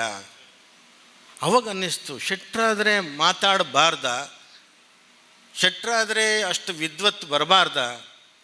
ಹಾಗಾದರೆ ಶೆಟ್ರು ಅನ್ನುವಂಥದ್ದು ಏನಿದು ವಿಚಿತ್ರ ಅಂತ ನನಗೆ ಏನೋ ಒಂದು ತಲೆಯಲ್ಲಿ ಹುಳ ಬರಲಿಕ್ಕೆ ಶುರುವಾಯಿತು. ಆ ಸಂದರ್ಭದಲ್ಲಿ ಇಂದ್ರಾಳಿ ಜೈಕರ್ ಶೆಟ್ರು ಇನ್ನು ಬರ್ಬೋದು, ಈಗ ಬರ್ತಾರೆ ಈಗ ಬಹುಶಃ, ಅಮ್ಮಣ್ಣಿ ರಾಮಣ್ಣ ಕಲ್ಯಾಣ ಮಂಟಪದಲ್ಲಿ ಒಂದು ಸಭೆಯನ್ನು ಕರೆದ್ರು ಇದೇ ಥರ. ಆದರೆ ಇಷ್ಟು ಜನ ಇರಲಿಲ್ಲ. ಕರೆದು ಬಂಟರಿಗೆ ಒಂದು ಗುರುಪೀಠ ಮಾಡಬೇಕು, ತಾವು ಇದನ್ನು ಒಪ್ಪಬೇಕು ಅಂತ ಹೇಳಿದರು. ಆಗಲೇ ನಾವು ಹಿಂದುತ್ವಕ್ಕೆ ಗುರುಗಳಾಗಿದ್ದಷ್ಟೇ, ನೆನ್ಪಿಟ್ಕೊಳ್ಳಿ. ಈ ಬಂಟ ಕುಲಕ್ಕೆ ಗುರುಗಳಾಗಿ ಬರಬೇಕು ಅಂತ ಹೇಳಲಿಲ್ಲ. ನಾನು ಗುರುಗಳಾಗಿಬಿಡ್ತೀನಿ, ನೀವೆಲ್ಲ ನನಗೆ ಒಪ್ಕೊಂಬನ್ನಿ ಅಂತಲೂ ನಾನು ಕರೆದಿಲ್ಲ. ಯಾವತ್ತಿಗೂ ಆ ಅಪೇಕ್ಷೆಯೂ ಇಲ್ಲ. ಕುಲಗುರುಗಳಾಗಬೇಕು, ವಿಜೃಂಭಿಸಬೇಕು ಅನ್ನುವಂಥ ಆಕಾಂಕ್ಷೆಯೂ ಇಲ್ಲ. ನನ್ನ ಅಮ್ಮನನ್ನು, ನನ್ನ ಫ್ಯಾಮಿಲಿಯನ್ನು ನಾವು ಒಂದು ಥರದಲ್ಲಿ ಸಾಧಾರಣ ಮಟ್ಟಿಗೆ ಇದ್ದವರೇ, ಡಾಕ್ಟ್ರಾಗಿ ಒಳ್ಳೆ ಪ್ರಾಕ್ಟೀಸ್ ಮಾಡಿದವರೇ. ಹಾಗಾಗಿ ನನಗೆ ಬಂಟರ ದುಡ್ಡಿನ ಅವಶ್ಯಕತೆಯೂ ಕೂಡ ಇಲ್ಲ. ಇವತ್ತಿನವರೆಗೆ ಸದಾಶಿವಣ್ಣ ಒಬ್ಬ ಬಂಟನ ಹತ್ರ ಆಗಲಿ ಯಾರ ಹತ್ರನೇ ಆಗಲಿ ನನ್ನ ಜೀವನಕ್ಕೆ ಅಂತ 10 ರೂಪಾಯಿ ಕೇಳಿ ತಗೊಂಡದ್ದು ನನ್ನ ಜೀವಮಾನದಲ್ಲಿ ಇಲ್ಲವೇ ಇಲ್ಲ, ಕೇಳೋದೂ ಇಲ್ಲ. ಯಾಕೆಂತಂದರೆ ನಾವು ನಿಮ್ಮ ಹಾಗೆ ಸ್ವಾಭಿಮಾನ ಬಂಟರಾಗಿ ಹಿಂದೆ ಇದ್ದವರು, ಈಗ ಬ್ರಾಹ್ಮಣರಾಗಿರ್ಬೋದು. ನಾವು ಕೊಡಲಿಕ್ಕಾಗೇ ಇರೋದು ಬಿಟ್ಟರೆ ಕೇಳೋದಿಲ್ಲ. ಈಗ ನೀವು ಒಟ್ಟಾಗಿ ಅಂತ ಕೇಳ್ತಾ ಇದ್ದೇನೆ. ಯಾಕೆಂತಂದರೆ ಅದರ ಹಿನ್ನೆಲೆ ತುಂಬ ನಾನು ಶ್ರಮ ಪಟ್ಟಿದ್ದೇನೆ. ಯಾವಾಗ ಅಮ್ಮಣ್ಣಿ ರಾಮಣ್ಣ ಕಲ್ಯಾಣ ಮಂಟಪದಲ್ಲಿ ಒಂದು ಸಭೆ ಮಾಡಿದ ಮೇಲೆ ಒಂದು ಸಮಾಜದಲ್ಲಿ ನಮಗೊಂದು ಜಾಗ ಬೇಕು ಅಂತ ಹೋಗಿ ನಮ್ಮ ತುಳುನಾಡಿಗೂ ಉಡುಪಿ ಕುಂದಾಪುರಕ್ಕೂ ಮಧ್ಯಭಾಗದಲ್ಲೊಂದು ಮಠ ಮಾಡಬೇಕು ಅಂತೇಳಿ ಕಾಪುವಿನಲ್ಲಿ ಹೋಗಿ ಹಾಲು ನೀರು ಬಿಟ್ವಿ ಒಂದು ಜಾಗದಲ್ಲಿ. ಆದರೆ ಅಲ್ಲಿ ಆಗಲಿಲ್ಲ. ಅದಾದ ಮೇಲೆ ಬಾರ್ಕೂರಿನಲ್ಲಿ ಒಂದು ನಡುಮನೆ ಅಂತ ಒಂದಿದೆ, ಅವರು ಒಂದು ನಾಗಮಂಡಲಕ್ಕೆ ಕರೆದ್ರು ನನ್ನ ಗೆಸ್ಟಾಗಿ. ಅಲ್ಲಿ ಹೋಗಿದ್ದೇವೆ. ನಿಮಗೆ ಆಶ್ಚರ್ಯ ಆಗ್ಬೋದು, ಇಲ್ಲಿ ಹೋದ ತಕ್ಷಣ ಯಾವುದೋ ಒಂದು ಹಳೆ ಕಾಲದ ನೆನಪಾದಂಗೆ ಆಗೋದು, ಏನೋ ಒಂದು ರೀತಿಯಂಥ ಸೆಳೆತ. ಅವ್ರ ಹತ್ರ ಕೇಳಿದೆ, ಈ ಊರು ಏನು ಭಾಳ ಒಂದು ವಿಶೇಷವಾಗಿ ಕಾಣ್ತದೆ, ಏನೋ ಒಂಥರ ಸೆಳೀತಾ ಇದೆ, ಇಂಥ ಕಡೆ ಹೋಗಬೇಕು ಅಂತ ಕಾಣ್ತದೆ, ಎಳಿತದೆ, ಏನಿದೆ ಇಲ್ಲಿ ಅಂತ. ಆವಾಗ ಈ ಇತಿಹಾಸದ ಮೂಲ ಜಾಗವನ್ನು ಕುಂಡೋದರನ ಗುಡಿಗೆ ಕರ್ಕೊಂಡೋದ್ರು. ಆ ಕುಂಡೋದರನ ಗುಡಿನಲ್ಲಿ ಒಂದು ಸಾಧಾರಣ ಇಷ್ಟು ದಪ್ಪ ಚಪ್ಪಡಿ ಇದ್ದದ್ದು ಕರಗಿ ಕರಗಿ ಕರಗಿ ಕರಗಿ ಕರಗಿ ಇಷ್ಟು 2 ಇಂಚಿನ ಚಪ್ಪಡಿ ಆಗಿದೆ. ಅಂದರೆ ಎಷ್ಟು 2000 ವರ್ಷಗಳ ಹಿಂದಿನ ಆ ಗಾಲಿ ಚಕ್ರ ಇವತ್ತಿಗೂ ಇದೆ, ಅಷ್ಟು ತೆಳುವಾಗಿದೆ. ಇದು ಏನು ಅಂತ ಕೇಳಿದ್ರೆ, ಇದು ಭೂತಾಳ ಪಾಂಡ್ಯನ ಚಕ್ರ, ಇದು ಕುಂಡೋದರ ದೈವದ ಜಾಗ ಅಂತ ತೋರಿಸಿದ್ರು. ಆಮೇಲೆ ಕುಂದಾಪುರದ ಆರ್.ಎನ್. ಶೆಟ್ಟಿ ಹಾಲ್ನ ಹಿಂದೆ ಇರತಕ್ಕಂಥ ಫಾರೆಸ್ಟ್ ಗೆಸ್ಟ್ ಹೌಸ್ನಲ್ಲಿ ಮತ್ತೊಂದು ಬಂಟರುಗಳು ಸೇರಿದರು. ಅಲ್ಲಿ ನೀವು ಬಂಟ ಸಮಾಜಕ್ಕೆ ಗುರುಗಳಾಗಿ ಏನೇನು ಮಾಡಬೇಕು ಅನ್ನೋದನ್ನು ಒಂದಿಷ್ಟು ಲಿಸ್ಟ್ ಮಾಡಿದರು. ಆದರೂ ನಾನು 3.5 ವರ್ಷಗಳ ಕಾಲ ತಗೊಂಡ ಏನಂತಂದರೆ ಬಂಟರ ಬಗ್ಗೆ ಸಂಪೂರ್ಣವಾದಂಥ ಅಧ್ಯಯನ ಮಾಡಿ ಆಮೇಲೆ ಗುರುಪೀಠ ಬೇಕಾ ಬೇಡವಾ ಅಂತ ಹೇಳ್ತೇನೆ ಅಂತ. ಅಲ್ಲಿ ಹೋಗಿದಾಗ ಸಿಕ್ಕಿದ್ದೇ ನಿಮ್ಮ ಇತಿಹಾಸ. ನೀವುಗಳು ಇವತ್ತೇನು ದೊಡ್ಡ ಹೆಗ್ಗಳತೆಯ ಅಥವಾ ಒಂದು ದೊಡ್ಡತನದ ಮನೆ ಅಂತ ಕರೆದರೆ ಗುತ್ತಿನ ಮನೆ, ಬೀಡಿನ ಮನೆ ಅಂತ ಹೇಳ್ತೀರಿ. ಆ ಬೀಡಿನ ಮನೆಗಿಂತಲೂ ಹಿಂದೆ ನೀವು ಸಂಸ್ಥಾನದವರು ಅಂತ ಹೇಳೋದಕ್ಕೆ ಸಂಪೂರ್ಣವಾದ ದಾಖಲೆಗಳಿದೆ. ಎಷ್ಟೋ ಜನ ತಿಳಿದಿದ್ದೀರಿ, ಜೈನರು ಆಳಿದ್ದನ್ನು. ಜೈನರು ನಂತರ ಕೋಳಿ ತಿಂದು ಬಂಟರಾದರು ಅಂತ. ಕೋಳಿ ತಿಂದು ಬಂಟರಾಗಿದ್ದಲ್ಲ, ಬಂಟರು ಜೈನರಾಗಿ ಕನ್ವರ್ಷನ್ ಆಗಿ ಹೋಗಿದ್ದು. ಸುಮಾರು 1120 ಸುಮಾರಿಗೆ ಬಿಟ್ಟಿದೇವ ಅನ್ನುವಂಥವನು ರಾಜ ಇದ್ದ. ಆ ಬಿಟ್ಟಿದೇವ ಅಂತಂದರೆ ಬಿಟ್ಟಿ ಸಿಗೋನಲ್ಲ, ಅವನ ಹೆಸರೇ ಬಿಟ್ಟಿದೇವ ಅಂತ. ಹೊಯ್ಸಳರ ದೊರೆ. ಅವನು ಈ ತುಳುನಾಡಿಗೆ ದಾಳಿ ಇಟ್ಟು ಅವನು ಹೇಳ್ತಾನೆ, ನಿಮಗೆ ಭೂಮಿ ಬೇಕಾದರೆ ನೀವು ಜೈನರಾಗಬೇಕು. ಭೂಮಿಗೋಸ್ಕರ ಈ ಬಂಟರ ಜೈನರಾದರು. 17 ಬೀಡುಗಳಾಯಿತು, ಇನ್ಕ್ಲೂಡಿಂಗ್ ನೆಲ್ಯಾಡಿ ಬೀಡು, ಉಲ್ಲಾಳ, ಮುಲ್ಕಿ, ಮೂಡುಬಿದರೆ, ಕಾರ್ಕಳ, ಹಳದಂಗಡಿ, ಇವೆಲ್ಲವೂ ಬೀಡಾಯಿತು. ಈ ಜೈನರ ಮನೆಯಾಗಿ ಭಾಗ ಆದರೂ ಅವರಿಗೆ ಭಯ ಹುಟ್ಟಿತು. ಜೈನರಾಗಿ ಹೋದರೂ ಕೂಡ ದೈವಗಳನ್ನು ಬಿಡಲಿಲ್ಲ, ಶಿವನನ್ನು ಬಿಡಲಿಲ್ಲ. ಬಹುಶಃ ನಿಮಗೀಗ ಆನ್ಸರ್ ಗೊತ್ತಾಗ್ತದೆ. ಜೈನರಾದರೆ ಅವರು ತೀರ್ಥಂಕರನ್ನು ಪೂಜೆ ಮಾಡಬೇಕಿತ್ತಲ್ಲ, ಯಾಕೆ ದೈವಗಳನ್ನು ಪೂಜೆ ಮಾಡ್ತಾರೆ ಅಂತಂದರೆ, ಅವರು ಮುಂಚೆ ಮೂಲ ದೈವಗಳಿದ್ದದ್ದನ್ನು ಬಿಡೋಕ್ಕೆ ಹೆದರಿಕೆ ಆಯಿತು, ಬಿಡಲೇ ಇಲ್ಲ. ದೈವಗಳನ್ನು ಇಟ್ಕೊಂಡ್ರು, ಶಿವನನ್ನು ಪೂಜೆ ಮಾಡಿದರು. ಅದೇ ಥರದಲ್ಲಿ ಅದು ಹೋಯ್ತು ಅರಸರು ಅಂತ ಕರೆದ್ರು. ಬಿಟ್ಟಿದೇವ ಶಾಸನ ಮಾಡಿದ, ಜೈನರಾದವರು ಮಾತ್ರ ಅರಸರು. ಈ ಬಂಟರು ಕನ್ವರ್ಷನ್ ಆಗದಿದ್ದವರು ಅವರ ಕೈ ಕೆಳಗಡೆ ಸೇನಾನಿಗಳಾಗಬೇಕು ಅಂತ. ಇದು ಸೇನಾನಿಗಳಾಗಿತ್ತು. ಇದು ಯಾವಾಗ 1120-30 ಸುಮಾರಿಗೆ. ಹಾಗಿದ್ರೆ 1000 ವರ್ಷದ ಹಿಂದಿನ ಇತಿಹಾಸ ಎಲ್ಲಿ ಹೋಯಿತು? ಇದೇ ಜೈನರು ಮಕ್ಕಳು ಕಟ್ಟಿರಬೇಕಾಗಿತ್ತಲ್ಲ, ಅಳಿಯ ಕಟ್ಟಿ ಹಾಕಿದ್ದಾವೆ ಅಂತಂದರೆ, ಹಿಂದೆ ಇದ್ದಂಥ ಬಂಟರಿಗೆ ಅಳಿಯ ಕಟ್ಟೆ ಇತ್ತು, ಅವರು ಅದನ್ನು ಹಾಗೇ ಇನ್ನೂ ಒಂದು ಪ್ರೂಫ್ ಕೊಡ್ತೇನೆ ನಿಮಗೆ. ಯಾರೆಲ್ಲ ಗುತ್ತಿನ ಮನೆ ಇದ್ದಾರೆ, ಯಾರೆಲ್ಲ ಈ ಬೆಳ್ಳಿಪಾಡಿ ಮನೆಯವರು ಸಹ ರಮಣ ಹತ್ರ ಇವರಿಗೆ ಗೊತ್ತಿರ್ಬೋದು. ಇವತ್ತಿಗೂ ನಿಮ್ಮಲ್ಲಿ ತಂಬಿಲ ಅಂತ ಮಾಡಿದರೆ ಎಡೆ ಇಡುವಾಗ ಒಂದು ಎಡೆ ನಿಮ್ಮ ಕುಲದಿಂದ ಬಿಟ್ಟು ಹೋದವರಿಗೆ ಜೈನರಿಗೆ ಅಂತ ಇಡಬೇಕು. ಅದು ಜೈನರೆಡೆ ಅಂತಿಡು, ಇದೆಯಾ ಇಲ್ವಾ? ಯಾಕೆ ಅಂತಂದರೆ ನಮ್ಮಿಂದ ಬಿಟ್ಟು ಹೋದವರಿಗೆ ಅಷ್ಟು ಜನರಿಗೆ ಸೇರಿ ಒಂದು ಎಡೆಯನ್ನು ಇಡುವ ಪದ್ಧತಿ ಬಂಟರಲ್ಲಿ ಇವತ್ತಿಗೂ ಇದೆ. ನೀವು ಕನ್ವರ್ಷನ್ ಆಗಿದ್ದಿದ್ರೆ ನೀವು ಎಡೆ ಇಡುವುದಲ್ಲ, ಅವ್ರು ಇಡಬೇಕಾಗಿತ್ತು. ಹೋದವರಿಗೆ ನೀವು ಇಡ್ತೀರಿ ಅಂತಂದರೆ ಬಂಟರಿದ್ದವರೇ ಜೈನರಾಗಿ ಹೋದರು. ಆದ್ದರಿಂದ ಜೈನ ಬಂಟ ಅಂಥೇಳಿ ಒಂದಿಷ್ಟು ವರ್ಷಗಳ ಕಾಲ ಬಂತು. ಅದನ್ನು ಸೂರ್ಯನಾಥ ಕಾಮತ್ರು ಬರೀತಾರೆ. ನಾನೇನೋ ಬಂಟ್ರಿಗೆ ಖುಷಿಯಾಗಲಿ ಅಂಥೇಳಿ ಇದು ಮಾತು ಹೇಳ್ತಿರೋದಲ್ಲ, ಈ ದಾಖಲೆಗಳನ್ನು ಹುಡುಕಿದ್ದೇನೆ. ಸೂರ್ಯನಾಥ್ ಕಾಮತ್ರವರ ಶೈವರು ಒಕ್ಕಲಿಗರು ಅನ್ನುವಂಥ ಪುಸ್ತಕ, KV ರಮೇಶ್, ಪಾದೂರು ಗುರುರಾಜ ಭಟ್ರ ತುಳುನಾಡು, ಡಾಕ್ಟರ್ KR ಶೆಟ್ಟಿ ಅವರ ಪುಸ್ತಕ, ಶಿರೂರು ಶಿವರಾಮ್ ಶೆಟ್ಟಿ, ಗಣಪತಿರಾವ್ ಐಗಳ ದಕ್ಷಿಣ ಕನ್ನಡ ಪ್ರಾಚೀನ ಇತಿಹಾಸ, ಗೋವಿಂದ ಪೈ ಅವರ ತೆಂಕುನಾಡು, BA ಸಾಲತ್ತೂರು ಅವರ ಹಿಸ್ಟ್ರಿ ಆಫ್ ತುಳುವ, ಆಮೇಲೆ ಶಂಭಾ ಜೋಶಿಯವರ ಕನ್ನಡದ ನೆಲೆ, ನಂದಳಿಕೆ ಅಮುಣಿಂಜೆ ಗುತ್ತು ಶೀನಪ್ಪ ಹೆಗಡೆಯವರ ದಕ್ಷಿಣ ಕನ್ನಡ ಜಿಲ್ಲೆ ಚರಿತ್ರೆ, ಭೂತಾಳ ಪಾಂಡ್ಯನ ಅಳಿಯಕಟ್ಟು, ಗೋರಾಷ್ಟ್ರ ಚರಿತ್ರೆ, ರಾಷ್ಟ್ರಕವಿ ಗೋವಿಂದ ಪೈ ಸಂಶೋಧನಾ ಗ್ರಂಥ, ಇವುಗಳಿಂದ ಇಷ್ಟು ಗ್ರಂಥಗಳಿಂದ ಹುಡುಕಿ ತೆಗೆದು ಕೊಟ್ಟಿರ್ತಕ್ಕಂಥ ಶಾಸನ ನೀವು ಮನಸ್ಸಿನಲ್ಲಿ ಇಟ್ಕೊಳ್ಳಿ. ನಮ್ಮ ಗುರುಗಳು ಇದನ್ನು ಹೇಳಿದ್ದಾರೆ ಅಂತಂದರೆ ಸುಳ್ಳು ಕಥೆಯನ್ನು ಹೇಳಲಿಲ್ಲ. ಬಂಟರು ಈ ತುಳುನಾಳಿನ ಆಳಿದ ಅರಸು ಮನೆತನದವರು ಅನ್ನುವಂಥದ್ದನ್ನು ಘೋಷಣೆ ಮಾಡಿಟ್ಕೊಳ್ಳಿ. ಒಂದಲ್ಲ ಒಂದು ದಿನ ಇಂಥ ಮೋಹನಾಳುವವರು, ನಮ್ಮ ಸದಾಶಿವ ಶೆಟ್ಟರು, ರಮನಾಥ್ರೇಯವರು, ಪ್ರಕಾಶಣ್ಣ ಅಂಥವರು, ಶಶಿಯಣ್ಣ ಅಂಥವ್ರು ಎಲ್ಲ ಸೇರಿ ನೀವು ನಿಂತಿದ್ದೇ ಹೌದಂತಾದರೆ ನಮ್ಮಲ್ಲಿರ್ತಕ್ಕಂಥ 167 ಬಹುಶಃ ಗುತ್ತಿನ ಮನೆಯವರಿಗೆ ಈ ಅರಸು ಮನೆತನ ಸಂಬಂಧ ಹೇಗಿದೆ ಅನ್ನೋದನ್ನು ಕೊಟ್ಟು, ಅಷ್ಟೂ ಜನರು ಇದೇ ಥರದ ಎಲ್ಲ ಗುತ್ತಿನ ಮನೆಯವರನ್ನು ಕೂರಿಸಿ ಒಂದು ಫೋಟೋ ಹೊಡೆದು ಭಾರತ ಸರ್ಕಾರಕ್ಕೆ ಇದು ರಾಜಮನೆತನದವರು ಅಂತ ಕೊಟ್ಟು ಕಳಿಸ್ಬೇಕು ಅಂತ ಆಸೆ ನನಗಿದೆ. ಆದ್ದರಿಂದ ನನಗೆಂಥದ್ದು ಲಾಭ ಇಲ್ಲ, ನಾನು ಆ ಅರಸು ಮನೆತನದಿಂದ ಬಂದಂಥವ ಅಲ್ಲ. ಸ್ವಾಮಿಗಳಿಗೇನಾದ್ರು ಮತ್ತು ಇನ್ನೊಂದೇನಾರು ಸಿಗ್ತದೆ ಅಂತ ಯಾರು ತಿಳ್ಕೊಳ್ಳೋದು ಬೇಡ. ನನಗೆ ಈ ಕುಲವನ್ನು ಎತ್ತಿ ಹಿಡಿದು ತೋರಿಸಲೇಬೇಕಾಗಿದೆ. ಈ ಕುಲವನ್ನು ಶೂದ್ರರು ಅಂತ ಹೇಳಿ ತಗೊಂಡೋಗಿ ಎಲ್ಲಿ ಹಾಕಿದ್ದಾರೆ? ನಿಜವಾಗಲೂ ಶೂದ್ರರಲ್ಲ. ನೀವು ಬಂದದ್ದು ಅನಂತನಾಗ್ ಅನ್ನುವಂತಹ ಮೂಲ ಜಾಗ, ಕಾಶ್ಮೀರದ ಅನಂತನಾಗ್ ಅನ್ನುವಂಥ ಸ್ಥಳ ಅಂತ ಹೇಳುತ್ತೆ. ಅಲ್ಲಿಂದ ನಾಗರು ವಂಶಸ್ಥರಾದಂಥವರು ನೀವು, ನಿಮ್ಮನ್ನು ಪರಶುರಾಮರು ಇಲ್ಲಿಗೆ ತಂದು ಬಿಟ್ಟು ಇದಕ್ಕೆ ನಾಗರಖಂಡ ಅಂತ ಹೆಸರಿದೆ.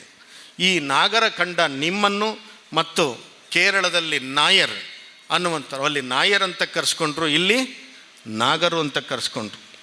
ಈ ಸಮಾಜ ಇದ್ದದ್ದು ಹಾಗೇ ನಡ್ಕೊಂಡು ಹೋಗ್ತಾ ಇತ್ತು. ದೇವವರ್ಮ ಅನ್ನುವಂತಹ ಅರಸ ಆಳ್ತಾ ಇದ್ದ. ಅವನು ಕರಾಚಿ, ಕೇಳಿದರೆ ಎಲ್ಲಿದೆ ಕರಾಚಿ? ಪಾಕಿಸ್ತಾನ. ಕರಾಚಿಗೆ ತನ್ನ ಹಡಗನ್ನು ಕಳಿಸಿ ಮತ್ತು ಅರಬ್ ಕಂಟ್ರಿಗೆ ಇಲ್ಲಿನ ದಾಲ್ಚಿನ್ನಿ, ಲವಂಗ, ಚಕ್ಕೆ ಇಂಥದ್ದೆಲ್ಲ ನೀವು ಕೋಳಿ ಸಾರಿಗೆ ಏನು ಹಾಕ್ತೀರಿ ಅಷ್ಟೂ ಅವ ಹಡಗನಲ್ಲಿ ಹಾಕಿ ಅದನ್ನು ಅಲ್ಲಿಗೆ ರಫ್ತು ಮಾಡಬೇಕು ಅಂತೇಳಿ ಒಂದು ಹಡಗನ್ನು ಮಾಡಿದ. ಕದಂಬ ವೃಕ್ಷವನ್ನು ಕತ್ತರಿಸಿದ. ಅವನಿಗೆ ಗೊತ್ತಿಲ್ಲ ಅದರೊಳಗೊಂದು ದೈವ ಇದೆ ಅಂತ. ಅದು ಫ್ಲೋಟ್ ಆಗ್ತದೆ ನೀರಿನ ಮೇಲೆ ಭಾಳ ಚೆನ್ನಾಗಿ ಆ ಮರ. ಅದನ್ನು ಹಡಗನ್ನು ಮಾಡಿ ಇದ್ದ ಭಂಡಾರವನ್ನೆಲ್ಲ ಅದಕ್ಕೆ ಹಾಕಿ ಆ ಹಡಗನ್ನು ಬೆಣ್ಣೆ ಕುದುರು ಅನ್ನುವಂಥದ್ದು ಇವತ್ತು ಬಾರ್ಕೂರಿನಲ್ಲಿದೆ. ಅದು ಬಂದರಾಗಿತ್ತು. ಆ ಬೆಣ್ಣೆ ಕುದುರೆ ಹತ್ರ ಆ ಹಡಗನ್ನು ಬಿಟ್ಟ. ಹಡಗನ್ನು ಬಿಡುವಂಥ ಪೂಜೆ ಮಾಡುವ ಸಂದರ್ಭದಲ್ಲಿ ಅಲ್ಲಿ ದೈವ ನುಡಿಯನ್ನು ಹೇಳ್ತಂತೆ. ಶಬ್ದ ಬಂತು, ನೀನು ನಾನು ವಾಸವಾಗಿದ್ದಂಥ ಮರವನ್ನು ಕತ್ತರಿಸಿ ಹಡಗನ ಮಾಡಿದ್ದಿ, ಈ ಹಡಗನ್ನು ನಾನು ಮುಳುಗಿಸ್ತಾ ಇದ್ದೇನೆ. ಆಗ ರಾಜ ಅತ್ತ ಅಂತೆ, ನನ್ನಲ್ಲಿದ್ದಂಥ ಭಂಡಾರವನ್ನಷ್ಟು ನಾನು ಹಾಕಿದ್ದೇನೆ, ಹಡಗು ಮುಳುಗೋದ್ರೆ ನನ್ನ ನಾಡು ಮುಳುಗಿ ಹೋಗ್ತದೆ, ಮಾಡಬೇಡ ಅಂತ. ಏನು ಮಾಡಬೇಕು ಅದಕ್ಕೆ ಪರಿಹಾರ ಅಂತ. ಹಾಗಿದ್ರೆ ಒಂದು ನರಬಲಿಯನ್ನು ಕೊಡು ಅಂತ ಕೇಳತ್ತೆ.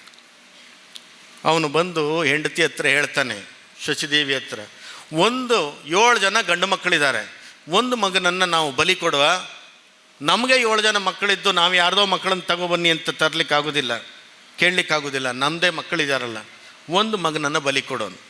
ಅವಳು ಒಪ್ಪಲಿಲ್ಲ. ಮಕ್ಕಳನ್ನು ಬಲಿ ಕೊಟ್ಟು ಅದೆಂಥ ವ್ಯಾಪಾರ ಅದು, ಆ ವ್ಯಾಪಾರವೇ ಬೇಡ ಅಂತ ಹೇಳಿ ಅವಳು ಹಠ ಹಿಡಿದ್ಲು. ಆದರೆ ರಾಜ ರಾಜ್ಯಕ್ಕೋಸ್ಕರ ಒಬ್ಬನನ್ನು ಬಲಿ ಕೊಡಲೇಬೇಕು ಅಂತ ಕೇಳಿದ. ಇವಳು ಏನು ಮಾಡಿದ್ರು, ರಾತ್ರಿ ಒಂದು ದೋಣಿಯಲ್ಲಿ ಕುಂಬಾರನ್ನ, ಶೇರೆಗಾರನ್ನ, ಶೆಟ್ಟಿಗಾರನ್ನ, ಅವಳಿಗೆ ಬೇಕಾದವ್ರನ್ನೆಲ್ಲ ಕೂರಿಸ್ಕೊಂಡು 7 ಮಕ್ಕಳನ್ನು ಇಟ್ಕೊಂಡು ಅಂಕೋಲದ ಹಿರೇಗುತ್ತಿಗೆ ಹೋಗಿ ಅಲ್ಲಿ ಉಳಿದ್ಲು. ಇವತ್ತಿಗೂ ಹಿರೇಗುತ್ತಿಯಲ್ಲಿ ಉಳಿದು ಬೆಳೆದಂಥವರೇ ನಾಡವರಾಗಿ ಇವತ್ತು ಇದ್ದಾರೆ.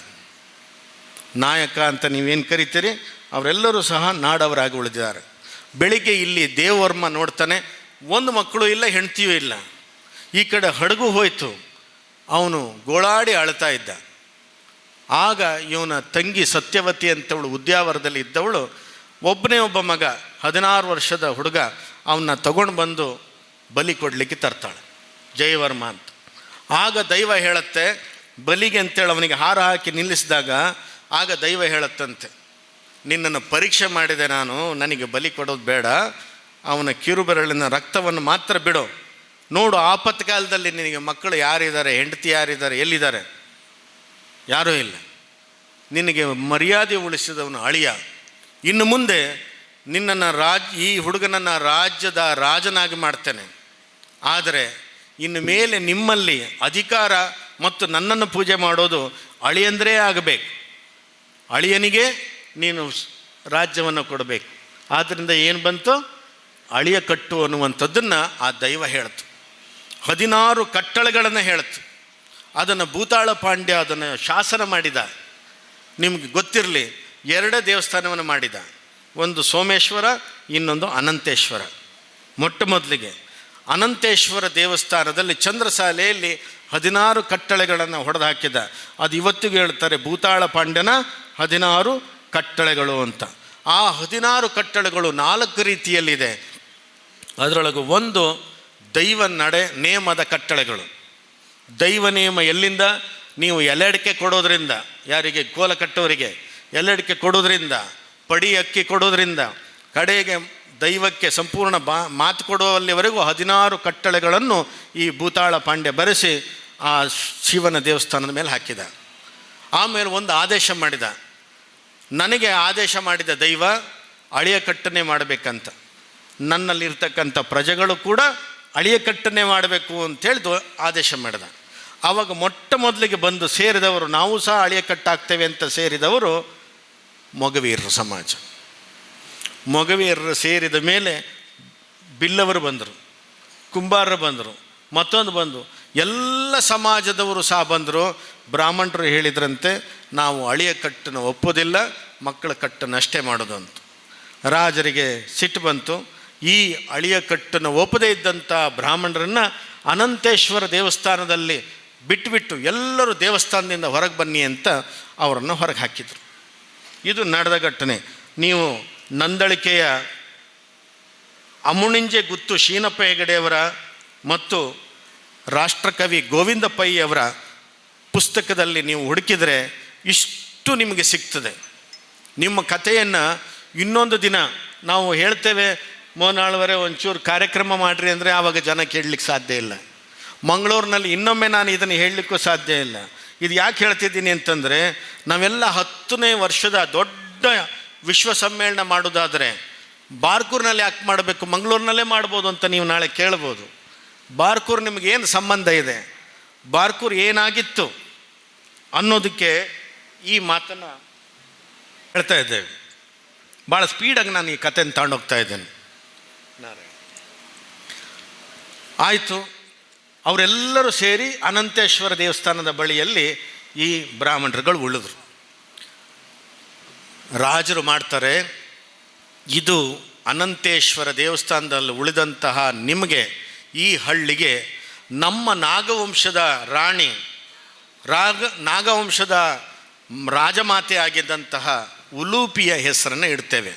ಈ ಊರಿಗೆ ಉಲೂಪಿ ಅಂತಲೇ ಕರಿಬೇಕು ಅಂತ ಹೇಳಿದ್ರು.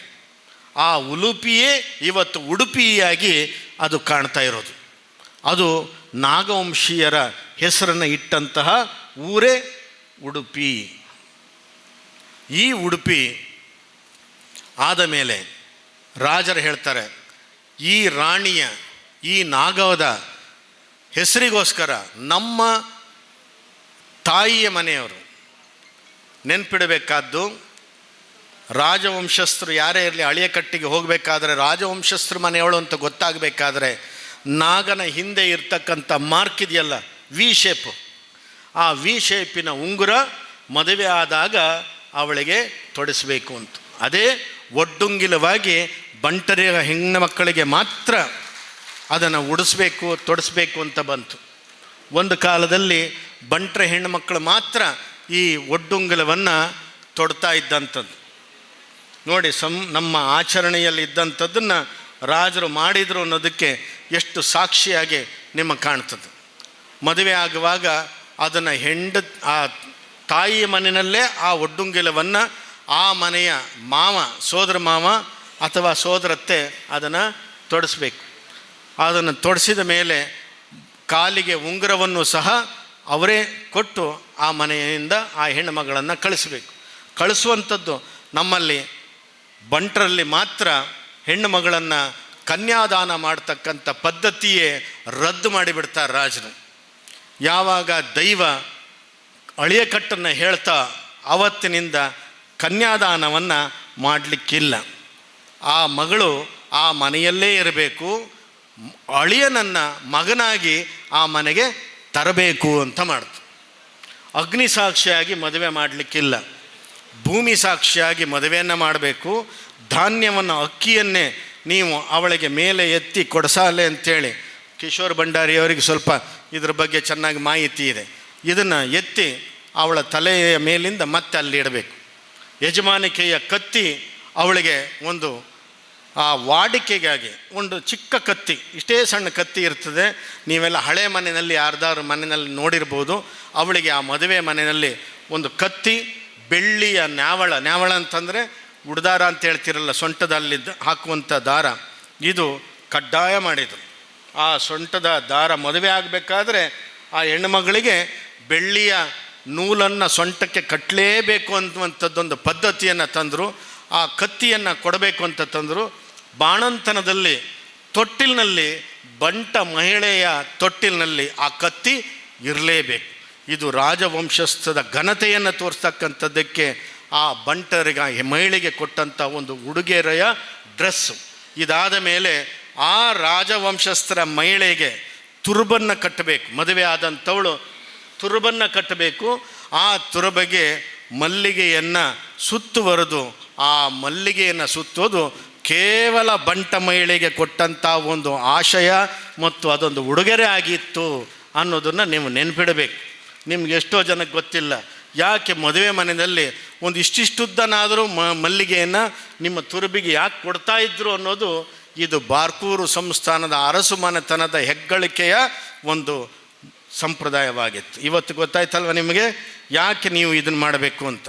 ಅಷ್ಟು ರಾಜರು, ಅದರೊಳಗೂ ಆಚಾರ್ಯರಂತಿದ್ರಲ್ಲ ವಿಶ್ವಕರ್ಮ, ಅವ್ರುಗಳಿಗೆ ಗೊರಟೆ ಹೂವು, ಅಬ್ಬಲಿಗೆ ಅಂತಿರಲ್ಲ ಕನಕಾಂಬರ ಹೂವು, ಪೂಜಾರಿಗೆ ಗೊರಟೆ ಹೂವು, ಮತ್ತೊಂದು ಜಾತಿಗೆ ಇನ್ನೊಂದು ಹೂವು, ಹೀಗೆಲ್ಲ ಇತ್ತು.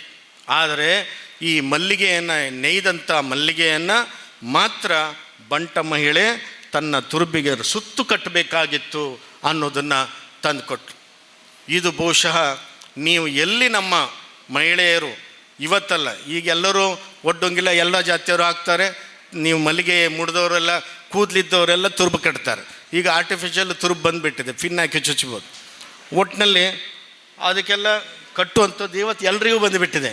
ನೀವು ಯಾಕೆ ಕಟ್ತೀರಿ ಅಂತ ಕೇಳುವ ಪ್ರಶ್ನೆ ಇವತ್ತಿಲ್ಲ. ಆದರೂ ಕೆಲವೊಂದು ಸಂಪ್ರದಾಯಗಳನ್ನು ನಾವು ಬಿಡಬಾರ್ದಾಗಿತ್ತು. ಇದು ಎಷ್ಟು ಜನರಿಗೆ ಗೊತ್ತಿದೆ, ಎಷ್ಟು ಜನರಿಗೆ ಗೊತ್ತಿತ್ತು ಹೇಳಿ ನೋಡೋಣ. 20 ವರ್ಷಗಳ ಹಿಂದೆ ನೀವು ಯಾವುದೇ ಕಾರ್ಯಕ್ರಮ ಮಾಡಿದ್ರು ಅಲ್ಲಿ ಬಂಟ ಮಹಿಳೆ ಒಬ್ಬಳು ನಿಂತಿದ್ಲು ಅಂದರೆ ಅವಳು ಬಂಟರು ಅನ್ನೋದನ್ನು ಅವಳು ಉಡುಗೆ ತೊಡುಗೆನಲ್ಲೇ ಗೊತ್ತಾಗ್ತಿತ್ತು. ಇದು ಆ ಒಂದು ಕಳೆ ನಮ್ಮಲ್ಲಿ ಹಿಂದಿನಿಂದ ನಡ್ಕೊಂಡು ಬಂದಂಥ ಪದ್ಧತಿಯಾಗಿತ್ತು. ಆ ಸೀರೆ, ಆ ಬ್ಲೌಸು, ಅವಳು ಬರ್ತಕ್ಕಂಥ ಶೈಲಿ, ಇದು ಬಂಟರ ಪದ್ಧತಿಯಾಗಿತ್ತು. ಜೊತೆಯಲ್ಲಿ ಇಷ್ಟು ಚಿನ್ನವನ್ನು ಹಾಕುವಂಥದ್ದು, ಎದುರೊಳಗೂ ಸಹ 108 ರೀತಿಯಾದಂಥ ಸಿಸ್ಟಮ್ಗಳನ್ನು ಈ ಬಾರ್ಕೂರಿನ ಅರಸರು ಮಾಡಿದರು. ಅದು ನೀವು ಇನ್ನೊಮ್ಮೆ ಯಾರೆಲ್ಲ ನಮಗೆ ಮೋಹನ್ ಒಳ್ಳೆಯವ್ರ ಹತ್ರ ಹೇಳಿದೆ, ನೀವು 11 ವಲಯಗಳನ್ನು ಮಾಡಿದ್ದೀರಿ. ಆ ವಲಯಗಳಿಗೆ ವರ್ಷದಲ್ಲಿ 1 ಬಾರಿ ಆ ವಲಯಗಳಿಗೆ ನಾವು ಬರ್ತೇವೆ. ಸುಳ್ಯಕ್ಕೆ 1 ತಿಂಗಳಲ್ಲಿ ಬರ್ತೇವೆ, ನಿಮ್ಮ ಬೆಳ್ತಂಗಡಿಗೆ 1 ಸರ್ತಿ ಬರ್ತೇವೆ, ಆಮೇಲೆ ನಿಮ್ಮ ಬಜ್ಪೆಗೆ ಬರ್ತೇವೆ. ಎಲ್ಲೆಲ್ಲಿ ನೀವು ಕರಿತೀರೋ 1 ತಿಂಗಳು ಒಂದೊಂದು ಊರಿಗೆ ಬರ್ತೇವೆ. ನಮ್ಮ ಅಷ್ಟೂ ಜನ ಬಂಟರ ಮಹಿಳೆಗೆ ನಮ್ಮ ಸಂಪ್ರದಾಯವನ್ನು ಹೇಳಿಕೊಡ್ತಕ್ಕಂಥ ಕರ್ತವ್ಯ ನಾನು ಮಾಡೇ ಮಾಡ್ತೇನೆ. ಗುರುಗಳ ಕೆಲಸ ಇದು. ನೀವು ನನಗೆ ಅಡ್ಡಪಲ್ಲಕ್ಕಿ ಉತ್ಸವ ಮಾಡಬೇಕಾಗಿಲ್ಲ, ನೀವು ನನಗೇನು ಪಾದಪೂಜೆ ಮಾಡಿ ಅದನ್ನು ತಗೊಳ್ಳಿ ಅಂತಲೇ ಹೇಳಬೇಕಾಗಿಲ್ಲ, ಅಥವಾ ನೀವು ಏನು ಕರೆದಿದ್ರೂ ಪರವಾಗಿಲ್ಲ, ಮಾಡದಿದ್ರೂ ಪರವಾಗಿಲ್ಲ, ಸನ್ಮಾನ ಮಾಡದಿದ್ರೂ ಪರವಾಗಿಲ್ಲ, ದಯಮಾಡಿ ಅವಮಾನ ಅಂತೂ ದಯಮಾಡಿ ಯಾರೂ ಮಾಡಬೇಡಿ ಅಂಥೇಳಿ ನಿಮ್ಮನ್ನು ಕೇಳ್ಕೊಳ್ಳೋದು ಅಷ್ಟೇ. ಯಾಕೆಂದರೆ ಈ 7 ವರ್ಷಗಳಲ್ಲಿ ನಾನು ಕಂಡದ್ದು ಅವಮಾನವೇ ಬಿಟ್ಟರೆ ಸನ್ಮಾನ ಕಾಣ್ತಾ ಇದ್ದೀನಿ ಅಂದರೆ ಬಹುಶಃ ಇವತ್ತು ಮಂಗಳೂರಿನಲ್ಲಿ ಕಾಣ್ತಾ ಇದ್ದೀನಿ ಅಂತ ನನಗೆ ಅನ್ನಿಸ್ತಾ ಉಂಟು. ಇದು ನನ್ನ ಹೆಮ್ಮೆ. ನನಗೆ ಇವತ್ತೊಂದು ದುಃಖ ಇದೆ, ಏನಂತಂದರೆ ಇಷ್ಟು ಹೆಗ್ಗಳಂತೆ ನನ್ನ ಹೆಣ್ಣುಮಕ್ಕಳನ್ನು ನೋಡಿದ ತಕ್ಷಣ ಆ ಗತ್ತಿನ ರಾಜ ಕಳೆಯನ್ನು ಆ ಹೆಣ್ಣುಮಕ್ಕಳಲ್ಲಿ ನಾವು ಕಾಣ್ತೇವಲ್ಲ, ಎಷ್ಟೋ ಹೆಣ್ಣುಮಕ್ಕಳಲ್ಲಿ ಇವತ್ತು ಬ್ಲೌಸೇ ಹೊಲಿಸ್ಕೊಳ್ಳಿಕ್ಕಾಗದೇ ಇರುವಂಥ ಬಂಟರ ಹೆಣ್ಮಕ್ಳಿದ್ದಾರೆ. ಅವ್ರನ್ನ ನೋಡೋರು ಯಾರು, ಅವ್ರನ್ನ ಕೇಳೋರು ಯಾರು? ಎಷ್ಟೋ ಹೆಣ್ಣುಮಕ್ಕಳುಗಳಿಗೆ ಇವತ್ತು ಆ ತುರುಬಿಗೆ ಮಲ್ಲಿಗೆ ಕೊಂಡುಕೊಳ್ಳಿಕ್ಕೂ ಶಕ್ತಿ ಇಲ್ದಿದ್ದಂಥ ಬಂಟರ ಮಕ್ಕಳಿದ್ದಾರೆ. ಅವ್ರಿಗೆ ನೋಡೋರು ಯಾರು? ಆದ್ದರಿಂದ ನಮ್ಮ ಗುರಿ ಏನಿದ್ರು ಬಡವರು ಮತ್ತು ಮಧ್ಯಮ ವರ್ಗದವರಿಗೆ ಇದನ್ನು ತರಬೇಕು. ಅದಕ್ಕೋಸ್ಕರ ಬಾರ್ಕೂರು ಸಂಸ್ಥಾನ ಹುಟ್ಟಿದಾಗಲೇ ಒಂದು ಸ್ಲೋಗನ್ ಕೊಟ್ಟೆ, ಏನಂತಂದರೆ ಉಳ್ಳವರಿಂದ ಇಲ್ಲದವರಿಗೆ ಕೊಡ್ತಕ್ಕಂಥ ಪ್ರಕ್ರಿಯೆ ಇವತ್ತಾಗಬೇಕು. ಉಳ್ಳವರಿಂದ ಇಲ್ಲದವರಿಗೆ ಅಂತ ಕೊಟ್ಟದ್ದು ಸದಾಶಿವಣ್ಣ, ಅದು ಸಂತೋಷ್ ಗುರೂಜಿ ಅವರ ಸ್ಲೋಗನ್. ಬಹುಶಃ ನೀವು ಬೇರೆ ಬೇರೆ ಕಡೆ ಕೇಳಿದ್ರಿ ಅಂತ ಗೊತ್ತು, ಆದರೆ ಉಳ್ಳವರಿಂದ ಇಲ್ಲದವರಿಗೆ ಕೊಡಬೇಕಾದಂಥದ್ದನ್ನು ತಂದದ್ದು ನಾವು ಅವತ್ತು, ಅದನ್ನು ತರ್ತೇವೆ ಕೂಡ. ಅದಕ್ಕೆ ತರಬೇಕಾದ್ರೆ ನೀವೆಲ್ಲ ಒಗ್ಗಟ್ಟಾಗಬೇಕಾಗಿತ್ತು, ನೀವೆಲ್ಲ ಒಂದಾಗಬೇಕಾಗಿತ್ತು. ಅದರ ಕೆಲಸ ಇವತ್ತು ಆಗ್ತಾಯಿದೆ. ಯಾಕೆಂತಂದ್ರೆ ನಮ್ಮಲ್ಲಿ ಭಾಳಷ್ಟು ಜನ ಶ್ರೀಮಂತರಿದ್ದರು, ಎಲ್ಲರಿಗೂ ಕೊಡೋ ಮನಸ್ಸಿಲ್ಲ. ಕೆಲವು ಶ್ರೀಮಂತರುಗಳಿದ್ದಾರೆ, ಬಂಟರಿಗೆಂದರೆ ಪ್ರಾಣವೇ ಕೊಡ್ತಕ್ಕಂಥ ಇಂಥ ಸದಾಶಿವಣ್ಣನಂಥವರು, ಪ್ರಕಾಶಣ್ಣಂಥವರು, ಬಂಟರಿಗೋಸ್ಕರ ಏನೂ ಮಾಡಬಲ್ಲೆ ಅಂತ ಹೇಳ್ತಕ್ಕಂಥ ನಮ್ಮ ಮೋಹನಾಳ್ವ ಅಂಥವರು, ಬಂಟರಿಗಾಗಿಯೇ ಜೀವನ ಇಟ್ಟಿರ್ತಕ್ಕಂಥ ನಮ್ಮ ಅಜಿತ್ ಕುಮಾರ್ ರೈ ಮಾಲಾಡಿ ಅಂಥವರು. ಅದು ನಮ್ಮ ಸಮಾಜದ ದೊಡ್ಡ ಹೆಗ್ಗಳಿಕೆ, ನಮ್ಮ ಸಮಾಜದ ದೊಡ್ಡ ಮುತ್ತು ರತ್ನಗಳು. ಇದನ್ನು ನಾವು ಮರಲಿಕ್ಕೂ ಸಾಧ್ಯವೇ ಇಲ್ಲ. ಇದನ್ನು ನಾವು ಒಟ್ಟು ಮಾಡಬೇಕಾಗಿದ್ದು. ನೋಡಿ, ಇಷ್ಟು ಆದಾಗ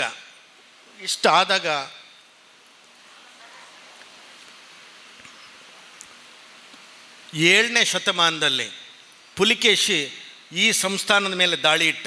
ಪುಲಿಕೇಶಿ ಗೊತ್ತಲ್ಲ, ಇಮ್ಮಡಿ ಪುಲಿಕೇಶಿ, ಬಾದಾಮಿಯ ಚಾಲುಕ್ಯರ ಮಹಾರಾಜ ಪುಲಿಕೇಶಿ ದಾಳಿ ಇಟ್ಟಾಗ ಅವನಿಗೆ ಸಂತೋಷ ಆಗಿದ್ದೇನೆಂದರೆ ಈ ಅಳುಪುರಲ್ಲಿದ್ದಂತಹ ಕೋಸ್ಟಲ್ ಆರ್ಮಿಯನ್ನು ಬಲಪಡಿಸಿ ಇದೇ ಬಂಟ್ರಿಗೆ ಹೆಚ್ಚಿಗೆ ದುಡ್ಡನ್ನು ಕೊಟ್ಟು ನೀವು ಕೋಸ್ಟಲ್ ಆರ್ಮಿಯನ್ನು ಜಾಸ್ತಿ ಮಾಡಿ ಅಂತ ಹೇಳ್ತಾನೆ.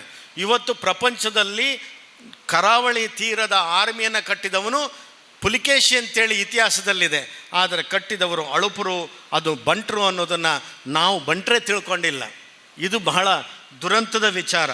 ಇದಾದ ಮೇಲೆ ಅಲ್ಲಿ ಏನಾಯಿತು ಗೊತ್ತಾ, ಇದೇ ಅರಸನ ಮಕ್ಕಳು ಒಟ್ಟು 9 ಜನ, 7 ಜನ ರಾಜಕುಮಾರರು, ಇನ್ನೊಂದು 2 ಅಕ್ಕ ತಂಗಿಯರ ಮಕ್ಕಳು. ಇವರುಗಳು ದೈವಗಳನ್ನು ನಿರ್ಲಕ್ಷ್ಯ ಮಾಡಿ ಬಿಟ್ಟುಬಿಟ್ರಂತೆ. ಬಿಟ್ಟಾಗ ಆ ದೈವಗಳು ಇವರಿಗೆ ಶಪಿಸ್ತಂತೆ. ಇದ್ದದ್ದು 5 ದೈವ: ಕುಂಡೋದರ ದೈವ, ಪಂಜುರ್ಲಿ ದೈವ, ಮೈಸಂದಾಯ ದೈವ, ನಂದಿಕೇಶ್ವರ ದೈವ ಮತ್ತು ಹಾಯ್ಗುಳಿ ಅಂತ ನೀವು ಗುಳಿಗ ಅಂತ ಕರಿತೀರಲ್ಲ ಅದು. ಈ 5 ದೈವಗಳು ಶಪಿಸಿದ್ವಂತೆ. ಶಪಿಸಿದ್ದಾಗ ನೀವೇ ದೈವಗಳಾಗಿ ಸತ್ತು ದೈವಗಳಾಗಿ ಅಂತ ಶಪಿಸಿದ್ವಂತೆ. ಇದೊಂದು ದಾರುಣ ಘಟನೆ, ನೆನ್ಪಿಟ್ಕೊಳ್ಳಿ. ಶೀನಪ್ಪ ಹೆಗಡೆಯವರು ತುಂಬ ಚೆನ್ನಾಗಿ ಪುಸ್ತಕವನ್ನು ಅದರೊಳಗೆ ಬರೆದಿದ್ದಾರೆ. ಬರೆದಿರೋದಕ್ಕೆ KV ರಮೇಶ್ರವರು ಸಹ ಇದಕ್ಕೆ ಒತ್ತನ್ನು ಕೊಟ್ಟಿದ್ದಾರೆ. ಗುರುರಾಜ ಭಟ್ರು ಸಹ ಈ ಘಟನೆ ನಡೆದಿತ್ತು ಅನ್ನೋದು ಉಲ್ಲೇಖ ಇದೆ, ಆದರೆ ದಾಖಲೆ ಇಲ್ಲ ಅಂತ ಹೇಳ್ತಾರೆ. ಇಂಥ ಸಂದರ್ಭದಲ್ಲಿ 7 ಜನ ಗಂಡು ಮಕ್ಕಳು, 1 ಟ್ರಾನ್ಸ್ಜೆಂಡರ್ ಅಂತ ಗೊತ್ತಿದೆಯಲ್ಲ, ಇದು ಹುಟ್ಟುಕೊಂಡು ಅವರು ಹೊಡೆದು ಸತ್ತಂಥವರು ಆ ಪುಸ್ತಕದಲ್ಲಿ ಬರೀತಾರೆ. ರಾಜಕುಮಾರರ ಹೆಸರನ್ನು ಬರೀತಾರೆ. ಪುಸ್ತಕದ ಗೋರಾಷ್ಟ್ರ ಚರಿತ್ರೆ ಪೇಜ್ ನಂಬರ್ 132ರಲ್ಲಿದೆ. ಇದು ನಾನು ಕತೆ ಹೇಳಿರೋದಲ್ಲ, ಪುಸ್ತಕದ ರೆಫರೆನ್ಸ್ ಕೊಡ್ತಾ ಇದ್ದೀನಿ. ಅದರೊಳಗೆ ಬರೀತಾರೆ, ಮಾಗದ ಪಾಂಡ್ಯ ಮಗರಂದಾಯ ದೈವ ಆದ, ಮಾಧವ ಮೂಡ್ಲಾಯ ದೈವ ಆದ, ಮಲ್ಲಣ್ಣ ಮಲರಾಯ ದೈವವಾದ, ವೀರಪಾಂಡ್ಯ ಮುಂಡತ್ತಾಯ ದೈವವಾದ, ಸಿದ್ಧಪಾಂಡ್ಯ ಜಾರಂದಾಯ ದೈವವಾದ, ಲಕ್ಷ್ಮಣ ಪಾಂಡ್ಯ ಕುಕ್ಕಿನಂದಾಯ ದೈವವಾದ, ಚಂದ್ರಾಂಗದ ದುಗ್ಗಾಲಾಯ ದೈವವಾದ, ಕಾಂತರಾಯ ಕೊಡಮಣಿತಾಯ ದೈವವಾದ, ಬದ್ದಮ್ಮರಾಯ ಜುಮಾದಿಯಾಗಿ ಈ ತುಳುನಾಡಿಗೆ ಹೊರಟು ಹೋದ್ರು ತೆಂಕಿಗೆ ಬಾರ್ಕೂರಿನಿಂದ ಅವರನ್ನು ಉಚ್ಚಾಟಿಸಲ್ಪಡ್ತು ಅನ್ನೋದನ್ನು ಶಾಸನ ಬರೀತಾರೆ. ಈಗ ಯೋಚನೆ ಮಾಡಿ, ನಿಮ್ಮ ತುಳುನಾಡಿನಲ್ಲಿ ಈ ದೈವ ಕ್ಷೇತ್ರ ಭಾಳ ದೊಡ್ಡ ದೈವ ಕ್ಷೇತ್ರಗಳಾಗಿವೆ.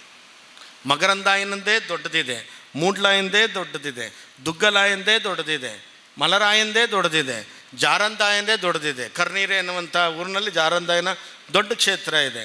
ಆ ಶೆಬ್ರೂರಿನಲ್ಲಿ ಕೊಡಮಣಿತಾಯಂದೇ ದೈವದ ಕ್ಷೇತ್ರ ಇದೆ.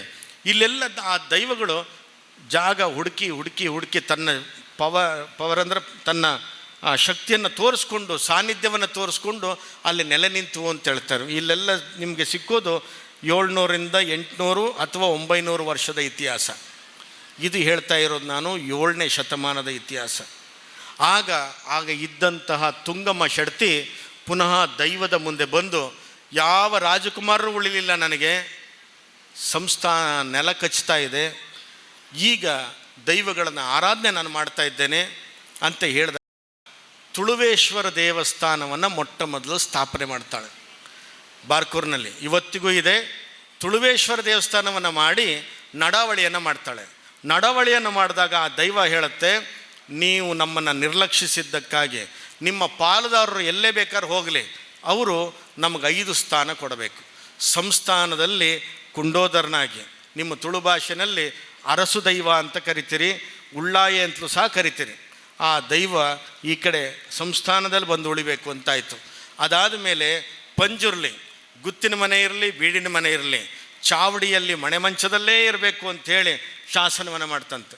ಅದಾದ ಮೇಲೆ ನಂದಿ, ಈ ಬಂಟ ಕುಲದಲ್ಲಿ ಯಾರು ಹೋಗಿರ್ತಾರೋ, ಯಜಮಾನರಾಗಿರ್ತಾರೋ, ಅವರಿಗೆ ಪಟ್ಟ ಆಗಬೇಕಾದ್ರೆ ಒಂದು ದಂಡ ಕೊಡಬೇಕು. ಅಜಿತಣ್ಣನಿಗೆ ಗೊತ್ತಿರಬೇಕಲ್ವ, ದಂಡ ಕೊಟ್ಟು ಪಟ್ಟಾಧಿಕಾರ ಮಾಡಬೇಕು. ಆ ಪಟ್ಟದ ಮೇಲೆ, ನಿಮ್ಮ ದಂಡದ ಮೇಲೆ ಆ ನಂದಿ ಇರಬೇಕು ಅಂಥೇಳಿ ಒಂದು ಜಾಗವನ್ನು ತಗೊಳುತ್ತೆ. ಗುಳಿಗನಿಗೆ ಹಾಡಿಯಲ್ಲಿ ಜಾಗವನ್ನು ಕೊಡಬೇಕು ಅಂತಾಗತ್ತೆ, ಮರದಲ್ಲಿ. ಅದಾದ ಮೇಲೆ ಮೈಸಂದಾಯನಿಗೆ ಗದ್ದೆಯಲ್ಲಿ ಕೊಡಬೇಕು ಅಂತ. ಯಾವ ಗುತ್ತಿನ ಮನೆ ಇರಲಿ, ಒಂದು ಕಂಬಳ ಗದ್ದೆ ಅಂತ ಇರಲೇಬೇಕು. ಅದು ಶಾಸನ ಮಾಡಿಬಿಟ್ರು.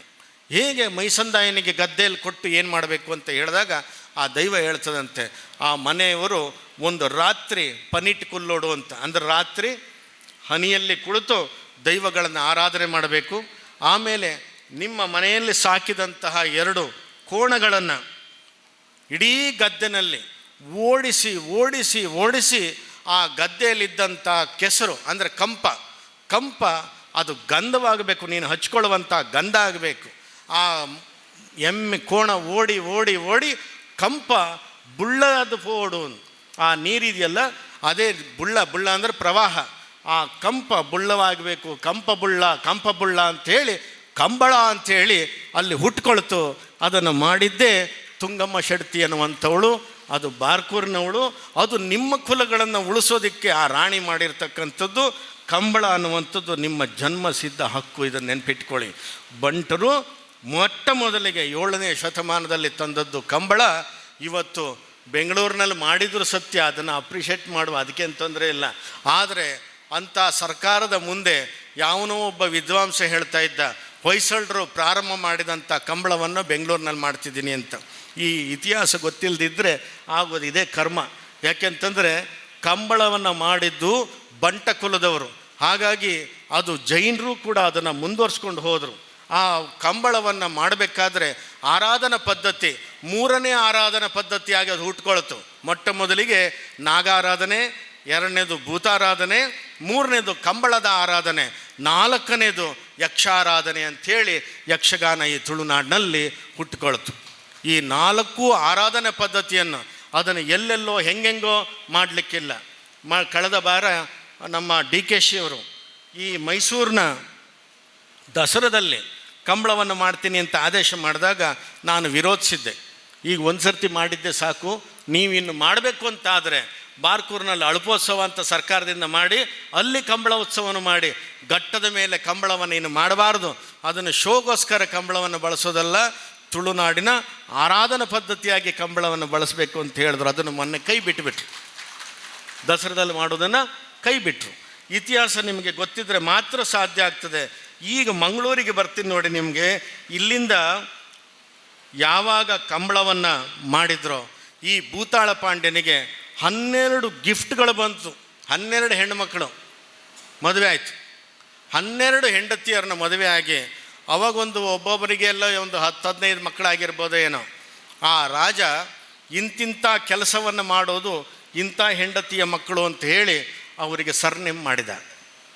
ಏನಂತಂದರೆ, ಮೊದಲನೇ ಹೆಂಡತಿಯ ಮಕ್ಕಳು ಆಳ್ವಿಕೆಯನ್ನು ಮಾಡಬೇಕು, ಅವರೆಲ್ಲ ಆಳ್ವ ಅಂತ ಕರೆಯಲ್ಪಡಬೇಕು ಅಂತ. ಇವರೆಲ್ಲ ಮೊದಲನೇ ಹೆಂಡತಿ ಮಕ್ಕಳು. 2ನೇ ಹೆಂಡತಿ ಮಕ್ಕಳಿಗೆ ಅವರು ರಕ್ಷಕರಾಗಿ ಕೆಲಸ ಮಾಡಬೇಕು, ಅವರಿಗೆ ಬಂಗರು ಅಂತ ಕರಿಬೇಕು ಅಂತಾಯಿತು.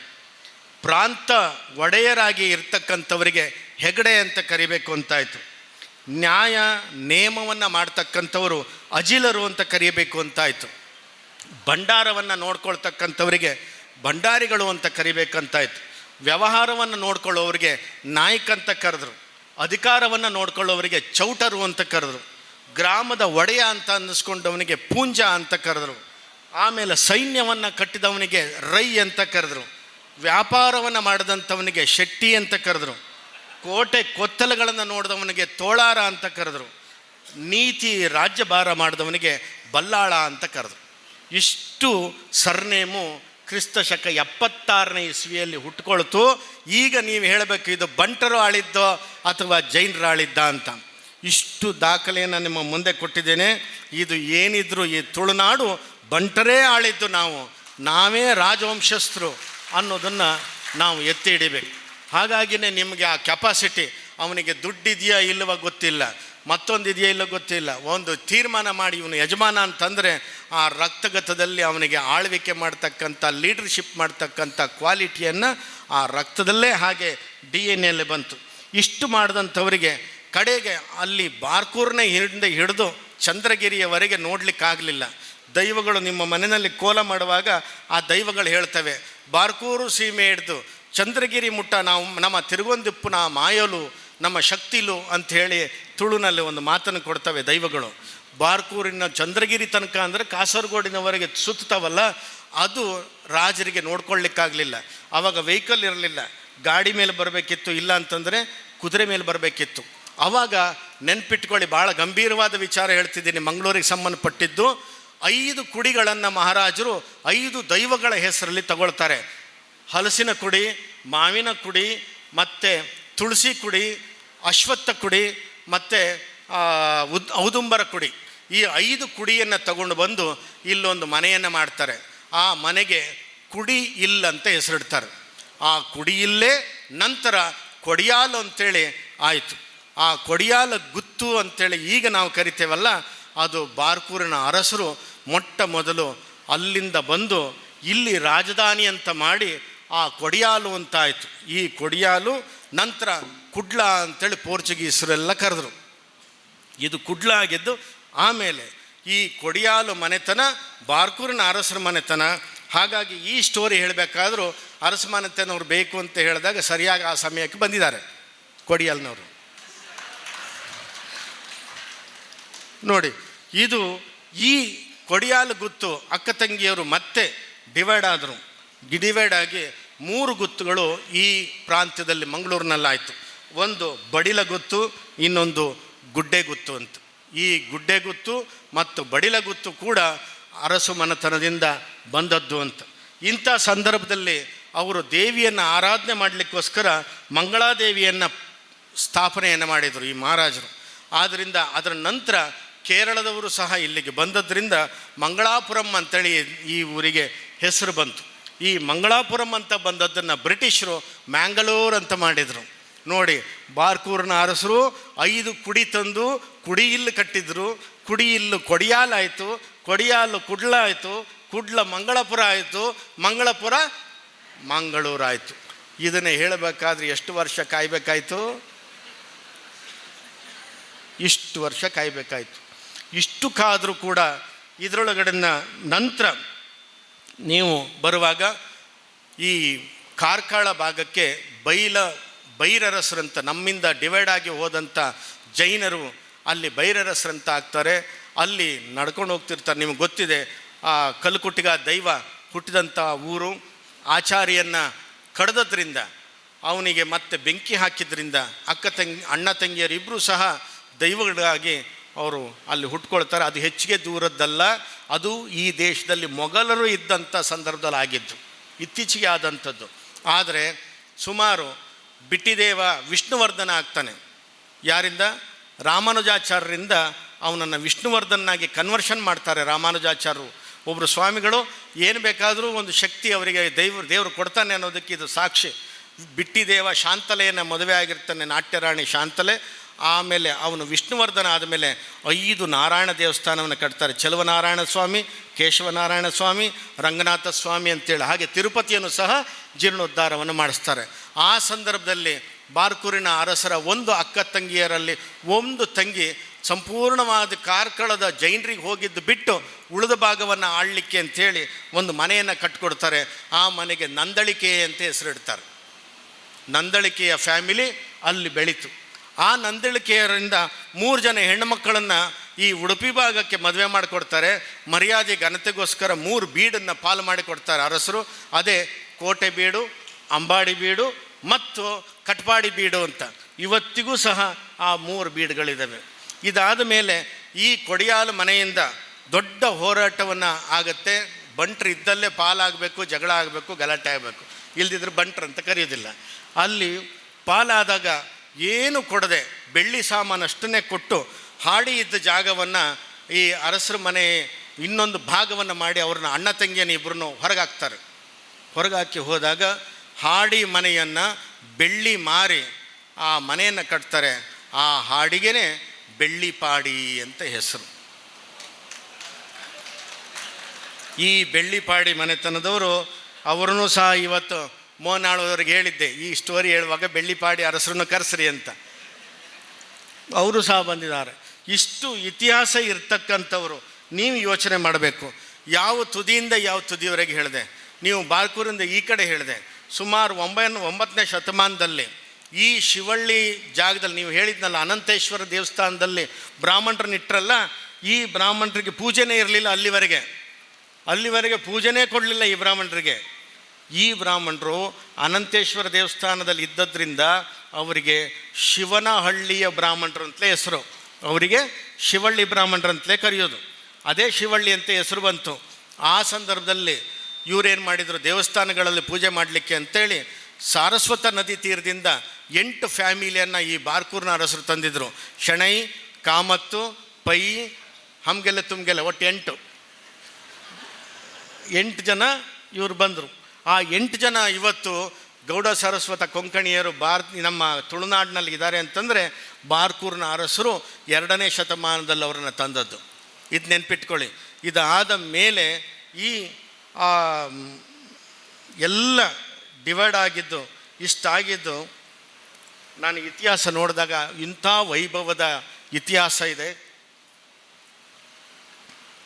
ಆವಾಗ ಹೆಮ್ಮೆ ಅನ್ನಿಸ್ತು ನನಗೆ, ಈ ಸಮಾಜದಲ್ಲಿ ಗುರುಗಳಾಗಿ ಈ ಸಮಾಜವನ್ನು ಕಟ್ಟುವ ಕೆಲಸವನ್ನು ನಾನು ಮಾಡಬೇಕು. ಆವಾಗ ಆಯಿತು ಅಂಥೇಳಿ ಭೂಮಿಯನ್ನು ಹುಡುಕ್ಲಿಕ್ಕೆ ಶುರು ಮಾಡಿದೆ. ಅಂಥ ಸಂದರ್ಭದಲ್ಲಿ ಮಂಗಳೂರಿಗೆ ಇವತ್ತೇನು ನೀವು ಸಭೆ ಸೇರಿದ್ರಿ, ಅವತ್ತಿಗೂ ಒಂದು ಸಭೆಯನ್ನು ಮಾಡಿದ್ವಿ. 2013ನೇ ಇಸ್ವಿನಲ್ಲಿ. ಬೇರೆ ಯಾರೂ ಸಿಗಲಿಲ್ಲ. ಕೊಡಿಯಾಲು ಅನ್ನುವಂಥದ್ದು ಪುಸ್ತಕದಲ್ಲಿ ನಾನು ನೋಡಿದ್ದೆ. ಕೊಡಿಯಾಲು ಮನೆಯವರು ಯಾರು ಇದ್ದಾರೆ ಅಂತ ಆಗ ಸಿಕ್ಕಿದ್ದು ಅಜಿತಣ್ಣನ ಮನೆಗೆ ಹೋಗಿ ಕುಳಿತುಕೊಂಡೆ. ಕಾರ್ಯಕ್ರಮ ಮಾಡಬೇಕಂತ ಹೇಳಿದೆ, ಸೇರಿಸ್ಬೇಕು ಅಂತ ಹೇಳಿದೆ. ನಿಮ್ಗೆ ಆಶ್ಚರ್ಯ ಆಗ್ಬೋದು, ಶಾಮಿಯಾನ ತರಿಸಿದ್ರು. ಸುಮಾರು ಒಂದು 200-300 ಜನರನ್ನು ಸೇರಿಸಿ ಸಭೆಯನ್ನು ಮಾಡಿದರು. ಹೌದಲ್ವಾ? ಅಂಥ ಒಳ್ಳೆಯ ಸಭೆಯನ್ನು ಮಾಡಿ ಬಂಟರನ್ನು ಕಟ್ಟುವ ಕೆಲಸ ಅವತ್ತೂ ಕೂಡ ಪ್ರಾರಂಭ ಆಯಿತು. ಆಮೇಲೆ ಒಂದು ಏನೋ ಹುರುಪು ಬಂತು. ಬಾರ್ಕೂರಿನಲ್ಲಿ ಆ ದೈವದ ಸನ್ನಿಧಾನದ ಹಿಂದೆ 2 ಎಕರೆ ಇತ್ತು. ಅದು ಬಿಲ್ಲವರದ ಜಾಗ ಆಗಿತ್ತು. 2 ಎಕರೆ ಜಾಗಕ್ಕೆ 292 ಸೆನ್ಸು ಬೇಕಾಗಿತ್ತು. ದುಡ್ಡಿರಲಿಲ್ಲ ನನ್ನ ಹತ್ರ. ಎಷ್ಟೋ ಒಂದು ಸ್ವಲ್ಪ ಇತ್ತು ದುಡ್ಡು, ಅದನ್ನು ಅಡ್ವಾನ್ಸ್ ಕೊಟ್ಟೆ. ಅಡ್ವಾನ್ಸ್ ಕೊಟ್ಬಿಟ್ಟು ಜಾಗ ಮಾಡಿಕೊಂಡೆ. ಮಾಡಿದ್ದೆಲ್ಲ ಆಯಿತು. ಸುಮಾರು 45-50 ಸೆನ್ಸಿನಷ್ಟು ದುಡ್ಡು ಕೊಟ್ಟು ಮಾಡಿಕೊಂಡೆ. ದುಡ್ಡೇ ಆಗಲಿಲ್ಲ ನನಗೆ. ಅಷ್ಟೊತ್ತಿಗಾಗಲೇ ಬಂಟರ ಸಂಘದೊಂದು ಎಲೆಕ್ಷನ್ ನಡೀತು ಬೆಂಗಳೂರಿನಲ್ಲಿ. ಆವಾಗಲೇ ನಮಗೊಂದು ಚೂರು ಅಲ್ಲಿ ಹೆಸರು ಬರಲಿಕ್ಕೆ ಶುರುವಾಗಿತ್ತು. ಗುರುಗಳು ಎಲ್ಲ ಬಂಟರು ಗುರುಗಳು ಅಂತ. ತುಂಬ ಜನ ಬೆಂಗಳೂರಿನ ಆಶ್ರಮಕ್ಕೆ ಬರಲಿಕ್ಕೆ ಶುರು ಮಾಡಿದರು. ಅದರೊಳಗೊಬ್ಬರು ಫೋನ್ ಮಾಡಿ ಹೇಳಿದರು, ಒಂದು 3 ಜನ ಹೆಸರು ಹೇಳಿದರು, ಇವ್ರನ್ನ ನೀವು ಆಶ್ರಮಕ್ಕೆ ಸೇರಿಸ್ಬೇಡಿ ಅಂದರು. ನಾನು ಹೇಳಿದೆ, ಬಂಟ್ರದು ಸ್ವಾಮಿಗಳಾಗಿ ಅವನ್ನ ಸೇರಿಸ್ಬೇಡ ಇವನ್ನ ಸೇರಿಸ್ಬೇಡ ಅಂತ ಹೆಂಗೆ ಮಾಡ್ಲಿಕ್ಕೆ ಸಾಧ್ಯ ಇದೆ? ಎಲ್ಲರೂ ಬರಬೇಕಲ್ಲ, ನೀವು ಬನ್ನಿ ಅಂತ ಹೇಳಿದೆ. ನೀವು ಹೀಗಿದ್ದು ಮಾಡಿದ್ರೆ ನೀವು ವಿರೋಧ ಕಟ್ಕೋತೀರಿ ಅಂತಂದರು. ಏನೂ ಮಾಡ್ಲಿಕ್ಕೆ ಸಾಧ್ಯ ಇಲ್ಲ, ನಾನು ಬರಬೇಡಿ ಅಂತ ಮಾತ್ರ ಹೇಳೋಕ್ಕೆ ಸಾಧ್ಯ ಇಲ್ಲ ಅಂತ. ಅದೇ ಒಂದು ಸಣ್ಣ ಕಿಡಿ ನನ್ನ ವಿರುದ್ಧ ಒಂದು ದೊಡ್ಡ ಪಂಗಡವೇ ಆಗೋಯ್ತು. ಎಲ್ಲಿವರೆಗೆ ಪಂಗಡ ಆಗಿ ಬೆಳೀತು ಅಂತಂದರೆ, ಇವರು ಬಂಟರ ಸಂಸ್ಥಾನ ಕಟ್ಟೋದಕ್ಕೆ ಬಿಡೋದಿಲ್ಲ ಅಂತಂದು. ಆ ಬಂಟರ ಸಂಘದ ಒಂದು ಎಲೆಕ್ಷನ್ನು ಯಾವ ಮಟ್ಟಕ್ಕೆ ಬೆಳ್ಕೊಂಡು ಬಂದುಬಿಡ್ತು ಅಂತಂದರೆ, ಕರಾವಳಿಯ ತನಕ ಬಂತು. ಕಡೆಗೆ ಆಗಷ್ಟೇ ಈ ಫೇಸ್ಬುಕ್ ಎಲ್ಲ ಹುಟ್ಕೊಂಡಿದ್ದು. ಅದರೊಳಗೆ ಶುರು ಮಾಡಿದ್ರು, ಬಂಟರ ದುಡ್ಡು ನೋಡಿ ಇವರು ಶುರು ಮಾಡಿದ್ದಾರೆ ದುಡ್ಡಿಗೆ ಕನ್ನ ಹಾಕಲಿಕ್ಕೆ, ಬಂಟರ ದುಡ್ಡನ್ನು ಹೊಡೆಯೋಕ್ಕೆ ಶುರು ಮಾಡಿದ್ದಾರೆ ಅಂತ.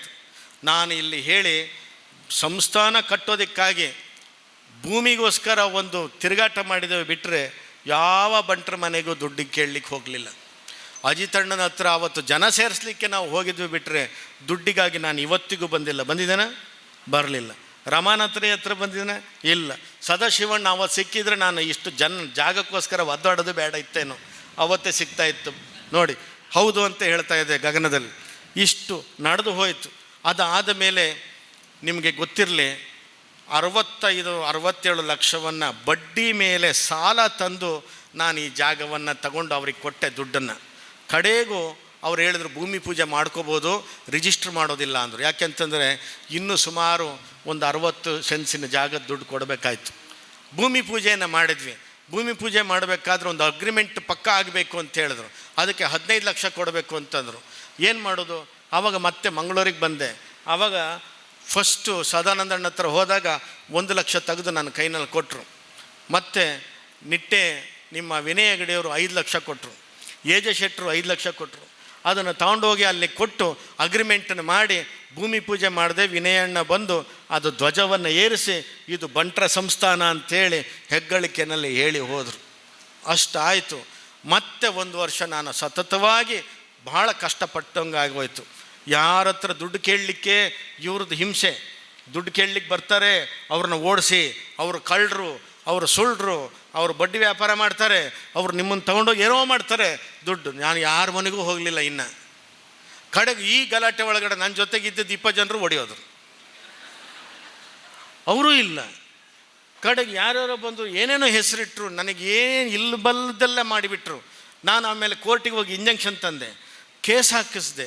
ಇವರು ಜೊತೆಗಿದ್ದವರು ಸಾಕ್ಷಿ ಹೇಳೋಕ್ಕೂ ಬರಲಿಲ್ಲ. ಇದು ಯಾಕಪ್ಪ ಬೇಕಾಗಿತ್ತು ನನಗೆ ಬಂಟ್ರು ಸವಾಸ ಅಂತ ಹೇಳಿದೆ. ಇದು ಬೇಡವೇ ಬೇಡ ಕರಾವಳಿ ಅಂತ ಹೇಳಿದೆ. ಬಾಂಬೆಗೆ ಯಾವುದೋ ಬಂಟ್ರ ಸಂಘದೊಂದು ಪ್ರವಚನಕ್ಕೆ ಕರೆದ್ರು. ಪ್ರವಚನಕ್ಕೆ ಕರೆದಾಗ ಹೀಗೆ ನನಗೊಂದು ಬಾಯಿ ಜೋರಲ್ವ, ಇದ್ದಿದ್ದು ಭಾಷಣ ಮಾಡಿದೆ. ಅಲ್ಲಿದ್ದವರು ಒಂದು 100 ಜನ ಮೆಸ್ಮರೈಸ್ ಆದರು. ಹೌದಾ ಸ್ವಾಮೀಜಿ, ನಮ್ಮ ಜಾಗನ ಅದು ಹೌದು ಮಾರಯ್ಯ, ನೀವೆಲ್ಲ ಸೇರಿ ಒಂದೊಂದು ಸೆನ್ಸ್ ಜಾಗ ಕೊಡಿ ಎಷ್ಟು ಒಂದು ಸೆನ್ಸಿಗೆ? 1 ಸೆನ್ಸಿಗೆ 1 ಲಕ್ಷ. ಬಹುಗುಣರು ಅಪ್ಪಿಕೊಳ್ಳಿ ಅಂತ ಒಂದು ಚಳವಳಿ ಮಾಡಿದರು. ಬಹುಗುಣ ಎಂಥದವ್ರ ಹೆಸರು ಗೊತ್ತಿಲ್ಲ ನನಗೆ. ಮರಗಳನ್ನು ಅಪ್ಪಿಕೊಳ್ಳಿ ಅಂತ ಒಂದು ಆಂದೋಲನ ಮಾಡ್ತಾಯಿದ್ರು ಅವರು. ಅದು ನನಗೆ ನೆನಪಿಗೆ ಬಂತು. ನೀವುಗಳು 1 ಸೆನ್ಸ್ ಜಾಗ ಕೊಡಿ, 1 ಲಕ್ಷ ಕೊಡಿ ಅಂತ ಅವರೇ ಕಲೆಕ್ಷನ್ ಮಾಡಿದರು. ಸುಮಾರು ಒಂದು 4 ಕೋಟಿಯಷ್ಟು ಬಾಂಬೆನಲ್ಲಿ ಕಲೆಕ್ಷನ್ ಆಯಿತು. ಅದನ್ನು ತಂದು ಚಂದದ ದೇವಸ್ಥಾನವನ್ನು ಮಾಡಿದೆ, ಕಟ್ಟಿದೆ, ಉದ್ಘಾಟನೆ ಮಾಡಿದೆ. ಯಾರೆಲ್ಲ ನನ್ನ ಮೇಲೆ ಕಳ್ಳರು ಅಂದರು, ಯಾರೆಲ್ಲ ಸುಳ್ಳರು ಅಂದರು. ಒಬ್ಬರು ಡಾಕ್ಟ್ರಾಗಿದ್ದಂಥವರಿಗೆ ನನಗೆ ಏನು ಮಾಡಿದ್ರು ಮೈ ಮೇಲೆ ದೇವರು ಬರುವುದೇ ಇಲ್ಲ. ಸುಮಾರು ಟ್ರೈ ಮಾಡಿದೆ, ನಾನು ಬರುವುದೇ ಇಲ್ಲ. ನಾನು ಆಮೇಲೆ ಬಾಂಬೆಗೆ ಹೋಗಿ ಹೇಳಿದೆ, ನಿಮಗೆ ಪವಾಡ ಬೇಕಾ ಪಾಂಡಿತ್ಯ ಬೇಕಾ ಅಂತ. ಪವಾಡ ಬೇಕಾದರೆ ಈಗಲೂ ಬೇಕಾದ್ರೆ ಕೊಡ್ತೀನಿ. ಸದಾಶಿವಣ್ಣ, ನೀವು ಶಿವ ಅಲ್ವಾ, ನಿಮಗೊಂದು ಶಿವ ಕೊಡ್ತೇನೆ ಈಗ ಒಂದು ಪಾತ್ರೆನಲ್ಲಿ. ಯಾವ ಶಿವ ಬೇಕು ಹೇಳಿ? ಸ್ಫಟಿಕದ ಶಿವ ಬೇಕಾ, ಬೆಳ್ಳಿ ಶಿವ ಬೇಕಾ, ಅಥವಾ ಕಲ್ಲಿನ ಶಿವ ಬೇಕಾ? ಇಷ್ಟು ಜನ ನೋಡ್ತಾ ಇದ್ದಾರೆ ಬಂಟರು. ಬಂಗಾರದಲ್ಲ ಇಲ್ಲ, ನೀವು ನಮ್ಮದು ಪಾತ್ರೆಯೇ ಬೆಳ್ಳಿ, ಅದು ಯಾರೋ ಕೊಟ್ಟಿದ್ದು. ಹೇಳಿ ಯಾವುದು ಶಿವ ಬೇಕು? ಸ್ಫಟಿಕ ಶಿವ ಭಾಳ ಕೈನಲ್ಲಿ ಇಟ್ಕೊಂಡು ಪೂಜೆ ಮಾಡಿದ್ರೆ ಭಾರಿ ಒಳ್ಳೆಯದು. ಕಲ್ಲಿನ ಶಿವ ಪರವಾಗಿಲ್ಲ, ಬೆಳ್ಳಿ ಶಿವ ಸಣ್ಣಕ್ಕೆ ಕೊಡ್ತೇನೆ, ವಾಪಸ್ ಕೊಡಿ ಆಮೇಲೆ. ಬನ್ನಿ ನೋಡಿ, ಪವಾಡ ಮಾಡಿಯೂ ತೋರಿಸ್ಬೋದು. ಆ ಶಕ್ತಿ ಏನು ದೊಡ್ಡ ವಿಷಯ ಅಲ್ಲ. ಬನ್ನಿ ಶಿವಣ್ಣ ನೋಡಿ ಏನು ಕೊಟ್ಟಿದ್ದಾನೆ ಹೇಳಿ. ನಾಣ್ಯ, ಅವರು ಹೋದಲ್ಲೇ ದುಡ್ಡು ಬರೋದು. ನಾಣ್ಯವೇ ಬಂತವರಿಗೆ. ಒಂದು ನಾಣ್ಯ 1 ರೂಪಾಯಿ ಆದರೂ ತಡೀರಿ ನೋಡಿ.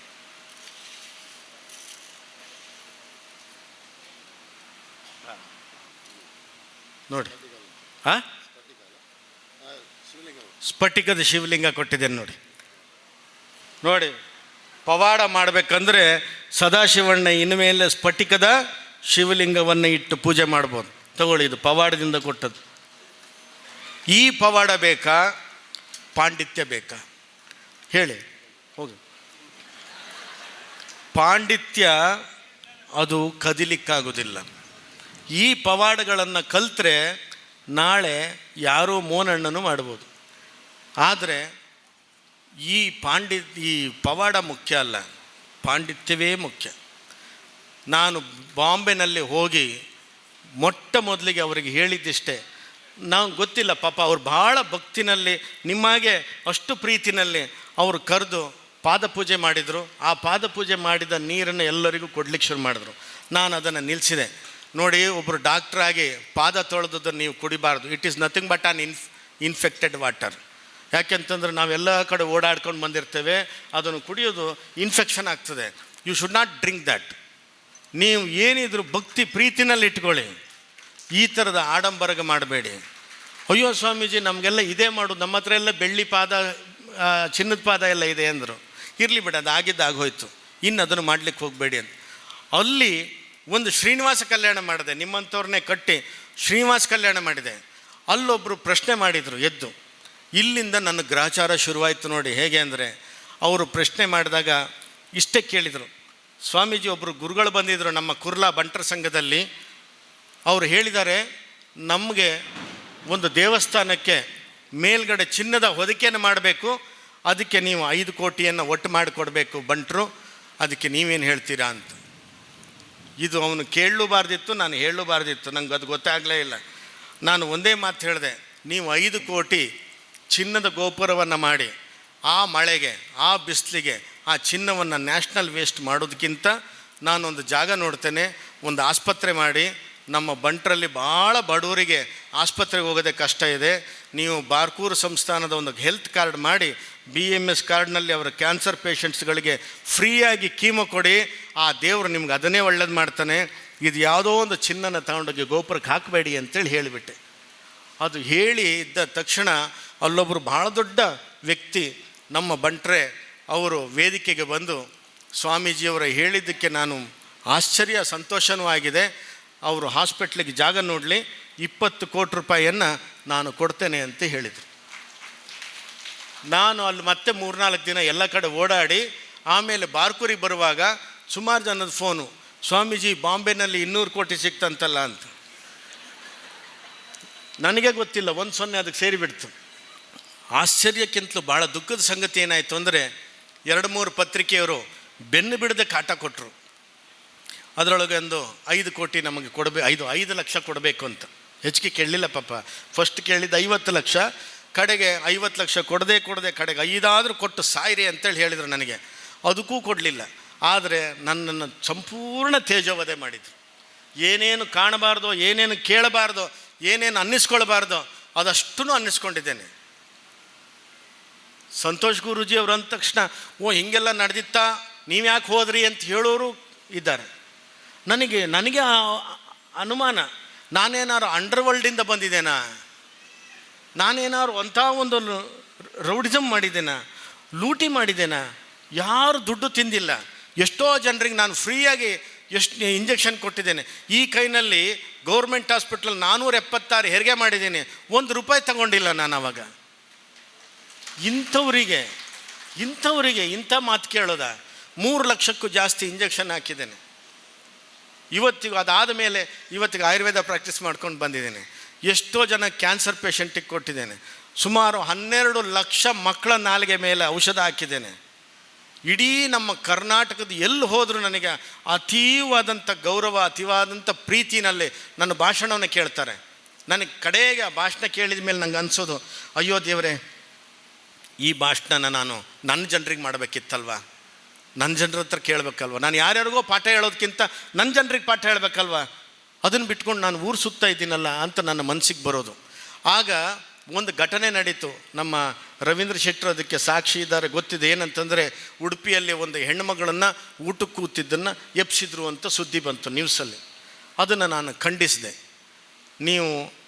ನಿಮ್ಮ ಆಚರಣೆಗಳಿಗೆ ನಾವು ವಿರೋಧ ಇಲ್ಲ, ಆದರೆ ಬಂಟಾಳು ಅನ್ನುವಂಥ ಒಂದು ಕಾರಣಕ್ಕೆ ಊಟಕ್ಕೆ ಕೂತವಳನ್ನು ಎಬ್ಸಿದ್ದು ನಾವು ಖಂಡಿಸ್ತಾ ಇದ್ದೇವೆ ಅಂಥೇಳಿ ಆವಾಗ ಒಂದು ಟಿ ವಿನಲ್ಲಿ ನಾನು ಬರ್ತಾಯಿದ್ದೆ. ನನ್ನನ್ನು ಒಂದು ಹೇಳಿಕೆ ಟಿ ವಿನವ್ರು ತಗೊಂಡ ತಕ್ಷಣ ನನಗೆ ಸ್ವಾಮಿಗಳು ಕರೆದ್ರು, ನೀನೊಂದು ಎಲ್ಲಿ ಮಾರಾಯ ನನಗೊಂದು ಅಂಟ್ಕೊಂಡೆ, ನಿನ್ನನ್ನು ಮಾಡಿದ್ದು ನಾನು ಅಯ್ಯಪ್ಪ ಸ್ವಾಮಿ ಪೀಠಕ್ಕೆ, ಹಿಂದೂ ಪೀಠಕ್ಕೆ, ನೀನು ಬಂದು ಬಂಟ್ರ ಬಗ್ಗೆ ಮಾತಾಡ್ತೀಯಲ್ಲ ಅಲ್ಲಿ ಕರಾವಳಿಯಲ್ಲಿ, ನಮ್ಮನ್ನೊಂದು ಬಿಟ್ಬಿಡು, ಬಂಟ್ರೆಲ್ಲ ನಮ್ಮನ್ನೇ ಗುರುಗಳಂತ ಅಂದ್ಕೊಂಡಿದ್ದಾರೆ, ನೀನು ಮತ್ತು ಹೊಸ ಗುರು ಆಗೋದು ಬೇಡ ಅಂದರು. ಅವಾಗ ಏನು ಮಾಡೋದು? ನಾನು ಹೇಳಿದೆ, ಸ್ವಾಮೀಜಿ, ಬಂಟರು ಅವರನ್ನು ನೀವು ಊಟದಿಂದ ಎಬ್ಸಿದ್ದಷ್ಟಕ್ಕೆ ನಂದು ಅಬ್ಜೆಕ್ಷನ್ ಬಿಟ್ಟರೆ ಇನ್ನೇನೂ ಅಲ್ಲ. ನಾನು ಯಾರ ಜಾತಿಯ ಬಗ್ಗೆ ವಿರೋಧವೇ ಇಲ್ಲ, ಯಾವ ಜಾತಿಯ ಇದಕ್ಕೂ ಇಲ್ಲ. ಆಮೇಲೆ ಎಷ್ಟೋ ಜನ ನನ್ನ ಶಿಷ್ಯರುಗಳು ಪ್ರೀತಿಯಿಂದ ಹೇಳೋದಿದೆ, ಸ್ವಾಮೀಜಿ ನೀವು ಆ ಜಾತಿದೊಂದು ಬಿಟ್ಬಿಡಿ, ರಗಳೆ ಬೇಡ ಅಂತ. ನಾನು ಬಿಡ್ತಾ ಇದ್ದೇನೆ, ಯಾವುದು ಬೇಡ, ನಿಮಗೆ ತಿಳುವಳಿಕೆ ಬಂದವರು ನೀವು ಸರಿಯಾಗಿ, ನಾನು ಯಾರನ್ನೂ ದೂರೋದಿಲ್ಲ, ಏನಿಲ್ಲ. ಆದರೆ ಆಡಂಬರಗಳನ್ನು ನಾನು ಇವತ್ತಿಗೂ ಒಪ್ಕೊಂಡಿದ್ದಿಲ್ಲ, ಒಪ್ಕೊಳ್ಳೋದು ಇಲ್ಲ. ಆದರೆ ಭಾಷಣಗಳನ್ನು ನಾನು ಕಡಿಮೆ ಮಾಡಿದ್ದೇನೆ. ಇವತ್ತಂತೂ ಡಿಸೈಡ್ ಮಾಡಿದ್ದೇನೆ ಏನಂತಂದರೆ, ಇನ್ನು ಮುಂದೆ ಟಿ ವಿಗಳಲ್ಲಿ ಪ್ಯಾನಲ್ಗಳಿಗೆ ಹೋದರೂ ಕೂಡ, ಎಲ್ಲಿ ಭಾಷಣಗಳಲ್ಲಿ ಮಾತಾಡಿದ್ರು ಕೂಡ, ನನ್ನ ಸಮಾಜಕ್ಕೆ ಮುಜುಗರ ಆಗುವಾಗೆ ಯಾವ ನಡವಳಿಕೆಗಳನ್ನು ನಾನು ಮಾಡೋದಿಲ್ಲ.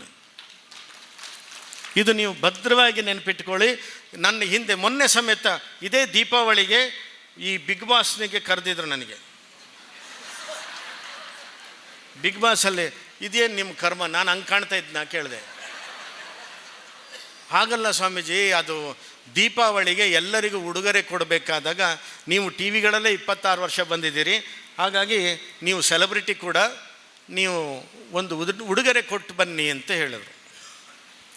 ಅದಕ್ಕೆ ನಾನು ಹೇಳಿದೆ, ನಾನು ಕೊಡಬರೋದು ನನ್ನ ಹಿಂದೆ ಮರ್ಯಾದೆಯಿಂದ ನೋಡ್ಕೊಳ್ಳುವಂಥ 23 ಲಕ್ಷದ ಒಂದು ಸಮಾಜ ಇದೆ, ಆ ಸಮಾಜಕ್ಕೆ ಕಳಂಕ ತರಲಿಕ್ಕೆ ನಾನು ಬರೋದೇ ಇಲ್ಲ ಅಂದು.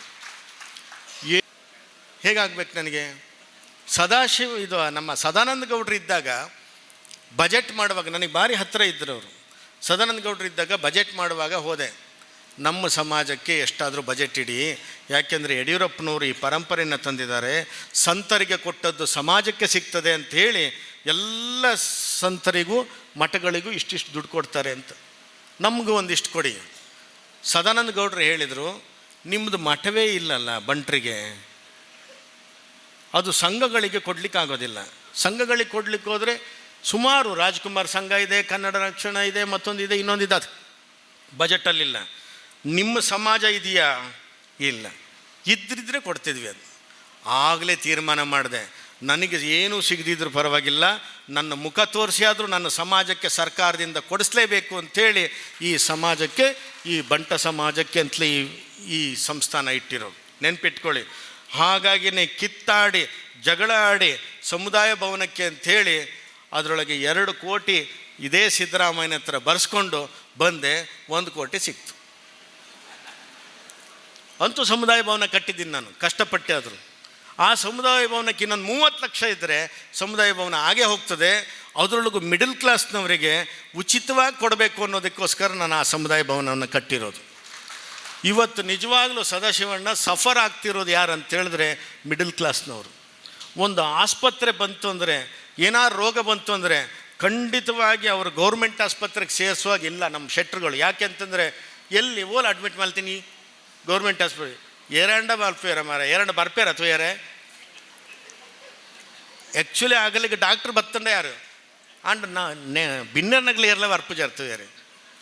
ಯಾಕೆ ಅಂತಂದ್ರೆ ಗೌರ್ಮೆಂಟ್ ಆಸ್ಪತ್ರೆ. ಪ್ರೈವೇಟ್ ಆಸ್ಪತ್ರೆಗೆ ಹೋದರೆ ಇವಳದೊಂದು ಬಳೆನೋ ಒಂದು ಸರನೋ ಖಂಡಿತ ಹೋಯ್ತು ಅಂತಲೇ ಲೆಕ್ಕ. ಹೀಗಿರಬೇಕಾದ್ರೆ ಅವ್ರನ್ನ ರಕ್ಷಣೆ ಮಾಡೋದು ಯಾರು? ನಮ್ಮದೇ ಆದಂಥ ಒಂದು ಆಸ್ಪತ್ರೆ ಬೇಕು. ಈ ಆಸ್ಪತ್ರೆ ಕಟ್ಟಿದರೆ ಈ ಸಮಾಜಕ್ಕೆ ಒಂದು ದಿನ ಎಂಥ ಆಪತ್ತಿಗೂ ಒಂದು ಕೆಲಸ ಆಗ್ತದೆ. ಕೇವಲ ನಾವು ದೇವಸ್ಥಾನ ಕಟ್ಟೋದು, ನಡವಳಿ ಮಾಡೋದು, ಶ್ರೀನಿವಾಸ ಕಲ್ಯಾಣ ಮಾಡೋದು ಅಂತಲ್ಲ. ಮುಂದೆ ನೀವು ಇದೇ ಒಗ್ಗಟ್ಟಿನಲ್ಲಿದ್ದರೆ ಖಂಡಿತವಾಗಿ ನಾವು ಒಂದು ದೊಡ್ಡ ಆಸ್ಪತ್ರೆಯನ್ನು ಕಿಡ್ನಿ ಡಯಾಲಿಸಿಸ್ಸಿಗೆ, ಕ್ಯಾನ್ಸರಿಗೆ ಮಾಡೋಣ. ನಿಮ್ಮಲ್ಲಿ ಇರ್ತಕ್ಕಂಥ ಮಿಡಲ್ ಕ್ಲಾಸು ಮತ್ತು ಭಾಳ ಕಡಿಮೆ ಇರತಕ್ಕಂಥ ಬಂಟ್ರಿಗೆ BMS ಬಾರ್ಕೂರು ಮಹಾಸಂಸ್ಥಾನದ ಕಾರ್ಡನ್ನು, ಹೆಲ್ತ್ ಕಾರ್ಡನ್ನು ಮಾಡಿ ನಮ್ಮ ಮೋನಾಳ್ವ ಕೊಡಬೇಕು.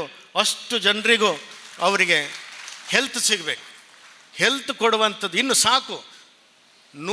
ಯಾವುದೋ ನಿಮಗೆ ಕುವೆಂಪುರು ಹೇಳಿರೋದು ಗೊತ್ತಿದೆ, 100 ದೇವರನ್ನೆಲ್ಲ ನೂಕಾಚೆ ದೂರ, ಭಾರತಾಂಬೆಯೇ ದೇವಿ ನಮಗಿಂದು ಪೂಜಿಸುವ ಬಾರ ಅಂತ.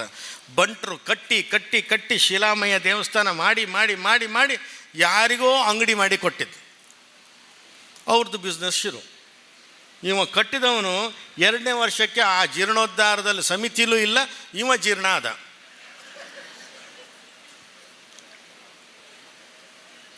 ಹೌದಲ್ಲ ನೋಡಿ. ಯಾವ ದೇವಸ್ಥಾನಕ್ಕಾಗಲಿ ಹೊರೆ ಕಾಣಿಕೆಗೆ ಯಾರಿರೋದು? ಇವ ತನ್ನ ಮನೆ ಮೆಟ್ಲಕ್ಕಲ್ಲಾದರೂ ಮಾರಿ ಆದರೂ ಹೊರೆ ಕಾಣಿಕೆ ಇಟ್ಕೊಂಡು ಹೋಗ್ತಾನೆ. ಇದನ್ನೆಲ್ಲ ನೋಡಿದಾಗ ನನಗೆ ಹೊಟ್ಟೆ ಉರಿಯೋದು ತಪ್ಪ ಹೇಳಿ, ನನ್ನ ಸಮಾಜ ಮಾಡೋದು ಅದಕ್ಕೋಸ್ಕರ ಬಾಯಿ ಬಡಿಯೋದು ತಪ್ಪ ಹೇಳಿ, ಬೇರೆಯವ್ರ ಮೇಲೆ ಹೊಟ್ಟೆ ಕಿಚ್ಚಲ್ಲ. ನನ್ನ ಸಮಾಜನ ನಾನು ಸರಿ ಮಾಡಬೇಕಷ್ಟೇ. ಬೇರೆಯವ್ರ ಬಗ್ಗೆ ನಾವು ಹೇಳಿ ಏನು ಪ್ರಯೋಜನ ಇದೆ? ಪರಿಸ್ಥಿತಿ ಎಲ್ಲಿಗೆ ಹೋಯ್ತು ಅಂತ ಶುಕ್ರಾಚಾರ್ಯರ ಪರಿಸ್ಥಿತಿ ಬಂದಿದೆ ನನಗೆ. ಯಾರು ಶುಕ್ರಾಚಾರ್ಯರು? ರಾಕ್ಷಸರು ಗುರುಗಳು. ಇದೇ ಬಲಿ ಚಕ್ರವರ್ತಿಗೆ ದಾನ ಮಾಡಬೇಡ ಮಾರೆ, ಅವನು ಬಂದಿರೋದು ಕುಳ್ಳ ಅಲ್ಲ ಮಳ್ಳ, ಅವ ದಾನ ಮಾಡಬೇಡ ಅಂತ ಹೇಳಿದರು. ಇವನು ದಾನ ಮಾಡ್ತೀನಿ ಅಂತ ಹೋದಾಗಲೂ ಕೂಡ ಆ ಶುಕ್ರಾಚಾರ್ಯರು ಹೋಗಿ ಆ ಇದಕ್ಕೆ ಎಂಥದ್ದು ಗಿಂಟೆನಲ್ಲಿ ಹೋಗಿ ಆ ಚಿತ್ರದಲ್ಲಿ ಕೂತ್ರವರು. ಈ ಕುಳ್ಳ ಎಷ್ಟು ದೊಡ್ಡ ಕುಳ್ಳ, ಅವ ವಾಮನ, ಅವನಿಗೆ ಗೊತ್ತು ಶುಕ್ರಾಚಾರ್ಯರೇ ಯಾಕೆ ಕೂತಿದ್ದಾರೆ ಅಂತ. ಅಲ್ಲೂ ದರ್ಬೆನಲ್ಲಿ ತೆಗೆದು ಚುಚ್ಚಿಬಿಟ್ಟ ಕಣ್ಣಿಗೆ. ಶುಕ್ರಾಚಾರ್ಯರ ಕಣ್ಣು ಹೋಯ್ತು ಬಿಟ್ಟರೆ ಬಲಿಯನ್ನು ಉಳಿಸ್ಕೊಳ್ಳಿಕ್ಕಾಗಲೇ ಇಲ್ಲ. ಅವ ದರ್ಪದಲ್ಲಿ ದಾನವೇ ಮಾಡಿಬಿಟ್ಟ. ನಂದು ಕಣ್ಣು ಹೋಗೋದಕ್ಕಿಂತ ಮುಂಚೆ ಜಾಗ್ರತೆ ಆಗಬೇಕು. ಯಾಕೆಂತಂದರೆ ಅಷ್ಟರೊಳಗೆ ನೀವು ಜಾಗ್ರತೆ ಆಗಬೇಕು. ನೀವು ಗಟ್ಟಿ ಆಗಲೇಬೇಕು. ನೀವು ಬಹುಶಃ ನೀವು ಒಲಿದ್ರೆ, ನೀವು ಗೆದ್ದರೆ ನೀವು ಏನು ಬೇಕಾದ್ರೂ ಮಾಡ್ತೀರಿ. ಒಬ್ಬೊಬ್ಬ 2-3 ಶೆಟ್ರುಗಳಿಗೆ ಒಂದೊಂದು ದೇವಸ್ಥಾನ ಕಟ್ಟಲಿಕ್ಕಾಗ್ತದೆ. ಇಂಥ ದೊಡ್ಡ ನಮ್ಮ ಹಾಸ್ಪಿಟ್ಲ್ ಕಟ್ಟಲಿಕ್ಕಾಗೋದಿಲ್ವಾ? ಇನ್ನೇನು ಕಟ್ಟಬೇಡಿ. ಆಸ್ಪತ್ರೆ ಅನ್ನುವಂಥ ದೊಡ್ಡ ದೇವಸ್ಥಾನ ಕಟ್ಟಿ, ಅದು ಬಾರ್ಕೂರಿನಲ್ಲೇ ಆದರೂ ಆಗ್ಬೋದು, ಮಂಗಳೂರಿನಲ್ಲಿ ಆಗ್ಬೋದು. ಅದು ನಮಗಾಗಿ ಇರಲಿ ಅಂತ ಹೇಳ್ತಾ, ನೀವೆಲ್ಲರೂ ಇಷ್ಟೊತ್ತು ಭಾಳ ಚೆನ್ನಾಗಿ ಕೇಳಿದ್ರಿ. ಅದರೊಳಗೂ ನಿಮ್ಗೆ ಗೊತ್ತಿದೆ, ಕಾಗಿ ನೆಲೆಗೆ ಇಲ್ಲಿವರೆಗೆ ಬಂದದ್ದು ಎಷ್ಟು ಗೊತ್ತಾ? 46 ಕೋಟಿ.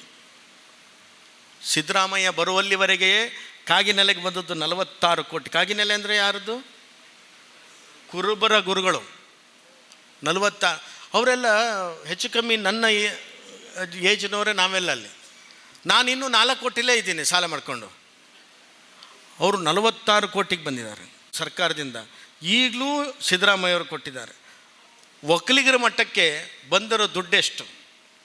ಹೊಟ್ಟೆ ಕಿಚ್ಚಿಗೆ ಹೇಳ್ತಿರೋದಲ್ಲ ಈ ಮಾತು. ಪ್ರಾಮಾಣಿಕವಾಗಿ ಟ್ಯಾಕ್ಸ್ ಕಟ್ಟಿರ್ತಕ್ಕಂಥ ಒಂದು ಸಮಾಜ ಕರ್ನಾಟಕದಲ್ಲಿದ್ದರೆ ಅದು ಬಂಟ ಸಮಾಜವೂ ಹೌದು ಅನ್ನೋದನ್ನು ನಾವು ಹೇಳಬೇಕು. ನೀವು ಕಟ್ಟಿರೋ ಟ್ಯಾಕ್ಸಿಗೆ ನಿಮ್ಗೆ ಎಷ್ಟು ವಾಪಸ್ ಬಂದಿದೆ ಇಲ್ಲಿವರೆಗೆ? ಬರಲೇ ಇಲ್ಲ. ಎಲ್ಲಿ ಬಂದಿದೆ ಬಜೆಟಲ್ಲಿ ಬಂಟರಿಗೆ? ಬರಲಿಲ್ಲ. ಹಾಗಿದ್ರೆ ನೀವು ಟ್ಯಾಕ್ಸ್ ಕಟ್ಟಿದ್ದು ಬರಬೇಕಲ್ಲ. ನಾವೇನಾದ್ರು ಅದಕ್ಕೆ ನಮ್ಮ ಸಮಾಜದಲ್ಲಿ ಬಡವ್ರನ್ನ ತೋರಿಸ್ಬೇಕಲ್ಲ. ಅದಕ್ಕೆ ಮಠ ಇರಬೇಕು. ಮಠ ಇದ್ದು ಗುರುಗಳಿರಬೇಕು. ಗುರುಗಳಿಗೆ ಸರ್ಕಾರ ಬಗ್ಗಿದ ಹಾಗೆ ನೀವು ಸಂಘದ ಅಧ್ಯಕ್ಷರುಗಳು ಹೋದರೆ ಬಗ್ಗೋದಿಲ್ಲ. ನಿಮಗೋಸ್ಕರ ಸುಮಾರಷ್ಟು ಹೋರಾಟವನ್ನು ಮಾಲಾಡಿಯವರು ಮಾಡಿರ್ಬೋದು, ಅಥವಾ ನಿಮ್ಮ ಬೇರೆ ಬೇರೆ ಸಂಘದವ್ರು ಮಾಡಿರ್ಬೋದು. ಆದರೆ ಸಿಕ್ಕಿರೋದೇನು? ನೀವು ಇವತ್ತೇ ಹೇಳ್ತಾ ಇದ್ದೀನಿ ಕೇಳಿ, ಮಂಗಳೂರಿನಲ್ಲಿ ನೀವೆಲ್ಲರೂ ನನ್ನ ಜೊತೆ ಗಟ್ಟಿ ಇರಿ. ನಾವು ಇದೇ ದಶಮಾನೋತ್ಸವ ಮಾಡೋದ್ರ ಒಳಗಡೆ ಪ್ರಾಧಿಕಾರವನ್ನು ನಾನು ಮಾಡಲಿಲ್ಲ ಅಂತಂದರೆ ಸಂತೋಷ್ ಗುರೂಜಿನೇ ಅಲ್ಲ ಅಂತ ತಿಳ್ಕೊಳ್ಳಿ. ಬಂಟರಿಗಾಗಿ ಪ್ರಾಧಿಕಾರವನ್ನು ನಾನು ತಂದೆ ತರ್ತೀನಿ, ಬಟ್ ನೀವಿರಬೇಕು. ಆವಾಗ 20 ಜನ ಓಡಿ ಹೋದಾಗ ಇರಬಾರ್ದು. CM ಮನೆ ಒಳಗಡೆ ಹೋದಾಗ ಒಬ್ಬನೇ ಇಲ್ದಿದ್ರೆ ನನ್ನ ಹಿಂದೆ ಇರಬೇಕು.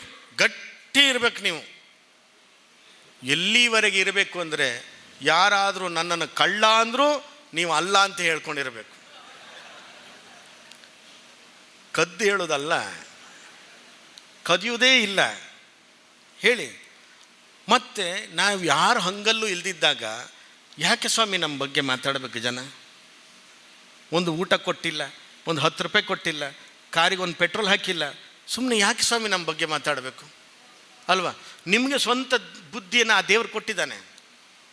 ಈಗ ಯೋಚನೆ ಮಾಡಿ, ಬಿಲ್ ಅವ್ರನ್ನ ಒಟ್ಟು ಮಾಡಬೇಕಾದ್ರೆ ಜನಾರ್ದನ್ ಪೂಜಾರಿಯವರು ಹೇಗೆ ಮಾಡಿದ್ರು?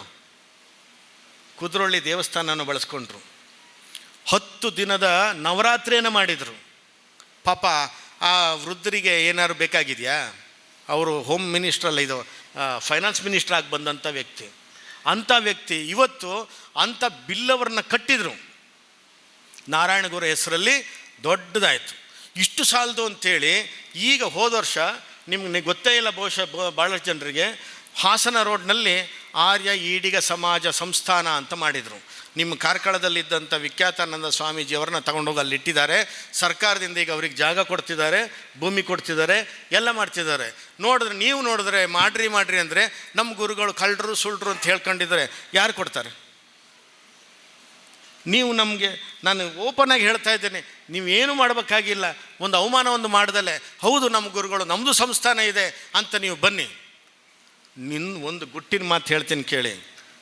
ನಿರ್ಮಲನಾಥ ಸ್ವಾಮೀಜಿ, ಸುತ್ತೂರು ಸ್ವಾಮೀಜಿ, ಶೃಂಗೇರಿ ಸ್ವಾಮಿಗಳು, ಸಿದ್ಧಗಂಗಾ ಸ್ವಾಮಿಗಳು, ಸಿರಿಗೆರೆ ಸ್ವಾಮಿಗಳು ಸರ್ಕಾರ ಜೊತೆಗೆ ಹೇಗಿದ್ದಾರೋ, ಹಿಂದ್ಗಡೆ ಜನ ಇಲ್ದಿದ್ರೂ ಸಂತೋಷ್ ಗುರೂಜಿಯವರು ಸರ್ಕಾರ ಜೊತೆಗೆ ಹಾಗೇ ಇದ್ದಾರೆ ಅನ್ನೋದನ್ನು ನೀವು ನೆನ್ಪಿಟ್ಕೊಳ್ಳಿ. ನಾನು ಇದ್ದು ನನಗಿನ್ನಾಗಬೇಕಾದ್ದು ಏನೂ ಇಲ್ಲ.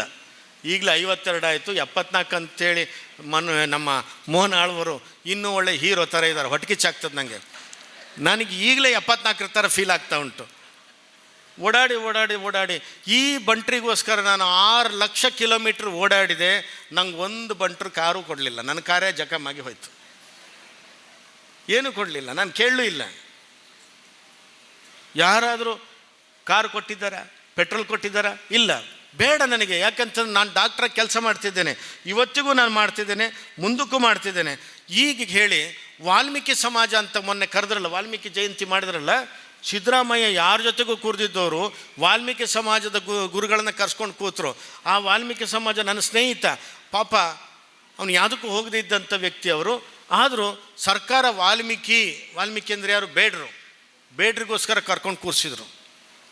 ಕನಕ ಜಯಂತಿ ಅಂದ ತಕ್ಷಣ ಕನಕದಾಸರು ಎಲ್ರಿಗೂ ಸೇರಿದವರು, ಆದರೆ ಕುರುಬ ಸ್ವಾಮಿಗಳನ್ನು ಕರೆಸೋದು. ಕೆಂಪೇಗೌಡ ಜಯಂತಿ ಅಂದ ತಕ್ಷಣ ಒಕ್ಕಲಿಗರ ಸ್ವಾಮಿಗಳನ್ನು ಕರೆಸೋದು. ಎಲ್ಲ ಸ್ವಾಮಿಗಳನ್ನು ಆ ಜಾತಿ ಹಿಂದ್ಗಡೆ ನೋಡೋದು. ಸ್ವಾಮಿಗಳಿಗೋಸ್ಕರ ದುಡಿಸ್ಕೊಡೋದಲ್ಲ, ಆ ಜಾತಿಯ ಓಟಿಗೋಸ್ಕರ ಆ ದುಡ್ಡು ಸಿಕ್ಕೇ ಸಿಗ್ತದೆ. ನಾನು ಈಗಲೇ ಹೇಳೋದು, ನಿಮಗೋಸ್ಕರ ಓಟ್ಗೋಸ್ಕರ ಅಲ್ಲ, ನಿಮಗೋಸ್ಕರ ಜಾಗ ಸಿಗಬೇಕು, ನಿಮಗೋಸ್ಕರ ಆಸ್ಪತ್ರೆ ಆಗಬೇಕು, ಬಂಟ್ರಿಗೋಸ್ಕರ ಏನೇನಾಗಬೇಕು ಫ್ರೀಯಾಗಿ ನನ್ನ ಮುಖನ ಬಳಸಿ, ಯಾವುದ್ಯಾವುದಕ್ಕೆಲ್ಲ ಬಳಸಬೇಡಿ. ಮತ್ತು ಅಲ್ವ ಫೋಟೋನ ಯಾವುದ್ಯಾವುದಕ್ಕೆಲ್ಲ ಬಳಸಬೇಡಿ. ಗುರುಗಳನ್ನು ಒಂದು ಗೌರವದಲ್ಲಿ ಕರೀರಿ ಅಂತ ಹೇಳ್ತಾ, ನಿಮಗೆ ಇಷ್ಟೊತ್ತು ತನಕ ನನ್ನ ಮನಸ್ಸಿನಲ್ಲಿ ಇದ್ದಿದ್ದನ್ನು ಸುಮಾರಷ್ಟನ್ನು ಹೇಳಿದ್ದೇನೆ. ಆದರೆ ನೋವನ್ನು ಮಾತ್ರ ನೀವುಗಳು ಮಂಗಳೂರಿನವರು ಮರೆಸಿದ್ದೀರಿ. ಇದಂತೂ ಸತ್ಯ. ಎಷ್ಟು ನೋವಿತ್ತು ಅಂತ ಸತೀಶ್ನ ಹತ್ರ ಸುಮಾರು ಸರ್ತಿ ನಾನು ಹೇಳ್ಕೊಂಡಿದ್ದು ಇದೆ. ಇಂಥ ನೋವಿದೆ, ಅದೆಲ್ಲ ಇದ್ದಿದ್ದೆ ಸ್ವಾಮಿ, ನಾವು ನುಂಗಬೇಕು ಅಂತೇಳಿ ನನಗಿಂತ ತುಂಬ ಚಿಕ್ಕವನಾದರೂ ಕೂಡ ನನಗೆ ಹೇಳಿದ್ದುಂಟು. ಒಂದು ಸರ್ತಿ ಎಲ್ಲಿವರೆಗೆ ನಾನು ತುಂಬ ದುಃಖನ ಪಟ್ಟೆ ಅಂತಂದರೆ, ಯಾವಾಗ ಈ ಕಾನೂನು ಹೋರಾಟ ಆಯಿತು, ಯಾವಾಗ ಇದು ಅವಮಾನಗಳಾಯಿತು, ನಿಮ್ಗೆ ಗೊತ್ತೇ ಇಲ್ಲ ವಿಷಯ. ಆಗುಂಬೆ ಘಾಟಿಯಿಂದ ಕೆಳಗಡೆ ನಮ್ಮ ಬಾರ್ಕೂರಿಗೆ ಬರ್ನಾಗ ಒಂಜಿ ಇನ್ಸಿಡೆಂಟ್ ಆಂಡು ನಮ್ಮಗಳು ಕೆಲವೊಂದು ಜನ ಉಲ್ಲೇರು ಆಗಲಿಗೆ ಕನ್ನಡ ಪಂಡ ಗೊತ್ತಾಪುಂಡು ಪಂಡ ಯಾನ್ ತುಳುಟು ಪಂಡಂದುಲ್ಲೆ ದಾದ ಪಂಡ ಆ ಘಾಟಿಡ್ ತೀರ್ಥ ಜಪ್ಪುನಾಗ ನಮ್ಮ ಕಾರ್ನ ತೀರ್ಥ ಪಾಡ್ದು ನಿಗ್ಲು ಪಿದಯ ಬತ್ತೆರಡ ಒರಿವರೆಗೆ 2 ಲಕ್ಷ ಕೊರಪೆ ಪಂಡದ ಒಂಜಿ ಡೀಲ್ ಆದಿತ್ತು ನಮ್ಮ ಡ್ರೈವರ್ಗಳ ಬೊಕ್ಕ ನಮ್ಮ ಕಾಪುನಾಯಗ್ಲ ಬೊಕ್ಕ ಅವು ಇಂಟೆಲಿಜೆನ್ಸ್ ಇಡು ಗೊತ್ತಾಂಡು ದಾದ ಮಲ್ತೇರು ಪಂಡ ಅಗಲಿನ ಚೇಂಜ್ ಮಲ್ತಿದ್ದು ನಮ್ಮ ಎಸ್ಕಾರ್ಟ್ದಾಗಲು ಏನನ್ನ ಲೆಸನ್ ಪೋಯರು ಒಂದು 4 ವರ್ಷದ ಪಿರ ಒಂದು ಆಯ್ ಕೂಡಲೇ ಇಂಕ ಭಾರಿ ಬೇಜಾರಂಡು.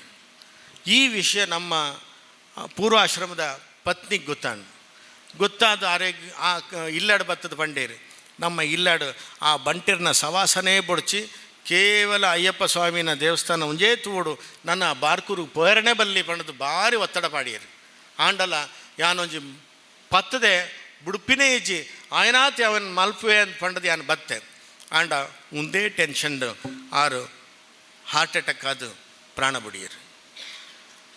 ಬುಡಿ ಬೊಕ್ಕ ಎನ್ನ ಮಗೆ ಒರಿಯೇ ಮಗೆ ಎನ್ನ ಅಮ್ಮನ ಎದುರು ಬತ್ತದ ಮಸ್ತ್ ಬುಲ್ತೆಗೆ ಅಮ್ಮಲ ಪೋಯರು ಪಪ್ಪಲ ಸ್ವಾಮಿಲಾಯರು ಎಂಕಿ ಏರ್ಲಾ ಇಜ್ಜರಿತ್ತೆ ಅಂದು ಅಪ್ಪಗ ಅಮ್ಮ ಪಂಡಿನಿ ರಾಘವೇಂದ್ರ ಸ್ವಾಮಿಲ್ನ ಒಂಜಿ ಕಥೆ ಪಣೊಂದು ಬುಲ್ತೊಂದಿತ್ತರಿಗೆ ಆ ಸ್ವಾಮಿಲ್ನ ಒಂಜಿ ವಿಷಯ ನಿಗ್ಲೆ ಗೊತ್ತೇ ಇಜ್ಜಿ ರಾಘವೇಂದ್ರ ಸ್ವಾಮಿಲ್ ಇಂಚನೆ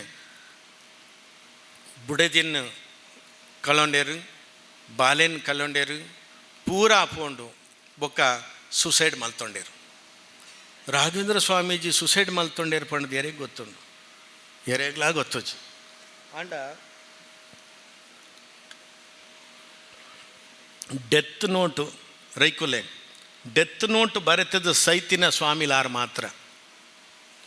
ನೊಂದೇನಯ್ಯ ಬಲು ಬಂಧನದೊಳು ಸಿಲುಕಿ ಮುಂದೆ ದಾರಿ ಕಾಣದೆ ಕುಂದಿಹೆ ಜಗದೊಳು ಕಂದಾನಂತಂದೆನ್ನ ಕುಂದುಗಳ ಎಣಿಸದೆ ಪಾರುಗಾಣಿಸು ಹರಿಯೇ ಏಪನೋ ಆಪಿನ ಗೋವಿಂದ ಬೊಡ್ಚಿ ಎಂಕಿನಿಯೇ ಅವಡು ಪಂಡದು ಇಂದು ಎನಗೆ ಗೋವಿಂದ ಅಂದು ಪದ್ಯ ಬರೆತಿರು.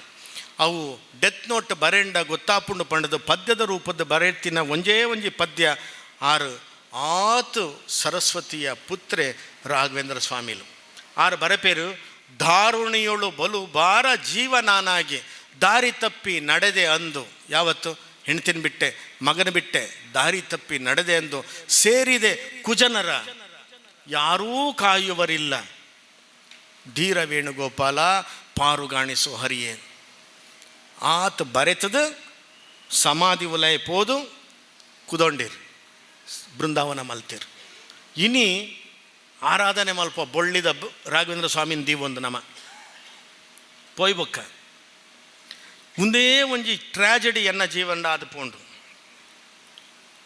ಆಲು ಭಾರಿ ಎಲ್ಯ ಪ್ರಾಯಡೆ ಒಂದೇ ಕಾರಣ ಹಾರ್ಟ್ ಅಟ್ಯಾಕ್ ಆದ ಪೋಂಡು ಇತ್ತ ಯೋಚನೆ ಅಲ್ಪಲೆ ಈ ತಿತ್ತದ್ಲ ಒಂಜಿ ವ್ಯಾಮೋಹ ಒಂದೊಂಜೇ ಎಂಕ ವೀಕ್ನೆಸ್ ಉಪ್ಪುನು ಅವು ದಾದ ಪಂಡ ಬಂಟಿರು ಅಂದು ಒಂದೊಂಜಿ ವೀಕ್ನೆಸ್ಗೆ ಒಂಜಿ ಮರ್ದು ಏರು ಕೊರ್ಪಿರಂದು ಗೊತ್ತುಜ್ಜಿ ಅದೇ ಕೂಡಲೇ ಒಂದನ್ನು ಬುಡ್ದು ಪೋಪೆ ಅನ್ನು ಎಂಕು ಒಂಜಿ ಆಸಕ್ತಿ ಇಜ್ಜಿ ಪಂಡ ನಿಗ್ಲಿನೊಂಜಿ 15,000 ಜನ ಅಂಡಲ್ಲ ಯಾನ ನೆಕ್ಸ್ಟ್ ದಶಮಾನೋತ್ಸವಡು ಯಾನ ತೂವೋಡಿ ಐಕ್ ನಿಗ್ಲು ಮಾತ ಕೆಲಸ ಮಲ್ಪೋಡು ಪಂಪಿನ ಒಂಜಿ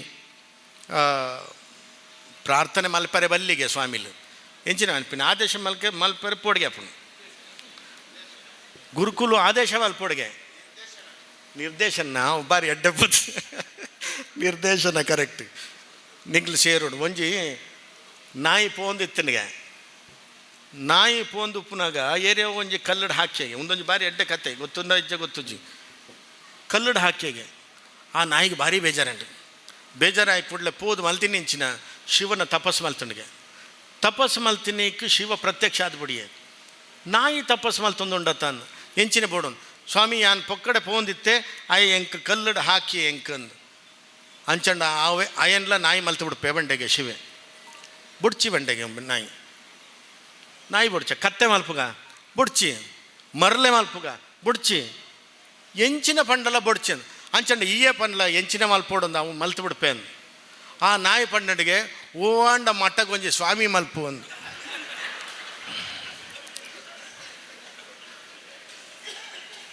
ಈಶ್ವರಗೆ ಆಶ್ಚರ್ಯ ಅಂಟಿಗೆ ದಾಯಿಗನ್ ಎಂಚಿನವೇ ಪಣ್ಣಡು ಏರೇ ಬೊಡ್ಡ ಕಳ್ವೆ ಪಣ್ಣಡು ಸುಳ್ಳೆ ಪಣ್ಣಡು ಬೊಗಂಜಿ ಪಣ್ಣಡು ಎಂಚಿನ ಪಣ್ಣಂಡಲ್ಲ ಈ ಮುಂಬೆ ವಾಪಸ್ ಪಣ್ಣರೇ ಆಪುಚಿ ಪೂರ ಜನ ಅನ್ಪೇರು ಸ್ವಾಮಿಲ ದಾಲ ಪಾತ್ಯರು ಹೊಡ್ಚಿ ಬೊಡ್ಚಿ ಅನ್ಪೇರು ಉಂಬೆ ಎಂಚಿನ ಪಣ್ಣಂಡ ಕೇಳೊಂದೇ ಕುಲ್ಲೋಡು ಅತ್ತಂದೆ ತುಲೆ ಎಂಚಿನ ಇತ್ತೆ ನಮ್ಮನೆ ತೂಪ ತಮ್ಮ ಎಂಚೆಂಚಿನ ಧರ್ಮಾಧಿಕಾರಿಗಳಿಗೆ ಎಂಚೆಂಚಿನ ಪೂರ ಪಂಡೇರು ಏನಾಂಡ ಪಣರೆ ಉಂಡ ವಾಪಸ್ ಅಂಚಾತ್ತು ಇಂಚಾತ್ತಂದು ಇಜ್ಜಿ ಯಾನೋ ಓಲೋ ಒಂಜಿ ನಾಯಿಗೊಂಜಿ ಕಲ್ಲು ಪಾಡದೆ ಅಂದು ಗೊತ್ತಾಂಡಿದ್ದೆ ಆಂಡಲ ಎಲ್ಲ ಸ್ವಾಮಿಗಳಿಗೂ ಇದೆ, ಶಂಕರಾಚಾರ್ಯರಿಗೂ ಲೀನ ಆಗಿದ್ದಲ್ಲ. ಶಂಕರಾಚಾರ್ಯರು ಓಡಾಡಿದರು. ನಾನು ಆಗಲೇ ಹೇಳಿದ್ನಲ್ಲ, ಇದೇ ನಿಮ್ಮ ದೊರೆಗಳ ಹತ್ರ ಬಂದರು, ಈ ಬ್ರಾಹ್ಮಣರನ್ನ ಶಿವಳ್ಳಿಲಿ ಇಡಬೇಡಿ, ಅವರಿಗೆಲ್ಲ ವಾಪಸ್ಸು ದೇವಸ್ಥಾನ ಕೊಡಿ ಅಂತ ಕನ್ವಿನ್ಸ್ ಮಾಡಿದ್ದು ಶಂಕರಾಚಾರ್ಯರು. ದೇವಸ್ಥಾನ ಕೊಟ್ಟರು. ಆಮೇಲೆ ಕೊಲ್ಲೂರು ದೇವಸ್ಥಾನ ಕಟ್ಟಿಸ್ಕೊಡಿ ಅಂತ ಹೇಳಿದ್ರು. ಕೊಲ್ಲೂರು ದೇವಸ್ಥಾನ ಕೊಟ್ಟಿದ್ದು ನಿಮ್ಮವರೇ. ಅಷ್ಟೇ ಅಲ್ಲ, ಇದು ನೆನ್ಪಿಟ್ಕೊಳ್ಳಿ, ಕೊಡಿಯಾಲು ಗುತ್ತು ಅಂತ ಮಾಡಿದ ತಕ್ಷಣ ಮೊಟ್ಟ ಮೊದಲು ಶಿವನನ್ನು ಸ್ಥಾಪನೆ ಮಾಡಿ ಕದರಿ ಮಂಜುನಾಥನನ್ನು ಸ್ಥಾಪನೆ ಮಾಡಿದ್ದು ಕೊಡಿಯಾಲು ಮನೆತನದವರು ಅಂತ ದಾಖಲೆ ಹೇಳ್ತದೆ. ನನಗೆ ಅಜಿತಣ್ಣ ಹೇಳಿಕೊಟ್ಟದ್ದಲ್ಲ. ಹೇಳಿಕೊಟ್ಟಿದ್ರ? ಅಜಿತಣ್ಣ ಹೇಳಿಕೊಟ್ಟದ್ದಲ್ಲ, ಕೊಡಿಯಾಲು ಮನೆತನದವರು ಅಂತೇಳಿ ದಾಖಲೆ ಹೇಳ್ತದೆ. ಕದಲಿ ವನದಲ್ಲಿ ಶಿವನನ್ನು ಕಂಡು ಕದರಿ ವನ ಆಯಿತು ಅಂತ, ಹೌದಲ್ಲ? ಇವತ್ತಿನವರೆಗೆ ಅಲ್ಲಿಂದ ನೀವು ಕೊಲ್ಲೂರು ತನಕ ಬನ್ನಿ, ಎಷ್ಟು ದೇವಸ್ಥಾನ ಇತ್ತು. ಮೀಜಾರ್ಗುತ್ತಿಗೆ ಎಷ್ಟು ದೇವಸ್ಥಾನ ಇತ್ತು, ಕಟೀಲಿಗೆ ಎಷ್ಟು ದೇವಸ್ಥಾನ ಇತ್ತು, ಮುಲ್ಕಿಗೆ ಎಷ್ಟು ದೇವಸ್ಥಾನ ಇತ್ತು. ಎಲ್ಲ ದೇವಸ್ಥಾನಗಳು ಇದ್ದದ್ದು ಇವತ್ತು ಏನೇನಾಯಿತು ಅಂತೇಳಿ ನಾನು ಅದ್ರ ಬಗ್ಗೆ ಚರ್ಚೆ ಮಾಡೋದಿಲ್ಲ. ನೀವು ಸುಮ್ಮನೆ ಒಂದು ಸ್ವಲ್ಪ ಯೋಚನೆ ಮಾಡ್ತಾ ಹೋಗಿ. ಇನ್ನು ಯಾವುದೋ ದೇವಸ್ಥಾನಗಳನ್ನು ಏನೇನೋ ಮಾಡ್ತೀವಿ ಅಂಥೇಳಿ ಮಾಡಿದ್ದು ಸಾಕು, ನಿಮ್ಮದು ನೀವು ಕಟ್ಕೊಳ್ಳಿ ಅಂತ ಹೇಳ್ತಾ, ಯಾಕೆ ಸ್ವಾಮಿ ಗುರುಗಳು ಬೇಕು? 10 ಪ್ರಶ್ನೆ ನಿಮ್ಮ ಮುಂದೆ ಇಟ್ಟು ನಾನು ಈ ಮಾತಿಗೆ ಪೂರ್ಣ ವಿರಾಮ ಹಾಕ್ತಾ ಇದ್ದೇನೆ. ಯಾಕೆ ಗುರುಗಳು ಬೇಕು? ಇಷ್ಟನ್ನೇ ನೀವು ಹೇಳಿ. ನಿಮಗೆ ಎಲ್ಲದರಲ್ಲೂ ಪ್ರಬುದ್ಧರು ಬಂಟರು. ಎಂಥ ಬಿಸ್ನೆಸ್ ಮಾಡಲಿಕ್ಕೂ ಶಕ್ತಿ ಇದೆ, ರಾಜಕೀಯ ಮಾಡಲಿಕ್ಕೆ ಶಕ್ತಿ ಇದೆ, ಮತ್ತೊಂದು ಮಾಡಲಿಕ್ಕೆ ಶಕ್ತಿ ಇದೆ. ಆಧ್ಯಾತ್ಮಿಕವಾಗಿ ಧಾರ್ಮಿಕವಾಗಿ ಮಾತ್ರ ಭಾಳ ಹಿಂದುಳಿದಿದ್ದೀರಿ. ನೀವೇ ಹೇಳಿ, ಇಲ್ಲಿ ಹೂ ಕೊಟ್ಟಿದ್ದೀರಲ್ಲ, ದೀಪಕ್ಕೆ ಹೂ ಸುತ್ತಿದ್ದೀರಲ್ಲ, ದೇವರಿಗೆ ಹೂ ಕೊಡ್ತಿರಲ್ಲ, ದೇವರಿಗೆ ಹೂವು ಯಾಕೆ ಕೊಡಬೇಕು ಹೇಳಿ? ಹೇಳಿ, ಗೊತ್ತಿಲ್ಲ. ದೇವರು ಮೈ ಮೇಲೆ ಬರ್ತದೆ ಅಂತಾದರೆ ಹೇಗೆ ಬರ್ತದೆ? ದೈವಗಳು ಬರೋದಾ, ದೇವರು ಬರ್ತಾನ ಹೇಳಿ? ಗೊತ್ತಿಲ್ಲ. ಅಷ್ಟಬಂಧ ಅಂತಂದ್ರೆ ಏನು? ಬ್ರಹ್ಮಕಲಶ ಅಂತಂದ್ರೆ ಏನು? ಯಾರಿಗೆ ಬ್ರಹ್ಮಕಲಶ ಮಾಡಬೇಕು ಹೇಳಿ? ಯಾರಿಗೆ ಬ್ರಹ್ಮಕಲಶ ಮಾಡಬಾರ್ದು? ದೈವಗಳಿಗೆ ಮಂತ್ರವೇ ಬರೆದಿಲ್ಲ. ದೈವಗಳು ಹುಟ್ಟಿದ್ದೇ ಹೀಗೆ ಕ್ರಿಸ್ತಶಕ 76ರಿಂದ ಅದಕ್ಕೆ ರಾಜಾಶ್ರಯ. ಅದಕ್ಕೆ ಮುಂಚೆ ಮಂತ್ರಗಳು ಬರೆದಿಲ್ಲ. ಹಾಗಾದರೆ ದೈವಗಳಿಗೆ ಮಂತ್ರ ಯಾರೋ ಹೇಳ್ತಾರೆ. ಯಾವ ಮಂತ್ರ ಅದು ಗೊತ್ತಾ? ಗೊತ್ತಿಲ್ಲ. ಒಟ್ಟಿನಲ್ಲಿ ನೀವಂತೂ ಮಾಡಿಸ್ತಾ ಹೋಗ್ತೀರಿ. ಸರಿ, ದೇವಸ್ಥಾನದ ಸುತ್ತ ಕಾಮಶಾಸ್ತ್ರದ ಕೆತ್ತನೆಗಳನ್ನು ಹಾಕಿದ್ದಾರೆ. ಯಾಕೆ ಅದು? ಯಾಕೆ ಗೊತ್ತಿಲ್ಲ. ಸತ್ತಾಗ ಅರ್ಶನವನ್ನು ಹಚ್ಚಿ ಹೊಟ್ಟೆಗೆರಟೆನಲ್ಲಿ ಸ್ನಾನ ಮಾಡಿಸುವಂಥ ಪದ್ಧತಿ ಬಂಟ್ರಲ್ಲಿದೆ. ಯಾಕೆ ಅದು? ಇವತ್ತು ಅದು ಹೋಗಿ ಮದುಮಗಳಿಗೆ ಬಂದವರೆಲ್ಲ ಅರ್ಶನ ಹಚ್ಚೋದು, ಸ್ನಾನ ಮಾಡಿಸೋದು. ಏನಂತಲೇ ಇಲ್ಲ. ಹಿಂದೆ ಸತ್ತವರಿಗೆ ಅರ್ಶನ ಹಚ್ಚೋದು, ಸ್ನಾನ ಮಾಡಿಸೋದು. ಈಗ ಮದುಮಕ್ಕಳಿಗೆ ಬಂದವರೆಲ್ಲ ಅರ್ಶನ ಹಚ್ಚೋದು, ಮೆಹಂದಿ ಅಂತ ಶುರುವಾಗಿ ಹೋಗಿದೆ. ಅದಲ್ಲದೆ 11 ದಿನದ ಬೊಜ್ಜ, 14 16 ನೀವು ವೈಕುಂಠನೂ ಮಾಡಲಿಕ್ಕಿಲ್ಲ, ಶಿವಗಣಾರಾಧನೆ ಮಾಡಲಿಕ್ಕಿಲ್ಲ. ಹಾಗಿದ್ರೆ ದೈವಗಳು ಏನಕ್ಕೆ? ಈಗ ಈ ಪ್ರಶ್ನೆಗೆ ಬಂತು. ಯಾವಾಗಲೂ ಹೇಳ್ತಾ ಇದ್ವಿ, ದೈವಗಳನ್ನು ಗುರುಗಳು ಬಾರ್ಕೂರ್ನಲ್ಲಿ ಎಲ್ಲರ ಮನೆ ದೈವಗಳನ್ನು ತಗೊಂಡೋಗಿ ಅಲ್ಲಿ ಇಡ್ತಾರಂತೆ. ಇದು ಹೌದಾ? ಇದು ಯಾಕೆ? ಸುಮಾರು ಜನರಲ್ಲಿ ಉಂಟಾ ಪ್ರಶ್ನೆ. ನಾನು ಯಾರ ಮನೆ ದೈವಗಳನ್ನು ತಗೊಂಡೋಗೋದಿಲ್ಲ. ನನಗೇನು ಬೇರೆ ಕೆಲಸ ಇಲ್ಲ ಅಂದ್ಕೊಂಡಿದ್ದೀರ? ಯಾರ ಮನೆ ದೈವಗಳು ಬೇಡ. ನಾನು ಏನು ಹೇಳಿದೆ ಅಂದರೆ, ಬಂಟರು ಮೂಲ ಹುಟ್ಟುವಾಗ ದೈವಗಳ ಮೂಲ ಜಾಗ ಇದಾಗಿತ್ತು. ಇವತ್ತು ಕೂಡ ಎಷ್ಟೋ ಮನೆತನಗಳಿಗೆ ದೈವಗಳ ಮನೆಯೇ ಇಲ್ಲ. ದೈವಗಳ ಮನೆಯೇ ಇಲ್ಲ. ಘಟ್ಟದ ಮೇಲೆ ಇದ್ದವರಲ್ಲಿ 50% ಅವರಿಗೆ ಊರಿನಲ್ಲಿದ್ದವ್ರ ಕನೆಕ್ಷನ್ ಇಲ್ಲ, ಅವರಿಗೆ ದೈವ ಇಲ್ಲ. ಅವ್ರ ಮನೆಯಲ್ಲಿ ಯಾರು ಸತ್ತರೆ ಪಂಜುರ್ಲಿ ಕೆಳಗೋ ಜಾರಂದಾಯನ ಕೆಳಗೋ ಉಲೇಲೆಪ್ಪುನ್ ಅಂತ ಇದೆಯಲ್ಲ, ಅದನ್ನು ಮಾಡಲಿಕ್ಕೆ ದೈವಗಳಿಲ್ಲ. ಅಂಥವ್ರಿಗೆ ಏನು ಮಾಡಬೇಕು? ಅಂಥವರಿಗೆ ಇಲ್ಲಿ ಬಂದು ನೀವು ಪೂಜೆ ಮಾಡ್ಕೊಳ್ಳಿ. ಈಗ ನಿಮ್ಮ MRP ಇಲ್ಲಿ ಯಾವುದೋ ಕಂಪ್ನಿ ಬಂತು, ಇಲ್ಲಿ ಎಷ್ಟೋ ದೈವಗಳನ್ನು ತಗೊಂಡೋಗಿ ಒಂದು ಕಡೆ ರಾಶಿ ಹಾಕಿದರು. ಎಲ್ಲರ ಮನೆ ದೈವಗಳಲ್ಲಿ ಹೋಯ್ತು. ಹೆಂಗೆ ಹೋಯ್ತು? ಈಗ ಇದು ಯಾವುದೋ ಕಂಪ್ನಿ ಇದೆಯಲ್ಲ ನಿಮ್ಮ ಮಂಗಳೂರಿನಲ್ಲಿ, MRP ಎಲ್ಲ ಯಾವುದೋ ಕಂಪ್ನಿ ಬಂತು, ಎಲ್ಲರ ದೈವ ತಗೊಂಡು. ನಾನು ಅದನ್ನೇ ಹೇಳಿದೆ, ನೀವು ಪೂನಕ್ಕೋ ಬೆಂಗಳೂರಿಗೋ ಮಂಗಳೂರಿಗೋ ಫಾರಿನ್ನಿಗೋ ಬಾಂಬೆಗೋ ಹೋಗುವವರು ಈ ಜಾಗ ಮಾರಿದ್ರಿ ಅಂತ ಇಟ್ಕೊಳ್ಳಿ, ನಿಮ್ಮ ದೈವವನ್ನು ಯಾರೂ ತಗೊಳ್ಳೋದಿಲ್ಲ. ಆಗ ಈ ದೈವವನ್ನು ಏನು ಮಾಡೋದು? ಕಡೇ ಪಕ್ಷ ಅಲ್ಲಿ ಲೀನ ಮಾಡಲಿಕ್ಕಾದರೂ ಆಗ್ತದೆ. ನಿಮ್ಮ ಮಕ್ಕಳಿಗೆ ಏನೂ ಗೊತ್ತಿರೋದಿಲ್ಲ, ಅವರು ಬಂದು ಪೂಜೆ ಮಾಡಿಕೊಳ್ಳಿ, ನಿಮ್ಮ ಪರಂಪರೆ ನಡೀತದೆ ಅಂತ ಹೇಳಿದ್ವಿ ಹೊರತು ಯಾರ ಮನೆ ದೈವಗಳನ್ನು ನಾವು ತಗೊಂಡು ಹೋಗೋದಿಲ್ಲ. ಯಾರ ಮನೆ ದೈವವೂ ನಮಗೆ ಬೇಡ, ಇದ್ದ ದೈವವೇ ಸಾಕು. ಇದ್ರ ಜೊತೆಯಲ್ಲಿ ಬಾಳೆ ಎಲೆ ಇದೆಯಲ್ಲ, ನಿಮ್ಗೆ ಗೊತ್ತಿರಲಿ, ನೀವು ಬಂಟರಿಗೆ ಪ್ರತಿ ಹಂತಕ್ಕೂ ಬಾಳೆ ಎಲೆ ಬೇಕು. ಆ ಬಾಳೆಲೆ ಸಿಸ್ಟಮ್ ನಿಮ್ಗೆ ಗೊತ್ತಿಲ್ಲ. ನೀವು ಯಾರ್ದಾರು ಮನೆಗೆ ಊಟಕ್ಕೆ ಹೋದರೆ ಇವನು ಬ್ರಾಹ್ಮಣ ಬಂಟನ ತಿಳ್ಕೊಳ್ಳೋಕೆ 1 ನಿಮಿಷ ಸಾಕು. ಹೆಂಗೆ ಹೇಳಿ? ಜನಿವಾರ ನೋಡಬೇಕಾಗಿಲ್ಲ. ಶಾಸ್ತ್ರ ಹೇಳ್ತದೆ, ಈ ಕಡೆ ಉಪ್ಪು ಕುಡಿನಲ್ಲಿ, ಆಮೇಲೆ ಉಪ್ಪಿನಕಾಯಿ, ಆಮೇಲೆ ಪಲ್ಯ, ಆಮೇಲೆ ಸ್ವೀಟು, ಮಧ್ಯದಲ್ಲಿ ಅನ್ನ ಬರಬೇಕು. ಅನ್ನ ಬರುವಲ್ಲಿವರೆಗೆ ನೀವು ಆ ಎಲೆಯನ್ನು ನೀವು ಎಂಜಿಲ್ ಮಾಡಬಾರ್ದು. ಎಲ್ಲಾದರೂ ಬಂಟನಿಗೆ ಊಟ ಹಾಕಿದ್ರ ಫಸ್ಟ್ ಉಪ್ಪಿನಕಾಯಿ ಲಪಕ್ಕನಕ್ಕಿ ಆಯ್ತು. ಓ, ಇದು ಬಂಟ ಅಂತ ಅವ್ರಿಗೆ ಗೊತ್ತಾಗಿ ಆಯ್ತಲ್ಲಿ. 2ನೇ ಪಲ್ಯ ಬರುವಾಗ 1ನೇ ಪಲ್ಯವೇ ಇಲ್ಲ. ಇವ ಎಷ್ಟು ದಿನ ಊಟ ಬಿಟ್ಟಿದ್ದಾನ ಅನ್ಬೇಕು. ಇದನ್ನು ನಾನು ಕಲಿಸಿಕೊಡ್ಬೇಕಾ ಬೇಡ ನಮ್ಮವರಿಗೆ? ಯೋಚನೆ ಮಾಡಿ. ಒಂದು ಬಾಳೆಲೆ ಬರೀ ಹೇಳಲಿಕ್ಕೆ ಸುಲಭ ಅಲ್ಲ. ಬಾಳೆಲೆ, ಆ ಬಾಳೆಲೆ ಹುಟ್ಟಿದಿಂದ ಶುರು ನಿಮಗೆ. ಆ ಬಾಳೆಲೆನ ಕುಡಿಯನ್ನು ತೆಗೆದು ಎಡಭಾಗಕ್ಕಿಟ್ಟರೆ ನಿಮ್ಮದು ಶುಭ ಸಮಾರಂಭದ ಊಟ, ಬಲಭಾಗಕ್ಕಿಟ್ಟರೆ ಬಜ್ಜದ ಊಟ, ನೇರ ಇಟ್ಟರೆ ದೈವಗಳಿಗೆ ಕೊಡುವಂಥ ಊಟ. ನೋಡಿ, ದೈವಗಳಿಗೆ ಕೊಡುವಂಥ ಊಟ.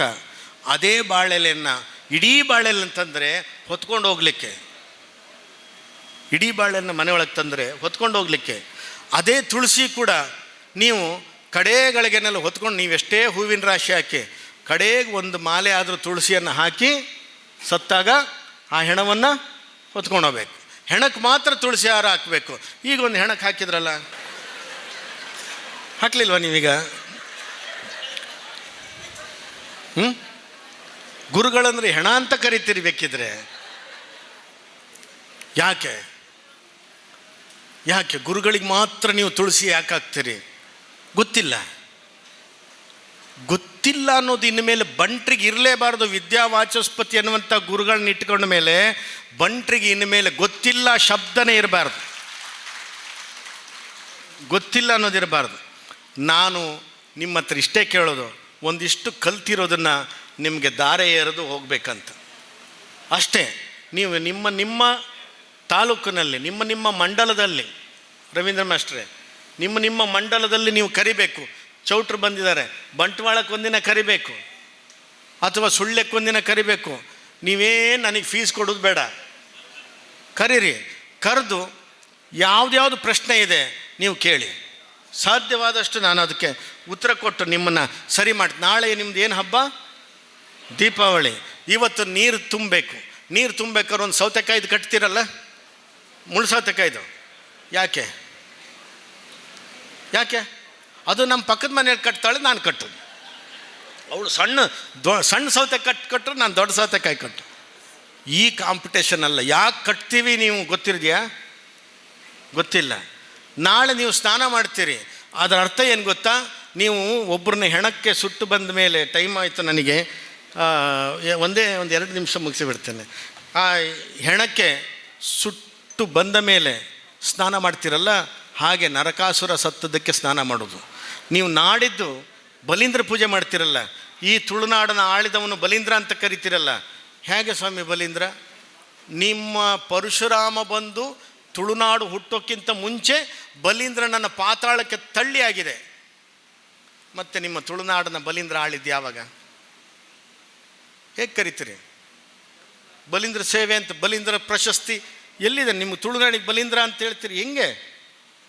ನೀವು ಬಲೀಂದ್ರ ಬರಬೇಕಾದ್ರೆ, ತುಳುನಾಡು ಆಗಬೇಕಾದ್ರೆ, ಪರಶುರಾಮರ ಕೊಡ್ಲಿ ಬಿಸಾಡಬೇಕಾದ್ರೆ ಬಲೀಂದ್ರ ಇರಲಿಲ್ಲ. ವಾಮನ ಅವತಾರ ಆದಮೇಲೆ ಪರಶುರಾಮನ ಅವತಾರ ಆಗಿದ್ದು. ಇದು ಹೇಗೆ? ಇದನ್ನು ಗೊತ್ತಾಗಬೇಕಾದ್ರೆ ಗುರುಗಳು ಬೇಕು. ಗುರುಗಳು ಬೇಕಾ ಬೇಡವಾ? ಸುಮ್ಮನೆ ಭಾಷಣ ನಿಲ್ಲಿಸ್ಲಿ ಅಂತ ಬೇಕು ಅಂತ ಹೇಳಬೇಡಿ. ನಿಜವಾಗ್ಲೂ ಆಗ ಮೋನಾಳ್ವರು ಹೇಳಿದರು, ಗುರುಗಳು ಬೇಕು ಅಂತಾದರೆ ದೊಡ್ಡ ಚಪ್ಪಾಳೆ ಹೊಡೀರಿ ನೋಡು. ಬಹುತೇಕ ಎಲ್ಲರೂ ಹೊಡೆದಿದ್ದಾರೆ. ಮೋನಣ್ಣ, ನೀವು ಧೈರ್ಯವಾಗಿ ಹೋಗ್ಬೋದು. ಸದಾಶಿವಣ್ಣ, ಮುಂದುವರಿಲಿಕ್ಕೆ ನೀವು ಧೈರ್ಯವಾಗಿ ಉತ್ಸವ ಮಾಡ್ಬೋದು. ನನ್ನ ಜನ ನನ್ನ ಕೈ ಬಿಡಲಿಲ್ಲ, ನನ್ನ ಜನ ನನ್ನ ಜೊತೆಗಿದ್ದಾರೆ ಅನ್ನೋದು ನನಗೆ ಖಾತ್ರಿ ಆಗಿದೆ. ನೀವೇನು ಕೊಡಬೇಕಾಗಿಲ್ಲ, ನೀವು ನಿಮ್ಮ ಈ ಪ್ರೀತಿ ಕೊಡಿ, ಎದೆ ತಟ್ಟಿ ಹೇಳಿ ನನ್ನ ಗುರುಗಳು ನನ್ನವರು ಅಂಥೇಳಿ. ನಾನು ನಿಮಗೆ ಏನಕ್ಕೂ ಪ್ರಾಣ ಇರೋ ತನಕ ಈ ಸಮಾಜಕ್ಕೆ ಇರ್ತೇನೆ ಅಂತ ಹೇಳ್ತಾ, ನೀವು ಯಾವುದೇ ಯಾರು ಏನೇ ಕತೆ ಹೇಳಲಿ, ನೀವು ಇದೇ ಕೇಳಿ, ನೀನು ಎಷ್ಟು ರೂಪಾಯಿ ಕೊಟ್ಟಿದ್ಯಾ ಅವರಿಗೆ ಕೇಳಿ, ನಿಮ್ಮ ಮನೆಗೆ ಬಂದಿದ್ದಾರಾ ಕೇಳಿ, ನೀನೇನಾದ್ರು ಬಾರ್ಕೂರಿಗೆ ಹೋಗಿದ್ಯಾ ಕೇಳಿ, ನೀವು ಹಿಂಗಿದ್ದೆ ಕೇಳಿ, ಆವಾಗ ಉತ್ತರ ಸಿಗ್ತದೆ. ಸಿಕ್ಕಿದ ಒಂದಿಷ್ಟು ವಿದ್ಯೆಗಳನ್ನು ಕಲೀರಿ. ಎಲ್ಲ ಬಲ್ಲವರಿಲ್ಲ, ಬಲ್ಲವರು ಬಹಳಿಲ್ಲ, ಬಲ್ಲಿದರೂ ಇದ್ದು ಬಲವಿಲ್ಲ, ಬಂಟರೊಳು ಎಲ್ಲರೂ ಎಲ್ಲರಿಗಿಲ್ಲ ಸರ್ವಜ್ಞ. ಸರ್ವಜ್ಞ ಹೆಂಗೆ ಬರ್ದೆ ನೋಡಿ, ಸತ್ಯ ಅಲ್ವಾ ಇದು? ಏನು ಹೇಳಿ? ಎಲ್ಲ ಬಲ್ಲವರಿಲ್ಲ, ಬಲ್ಲವರು ಬಹಳಿಲ್ಲ, ಸ್ವಲ್ಪ ಜನ ಇದ್ದಾರೆ. ಬಲ್ಲಿದರೂ ಇದ್ದು ಅವರಿಗೆ ಬಲ ಇಲ್ಲ. ಬಂಟರೊಳು ಎಲ್ಲರೂ ಎಲ್ಲರಿಗಿಲ್ಲ ಸರ್ವಜ್ಞ. ಎದುರುಗಡೆ ಸಿಕ್ಕಿದಾಗಷ್ಟೇ ಕೋಲ್ಗೆಟ್ ಸ್ಮೈಲ್ ಬಿಟ್ಟರೆ ಅವ ಬಂಟರಿಗಾಗಿ ಇಲ್ಲ, ಬೇರೆಯವರಿಗಾದರೆ ಇದಾನವ. ಬಂಟರಿಗಿಲ್ಲ ಸರ್ವಜ್ಞ. ಎಷ್ಟು ಚೆನ್ನಾಗಿ ಹೇಳಿದಾನೆ ನೋಡಿ. ನೀವು ನೋಡಿಬೇಕಾದ್ರೆ ಇನ್ನು ಮೇಲೆ ಹಾಗಲ್ಲ. ಒಬ್ಬ ಬಂಟ ಎಲೆಕ್ಷನ್ ನಿಂತ ಅಂತಂದರೆ ಅವನು ವೈರಿಯಾಗಿರಲಿ ಮತ್ತೊಬ್ಬ ಆಗಿರಲಿ, ನಾವು ಗೆಲ್ಲಿಸಲೇಬೇಕು. ಈಗ ಬೇರೆಯವ್ರು ರಾಜಕೀಯ ಮಾಡ್ತಾರೆ, ನಾವ್ಯಾಕೆ ರಾಜಕೀಯ ಮಾಡಬಾರ್ದು? ನಾವ್ಯಾಕೆ ರಾಜಕೀಯ ಮಾಡಬಾರ್ದು? ವೀರಶೈವರು ಹೇಳಿದ್ರೆ ನಾವು ಹಿಂದೂಗಳೆಲ್ಲ ಹೀಗೀಗೆ ಮಾಡಿ ಅಂತ ಹೇಳಬೇಕಾದ್ರೆ, ನನ್ನ ಜಾತಿಗೋಸ್ಕರ ನಾನು ಮಾತಾಡಿದರೆ ಅದು ತಪ್ಪಲ್ಲ ಅಂತ ನನ್ನ ಭಾವನೆ. ತಪ್ಪಾ? ಹಾಗಿದ್ದ ಮೇಲೆ ನಾನು ಬೇರೆಯವರಿಗೆ ಏನು ಮಾತಾಡಿಲ್ಲ. ಒಂದೇ ಒಂದು ಮಾತು ನಿಮಗೆ ಇಲ್ಲಿ ಭಗವದ್ಗೀತೆಯಲ್ಲಿದೆ. ನೀವು ಯಾರು ಕೇಳಿದರೂ ಈ ಮಾತನ್ನು ಹೇಳಿ. ಕುಲಕ್ಷಯೇ ಪ್ರಣಶ್ಯಂತಿ ಕುಲಧರ್ಮ ಸನಾತನಃ ಧರ್ಮೇ ನಷ್ಟೇ ಕುಲಂ ಕೃಷ್ಣಂ ಅಧರ್ಮ ಅಭಿಭವತ್ಯುತಃ. ಅಂದರೆ ಯಾರು ಧರ್ಮವನ್ನು ಗೊತ್ತಿಲ್ಲದೆ ಮೂಢತನದಲ್ಲಿ ಯಾವೊಂದೋ ಮಾತು ಕೇಳಿ ಬ್ಯಾಡ್ದಿದ್ದು ಮಾಡ್ತಾ ಹೋಗ್ತಾನೋ ಅವನ ನಾಶ, ಅವನ ಕುಲದ ನಾಶ ತನ್ನಷ್ಟಕ್ಕೆ ಆಗ್ತದೆ ಅಂತ ಕೃಷ್ಣ ಹೇಳಿರೋ ಮಾತನ್ನು ಹೇಳ್ತಾ, ನೀವೆಲ್ಲರೂ ನನಗೆಷ್ಟೋ ನೋವಿದ್ದದನ್ನು ಸರಿ ಮಾಡಿದಿರಿ. ಎಷ್ಟೋ ಒಂದು ಕಡೆ ನೀವು ನನಗೊಂದು ಆಶಾದಾಯಕರಾಗಿದ್ದೀರಿ. ಮೋನಾಳುವವರಿಗೆ ದೊಡ್ಡ ಒಂದು ಜವಾಬ್ದಾರಿಯನ್ನು ಕೊಟ್ಟಾಗ ನೀವು ಬಲವಾಗಿ ನಿಲ್ತೀನಿ ಅಂತ ಹೇಳಿದಿರಿ.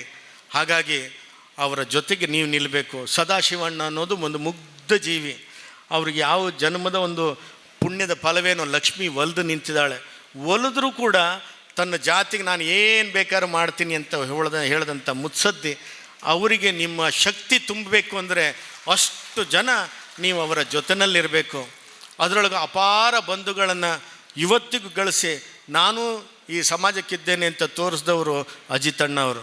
ಅವರ ಜೊತೆಯಲ್ಲಿ ನೀವೆಲ್ಲರೂ ಸೇರಿ ಅವರು ಸಹ ಸಂಸ್ಥಾನಕ್ಕೆ ಗಟ್ಟಿಯಾಗಿ ನಿಂತರೆ ನಮ್ಮ ಸಂಸ್ಥಾನವನ್ನು ಅಲ್ಲಾಡಿಸ್ಲಿಕ್ಕೆ ಸಾಧ್ಯ ಇಲ್ಲ. ನೀವು ಒಂದು ಇಟ್ಕೊಳ್ಳಿ, ಸಂತೋಷ್ ಗುರೂಜಿಯವರ ಸಂಸ್ಥಾನ ಅಲ್ಲ, ಸಂಸ್ಥಾನ ಯಾರದ್ದು? ಜೋರಾಗಿ ಹೇಳಿ, ದುಡ್ಡು ಕೊಡಬೇಡ.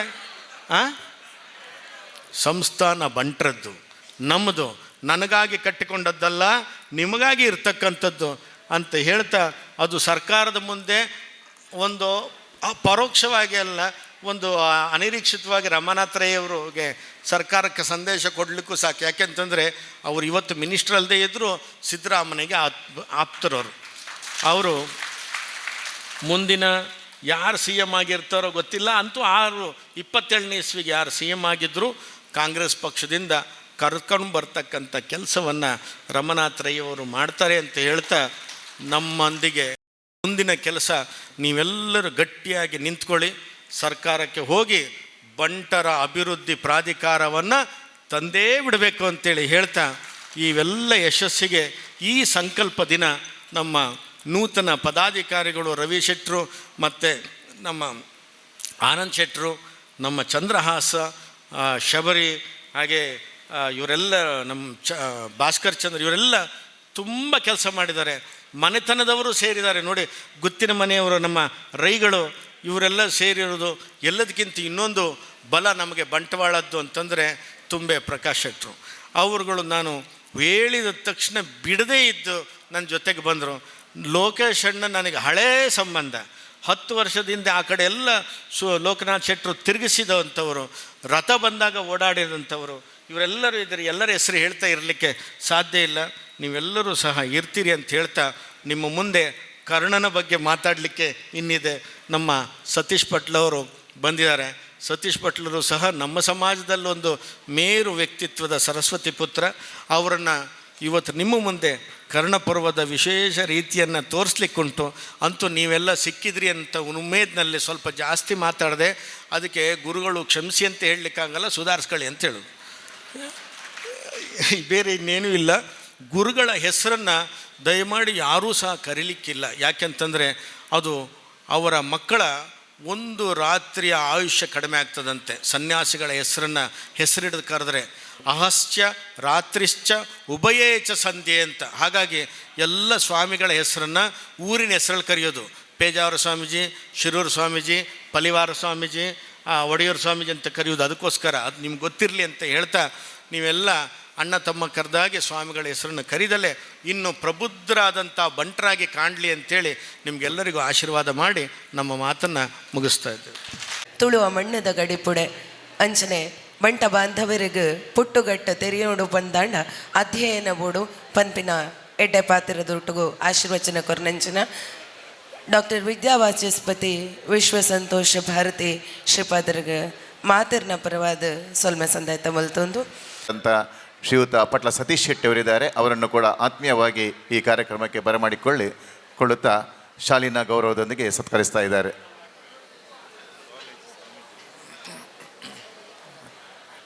ಸಮಯ ಮೀರಿ ಹೋಗಿದೆ. ಇಂದಿನ ಸಮಾರಂಭದ ಸಭಾಧ್ಯಕ್ಷತೆಯನ್ನು ವಹಿಸಿಕೊಂಡಂತಹ ಬಾರ್ಕೂರು ಮಹಾಸಂಸ್ಥಾನದ ದಶಮಾನೋತ್ಸವ ಸಮಿತಿಯ ಅಧ್ಯಕ್ಷರು, ಇವತ್ತಿನ ಕಾರ್ಯಕ್ರಮದ ಸಭಾಧ್ಯಕ್ಷರಾದಂತಹ ಹೇರಂಬ ಇಂಡಸ್ಟ್ರೀಸ್ನ CMD ಗೌರವಾನ್ವಿತ ಡಾಕ್ಟರ್ ಕೊಳೂರು ಕನ್ಯಾನ ಸದಾಶಿವ ಶೆಟ್ಟಿ ಇವರಿಂದ ಸಭಾಧ್ಯಕ್ಷರ ಮಾತು ಸಂದೇಶದ. ದಶಮಾನೋತ್ಸವದ ಬಗ್ಗೆ ನಾನು ನಿಮ್ಮೊಟ್ಟಿಗೆ ಇದ್ದೇನೆ. ಎಲ್ಲ ಟೀಮು ತಯಾರಾಗಿದೆ. ಅದಕ್ಕೆ ಶುಭಾಶಯ. ಟೈಮ್ ಉಂಟಲ್ಲ, ಇನ್ನು 2 ವರ್ಷ ಉಂಟು, 2027 ಆಗ ಒಳ್ಳೆ ರೀತಿಯಲ್ಲಿ ಮಾಡುವ ಎಲ್ಲರೂ ಸೇರಿ ಅಂತ ಹೇಳಿ ನಾನು ಸಂಪೂರ್ಣವಾಗಿ ನಿಮಗೆ ಬೆಂಬಲ ಇದ್ದೇನೆ. So I am there with you. Speech ನೀವು ಮಾಡಿ, ನಾವು ಬೇರೆ ಕೆಲಸ ಎಲ್ಲ ಮಾಡ್ತೇವೆ. ಬಂಟರ ಬಗ್ಗೆ ನೀವು ಭಾಳಷ್ಟು ಹೇಳಿದಿರಿ. ಅದರ ಮೊದಲು ಮೋನಾಳವರು ಹೇಳಿದ್ದಾರೆ. ಹಾಗಿರುವಾಗ ಇನ್ನು ಭಾಷಣ ಬೇಕಾಗಿಲ್ಲ. I am with you and all the best. Good luck for you. Thank you very much. ಎರಡು ಬೊಲೆದಿನಂಚಿನ ಹಿರಿಯ ರಾಜಕಾರಣಿ ಮಾಜಿ ಸಚಿವರನಂಚಿನ ಶ್ರೀ ಬಿ ರಮಾನಾಥ್ ರೈ ಮೇರಿನ ಪಾತ್ರಗಾತ್ರ ವೇದಿಕೆ ಈಗ ಬಂದು ನಿಂತಿಲ್ಲ. ಬಹುಶಃ ಅವರ ಎಲ್ಲ ಮಾತುಗಳನ್ನು ನೀವು ಗಂಭೀರವಾಗಿ ಅರ್ಥೈಸಿಕೊಂಡು ಅದರ ಜೀರ್ಣಿಸ್ಕೊಂಡಿದ್ದೀರಂತ ನಾನಂತೂ ಭಾವಿಸಿದ್ದೇನೆ. ನೀವು ಏನು ಅಪೇಕ್ಷೆ ಪಟ್ಟು ಇದು ಸಂಕಲ್ಪ ದಿನ ಅನ್ನುವಂಥ ರೀತಿಯಲ್ಲಿ ಇದಕ್ಕೆ ಒಂದು ಅರ್ಥವನ್ನು ಕೊಟ್ಟಿದ್ದೀರಿ.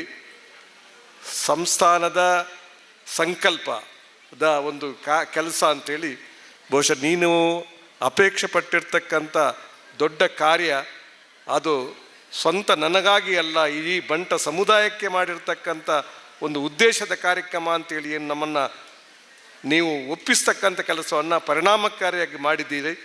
ಮತ್ತು ನಮ್ಮ ಇತಿಹಾಸದ ಎಲ್ಲ ಮಜಲುಗಳನ್ನು ನಮಗೆ ತೆರೆದಿಟ್ಟು ಎಲ್ಲ ವಿಚಾರಗಳನ್ನು ತಿಳಿಸುವುದರ ಮೂಲಕ ನಮಗೆ ಸುಜ್ಞಾನದ ಸದ್ಬೋಧನೆಯನ್ನು ನೀಡಿರ್ತಕ್ಕಂಥ ನಿಮಗೆ ನಾನು ಹೃತ್ಪೂರ್ವಕ ವಂದನೆ ಸಲ್ಲಿಸಿ, ಇದು ಮಾತಾಡುವ ಸಂದರ್ಭ ಅಲ್ಲ, ಕಾರ್ಯಬಾಹುಳ್ಯದ ಒತ್ತಡದಿಂದ ನಾವೆಲ್ಲ ನಿಮ್ಮ ಮಾತನ್ನಷ್ಟೇ ಕೇಳಲಿಕ್ಕೆ ಅಷ್ಟು ಇದ್ದರೂ ಕೂಡ ಕೂತಿದ್ದೇವೆ. ಅದಕ್ಕೆ ಬಹುಶಃ ನಿಮಗೆ ನಿಮ್ಮ ಏನು ಪ್ರವಚನ ಇದೆ ಅದು ನಮಗೆಲ್ಲ ಒಂದು ಸ್ಫೂರ್ತಿ ಆಗಲಿ ಅನ್ನುವಂಥ ಮಾತನ್ನು ಹೇಳಿ, ನಂತರ ನಡೀತಕ್ಕಂಥ ಕಾರ್ಯಕ್ರಮಗಳು ಏನು ನೀವು ಅಪೇಕ್ಷೆ ಪಟ್ಟಿರ್ತದೆ ಕಾರ್ಯಕ್ರಮ ನಮ್ಮಿಂದ ಏನು ನಿರೀಕ್ಷೆ ಮಾಡ್ತೀರಿ ಆ ನಿರೀಕ್ಷೆಗೆ ಅನುಗುಣವಾಗಿ ನಾವು ನಿಮ್ಮ ಜೊತೆ ಇದ್ದೇವೆ ಅನ್ನುವಂಥ ಮಾತನ್ನು ಹೇಳಿ ನನ್ನ ಮಾತು ಮುಕ್ತಾಯ ಮಾಡ್ತೇನೆ. ಜೈ ಹಿಂದ್ ಜೈ ಕನ್ನಡ.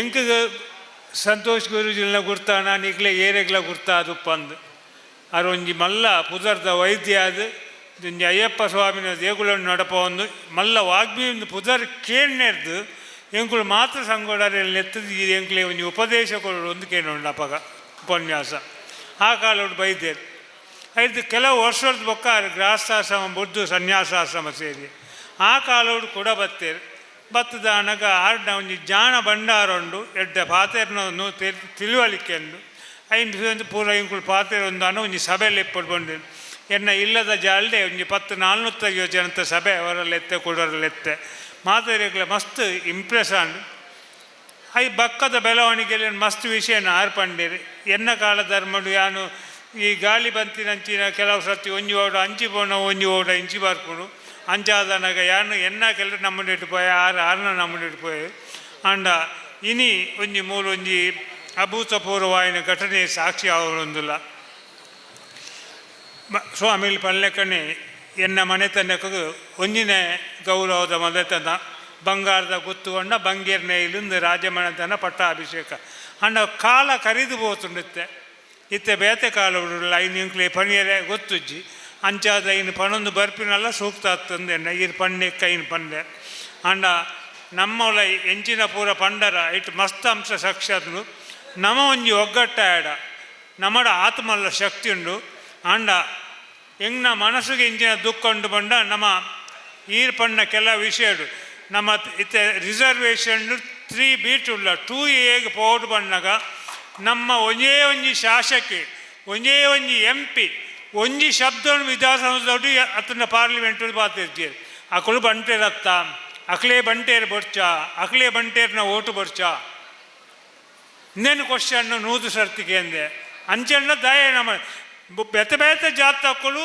ಕತ್ತಿ ಕುಡಾರಿ ಬೊಕ್ಕೊಂಜಿ ಬತ್ತೊಂದು ಧರಣಿ ಕೊಲ್ದಿ ಎಂಕ್ಲೆ ಅದು ಕುಲಕರೋಡುಕೆಂಡು ಅಂಡ ಬಂಟ ಪ್ರತಿನಿಧಿನ ಕೊಲ್ದಾಯಕೆಂಡು ಸೇರಿ ಅಕ್ಲಿಗ ಒಂಜಿ ಎಂಕುಲು ಬಂಟೆ ಬಣ್ಪಿನ ಒಂಜಿ ಭಾವನೆ ಇಜ್ಜ ಅಕ್ಲೆ ಎಂಕ್ಲೆ ಬಾಕಿದಾಗ ಎಂಕುಲು ಕೇಂದ್ರ ಎಂಕುಲ ಓಟು ಪೋಪು ಅಂಜಲ್ಲಿ ಬೇತದಾಯ್ತು ಅಕ್ಲನ ಓಟು ಪೋಪುಜ ಮೊಕ್ಕಲ್ನಕ್ಲೆ ಕೇನಾಡು ಬೇತಕ್ಲೇನು ಒಯ್ಪುನ ಬರ್ಚಿ ಅಂಚಂದೆಟ್ಟು ಯಾನು 36 ವರ್ಷ ನಮ್ಮ ಬ್ಯಾಕ್ವರ್ಡ್ ಕ್ಲಾಸ್ ನೆಟ್ಟು ಇನ್ವಾಲ್ವ್ ಪ್ರಯತ್ನ ಮಾಡ್ತೆ ಒಂಜೇ ಒಂಜಿ ನಮ್ಮ ಶಾಸಕರನ್ನ MP ಎಂಕ ಸಪೋರ್ಟ್ ತಿಕ್ಕಿದ್ದಿಚ್ಚು ಆತ ಪ್ರಯತ್ನ ಮಾಡ್ತೆ ಹೈಕೋರ್ಟ್ ಹೋಗ್ಯಾರ ಇತ್ತೆ ಒಂಜಿ ಮಲ್ಲ ಕಾರ್ಯಕ್ರಮ ಐತೆ ಈತ ಇನ್ವಿಟೇಷನ್ ಕೊಲ್ಪೆ ವಿಶ್ವ ಬಂಟರ ಮಾಹಿತಿ ಕೋಶ ಜಗತ್ತುಡುಪ್ಪುನ ಪ್ರತಿ ಒಂಜಿ ಬಂಟನ ಮಾಹಿತಿನಿಗೆ ಇಲ್ಲಲ್ಲೆಲ್ಲ ಬೋದು ಸಂಗ್ರಹ ಮಲ್ಪಣ ದಯಪಂಡ ಒಂಜಿ ಬಂಟ್ವಾಳ ಬಂಟ ಸಂಘ ಅವಾರ್ಡು ಬೊಕ್ಕೊಂಜಿ ಬಂಟ ಕೂಳೂರು ಬಂಟ ಸಂಘ ಅವಾರ್ಡು ಕಾವೂರು ಬಂಟ ಸಂಘ ಮಾತೃ ಸಂಘ ಅವಾರ್ಡು ನೆಟ್ಟು ಉಪ್ಪುನು ಜನಸಂಖ್ಯೆದ 10% ಮೆಂಬರ್ ಅಂಚನೆ ಸ್ವಲ್ಪ ಪರ್ಸೆಂಟ್ ಜನಗಳು ನಮ್ಮೊಟ್ಟಿಗೆ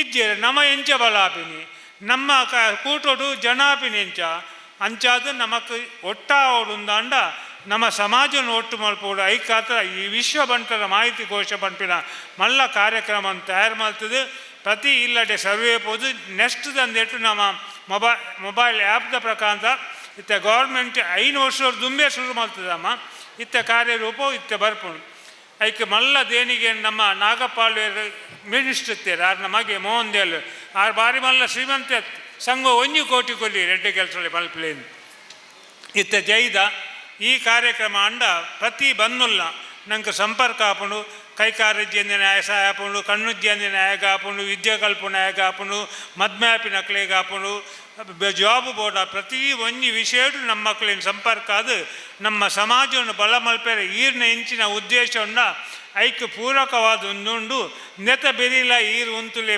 ಪನೊಂದು ಈ ಪ್ರತಿ ಒಂಜಿ ಬಂಟೆಯನ್ನು ಒಟ್ಟುಕೊಂಡು ಅಂಚಿನ ಸಾಮರ್ಥ್ಯ ಶಕ್ತಿ ಈರ್ನ ನೇತೃತ್ವ ಸಮಾಜಕ್ಕೆ ಬರೋಡು ಬಂದು ಪನ್ನೊಂದು ಇಂಕ ಅವಕಾಶ ಕೊಡಲಿಕ್ಕೆ ತರತಗ್ಗಾದ ಕೈ ಮುಗಿದ ದೊಡ್ಡ ಪಾತ್ರ ಮುಗಿ ಶ್ರೀ ಬಾರ್ಕೂರು ಮಹಾಸಂಸ್ಥಾನ ಭಾರ್ಗವ ಬೀಡು ಬಾರ್ಕೂರು ಉಡುಪಿ ಎಲ್ಲರಿಗೂ ನನ್ನ ಪ್ರೀತಿಯ ಪ್ರಣಾಮಗಳು.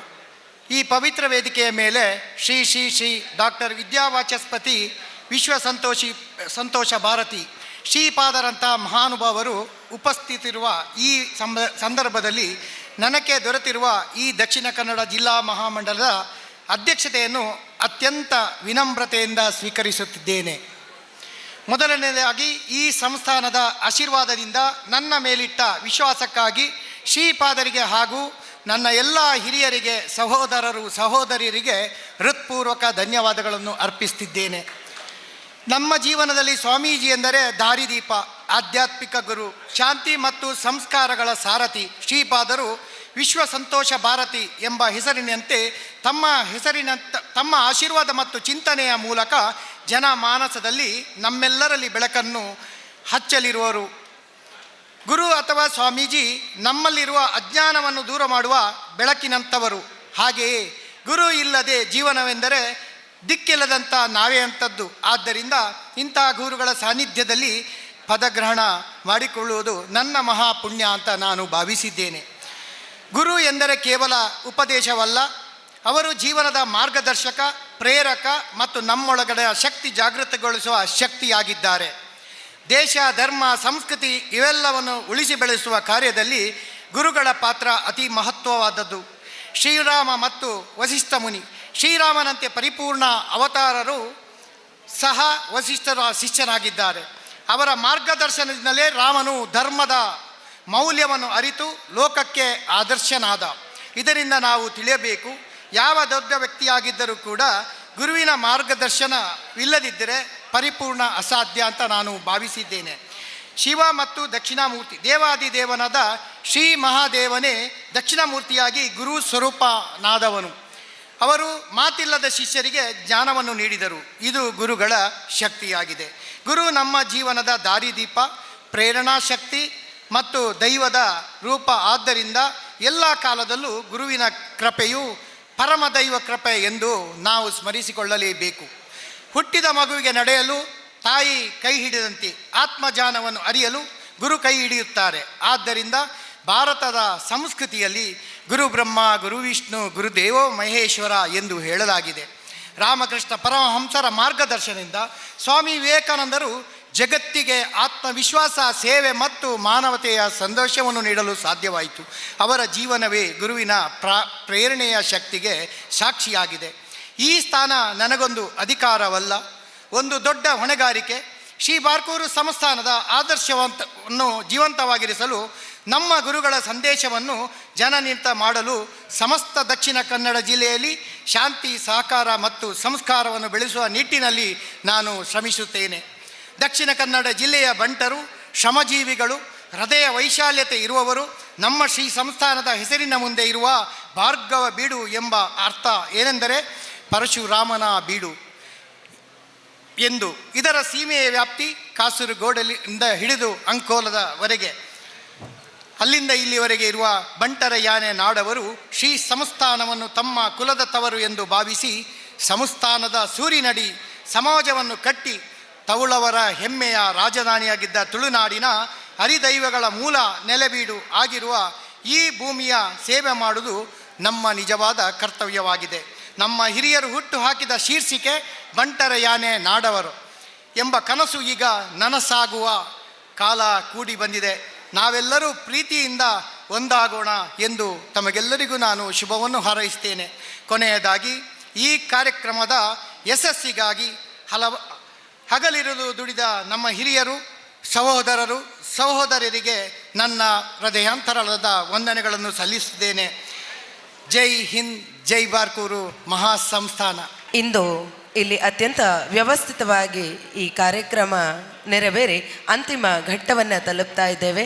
ಸಭಾ ಕಾರ್ಯಕ್ರಮದ ಬಳಿಕ ಯಕ್ಷದುವ ಪಟ್ಲ ಸತೀಶ್ ಶೆಟ್ರ ಸುಶ್ರಾವ್ಯ ಕಂಠದಲ್ಲಿ ಕರ್ಣಪರ್ವ ಅನ್ನುವಂತಹ ಗಾಯನಕ್ಕೆ ಪರಮ ಪೂಜ್ಯ ಶ್ರೀಗಳೇ ನೀಡುವ ವ್ಯಾಖ್ಯಾನ ಕರ್ಣಪರ್ವ ಇಲ್ಲಿ ನಡೀಲಿಕ್ಕಿದೆ. ಇದೀಗ ಈ ಕಾರ್ಯಕ್ರಮದ ಕೊನೆಯ ಭಾಗ ದಶಮ ಸಂಭ್ರಮದ ಚಾಲನಾ ಕಾರ್ಯಕ್ರಮದ ಯಶಸ್ವಿಗೆ ಕಾರಣರಲ್ಲಿ ಒಬ್ಬರಾದಂತಹ ಬಾರ್ಕೂರು ಮಹಾಸಂಸ್ಥಾನದ ವಕ್ತಾರರಾಗಿರುವ ಶಬರಿ ಕ್ಯಾಟ್ರರ್ಸ್ನ ಮಾಲಕರು ಆಗಿರುವಂತಹ ಉದ್ಯಮಿ ಲಯನ್ ಕೆ ರಾಜೇಶ್ ಶೆಟ್ಟಿ ಇವರಿಂದ ಧನ್ಯವಾದ ಸಮರ್ಪಣೆ. ಭಾರ್ಗವ ಬೀಡು ಬಾರ್ಕೂರು ಈ ಸಂಸ್ಥಾನದ ದಶಮ ಸಂಭ್ರಮದ ಸಂಕಲ್ಪದ ಬಂಟ ಸಂಸ್ಕೃತಿ ಪರಂಪರೆ ಅನಾವರಣದ ದಕ್ಷಿಣ ಕನ್ನಡ ಜಿಲ್ಲಾ ಮಹಾಮಂಡಲದ ಪದಾಗ್ರಹಣ ಸಮಾರಂಭಡು ಉಪಸ್ಥಿತಿ ಹಿಡಿತದೆ.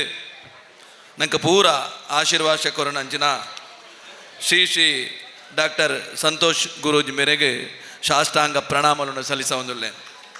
ಅಂಚನೆ ಈ ಕಾರ್ಯಕ್ರಮದ ಅಧ್ಯಕ್ಷನ ವಹಿಸಿನಂಚಿನ ಡಾಕ್ಟರ್ ಮೋಹನ್ ಆಳ್ವರೆಗೆ ಈ ಕಾರ್ಯಕ್ರಮದ ದಕ್ಷಿಣ ಜಿಲ್ಲಾ ಪರವಾದ ಅತ್ಯಂತ ಧನ್ಯವಾದ ಸಮರ್ಪಣೆ ಮಾಡ್ತಂದುಲ್ಲೆ. ಅಂಚನೆ ಈ ಕಾರ್ಯಕ್ರಮಡು ಬತ್ತಿತ್ತಿನ ಶಾಸಕರಂಚಿನ ಅಶೋಕ್ ಕುಮಾರ್ ರೈಕಲು, ಮಾಜಿ ಸಚಿವರಂಚಿನ ರಮಣಾಥ್ ರೈಕಲ ದಕ್ಷಿಣ ಕನ್ನಡ ಜಿಲ್ಲಾ ಮಹಾಮಂಡಲ ಪರವಾದ ಧನ್ಯವಾದನು ಕೋರೊಂದುಲ್ಲೆ. ಅಂಚನೆ ಕೊಡುಗೆ ದಾನಿಯನಂಚಿನ ಸದಾಶಿವ ಶೆಟ್ರು ಬೆರೆಗಲ ಧನ್ಯವಾದ ಸಮರ್ಪಣೆ ಮಾಡ್ತಂದುಲ್ಲೆ. ಅಂಚನೆ ಈ ಕಾರ್ಯಕ್ರಮಕ್ಕೂ ವೇದಿಕೆ ನಂಕೋರ್ನಂಚಿನ ನೇತ ಜಯರಾಮ್ ಶೇಖರಿಗೆ ಬೊಕ್ಕ ಆಡಳಿತ ಸಿಬ್ಬಂದಿಗಳ ಧನ್ಯವಾದ ಸಮರ್ಪಣೆ ಮಾಡ್ತಂದಲ್ಲೇ. ಅಂಚನೆ ಪ್ರತ್ಯೇಕ ಪರೋಕ್ಷ ಸಹಕಾರ ಮಲ್ತಿನ ಮಾತೆರೆಗಳ ಅಂಚನೆ ಬಂಟ ಸಂಘದ ಸರ್ವ ಸದಸ್ಯರುಗಳ ಒಜೇ ಪಾತ್ರರು ಧನ್ಯವಾದ ಕೊರೊಂದು ಅಂಚನೆ ಈ ಕಾರ್ಯಕ್ರಮವನ್ನು ಪೊರ್ಲು ಮಲ್ತು ಕೊರನಂಚಿನ ಪುರುಷೋತ್ತಮ ಭಂಡಾರಿ ಬೊಕ್ಕ ಅಕ್ಷತ ಶೆಟ್ಟರಿಗಳ ಧನ್ಯವಾದ ಸಮರ್ಪಣೆ ಮಲ್ತಂದುಲ್ಲ.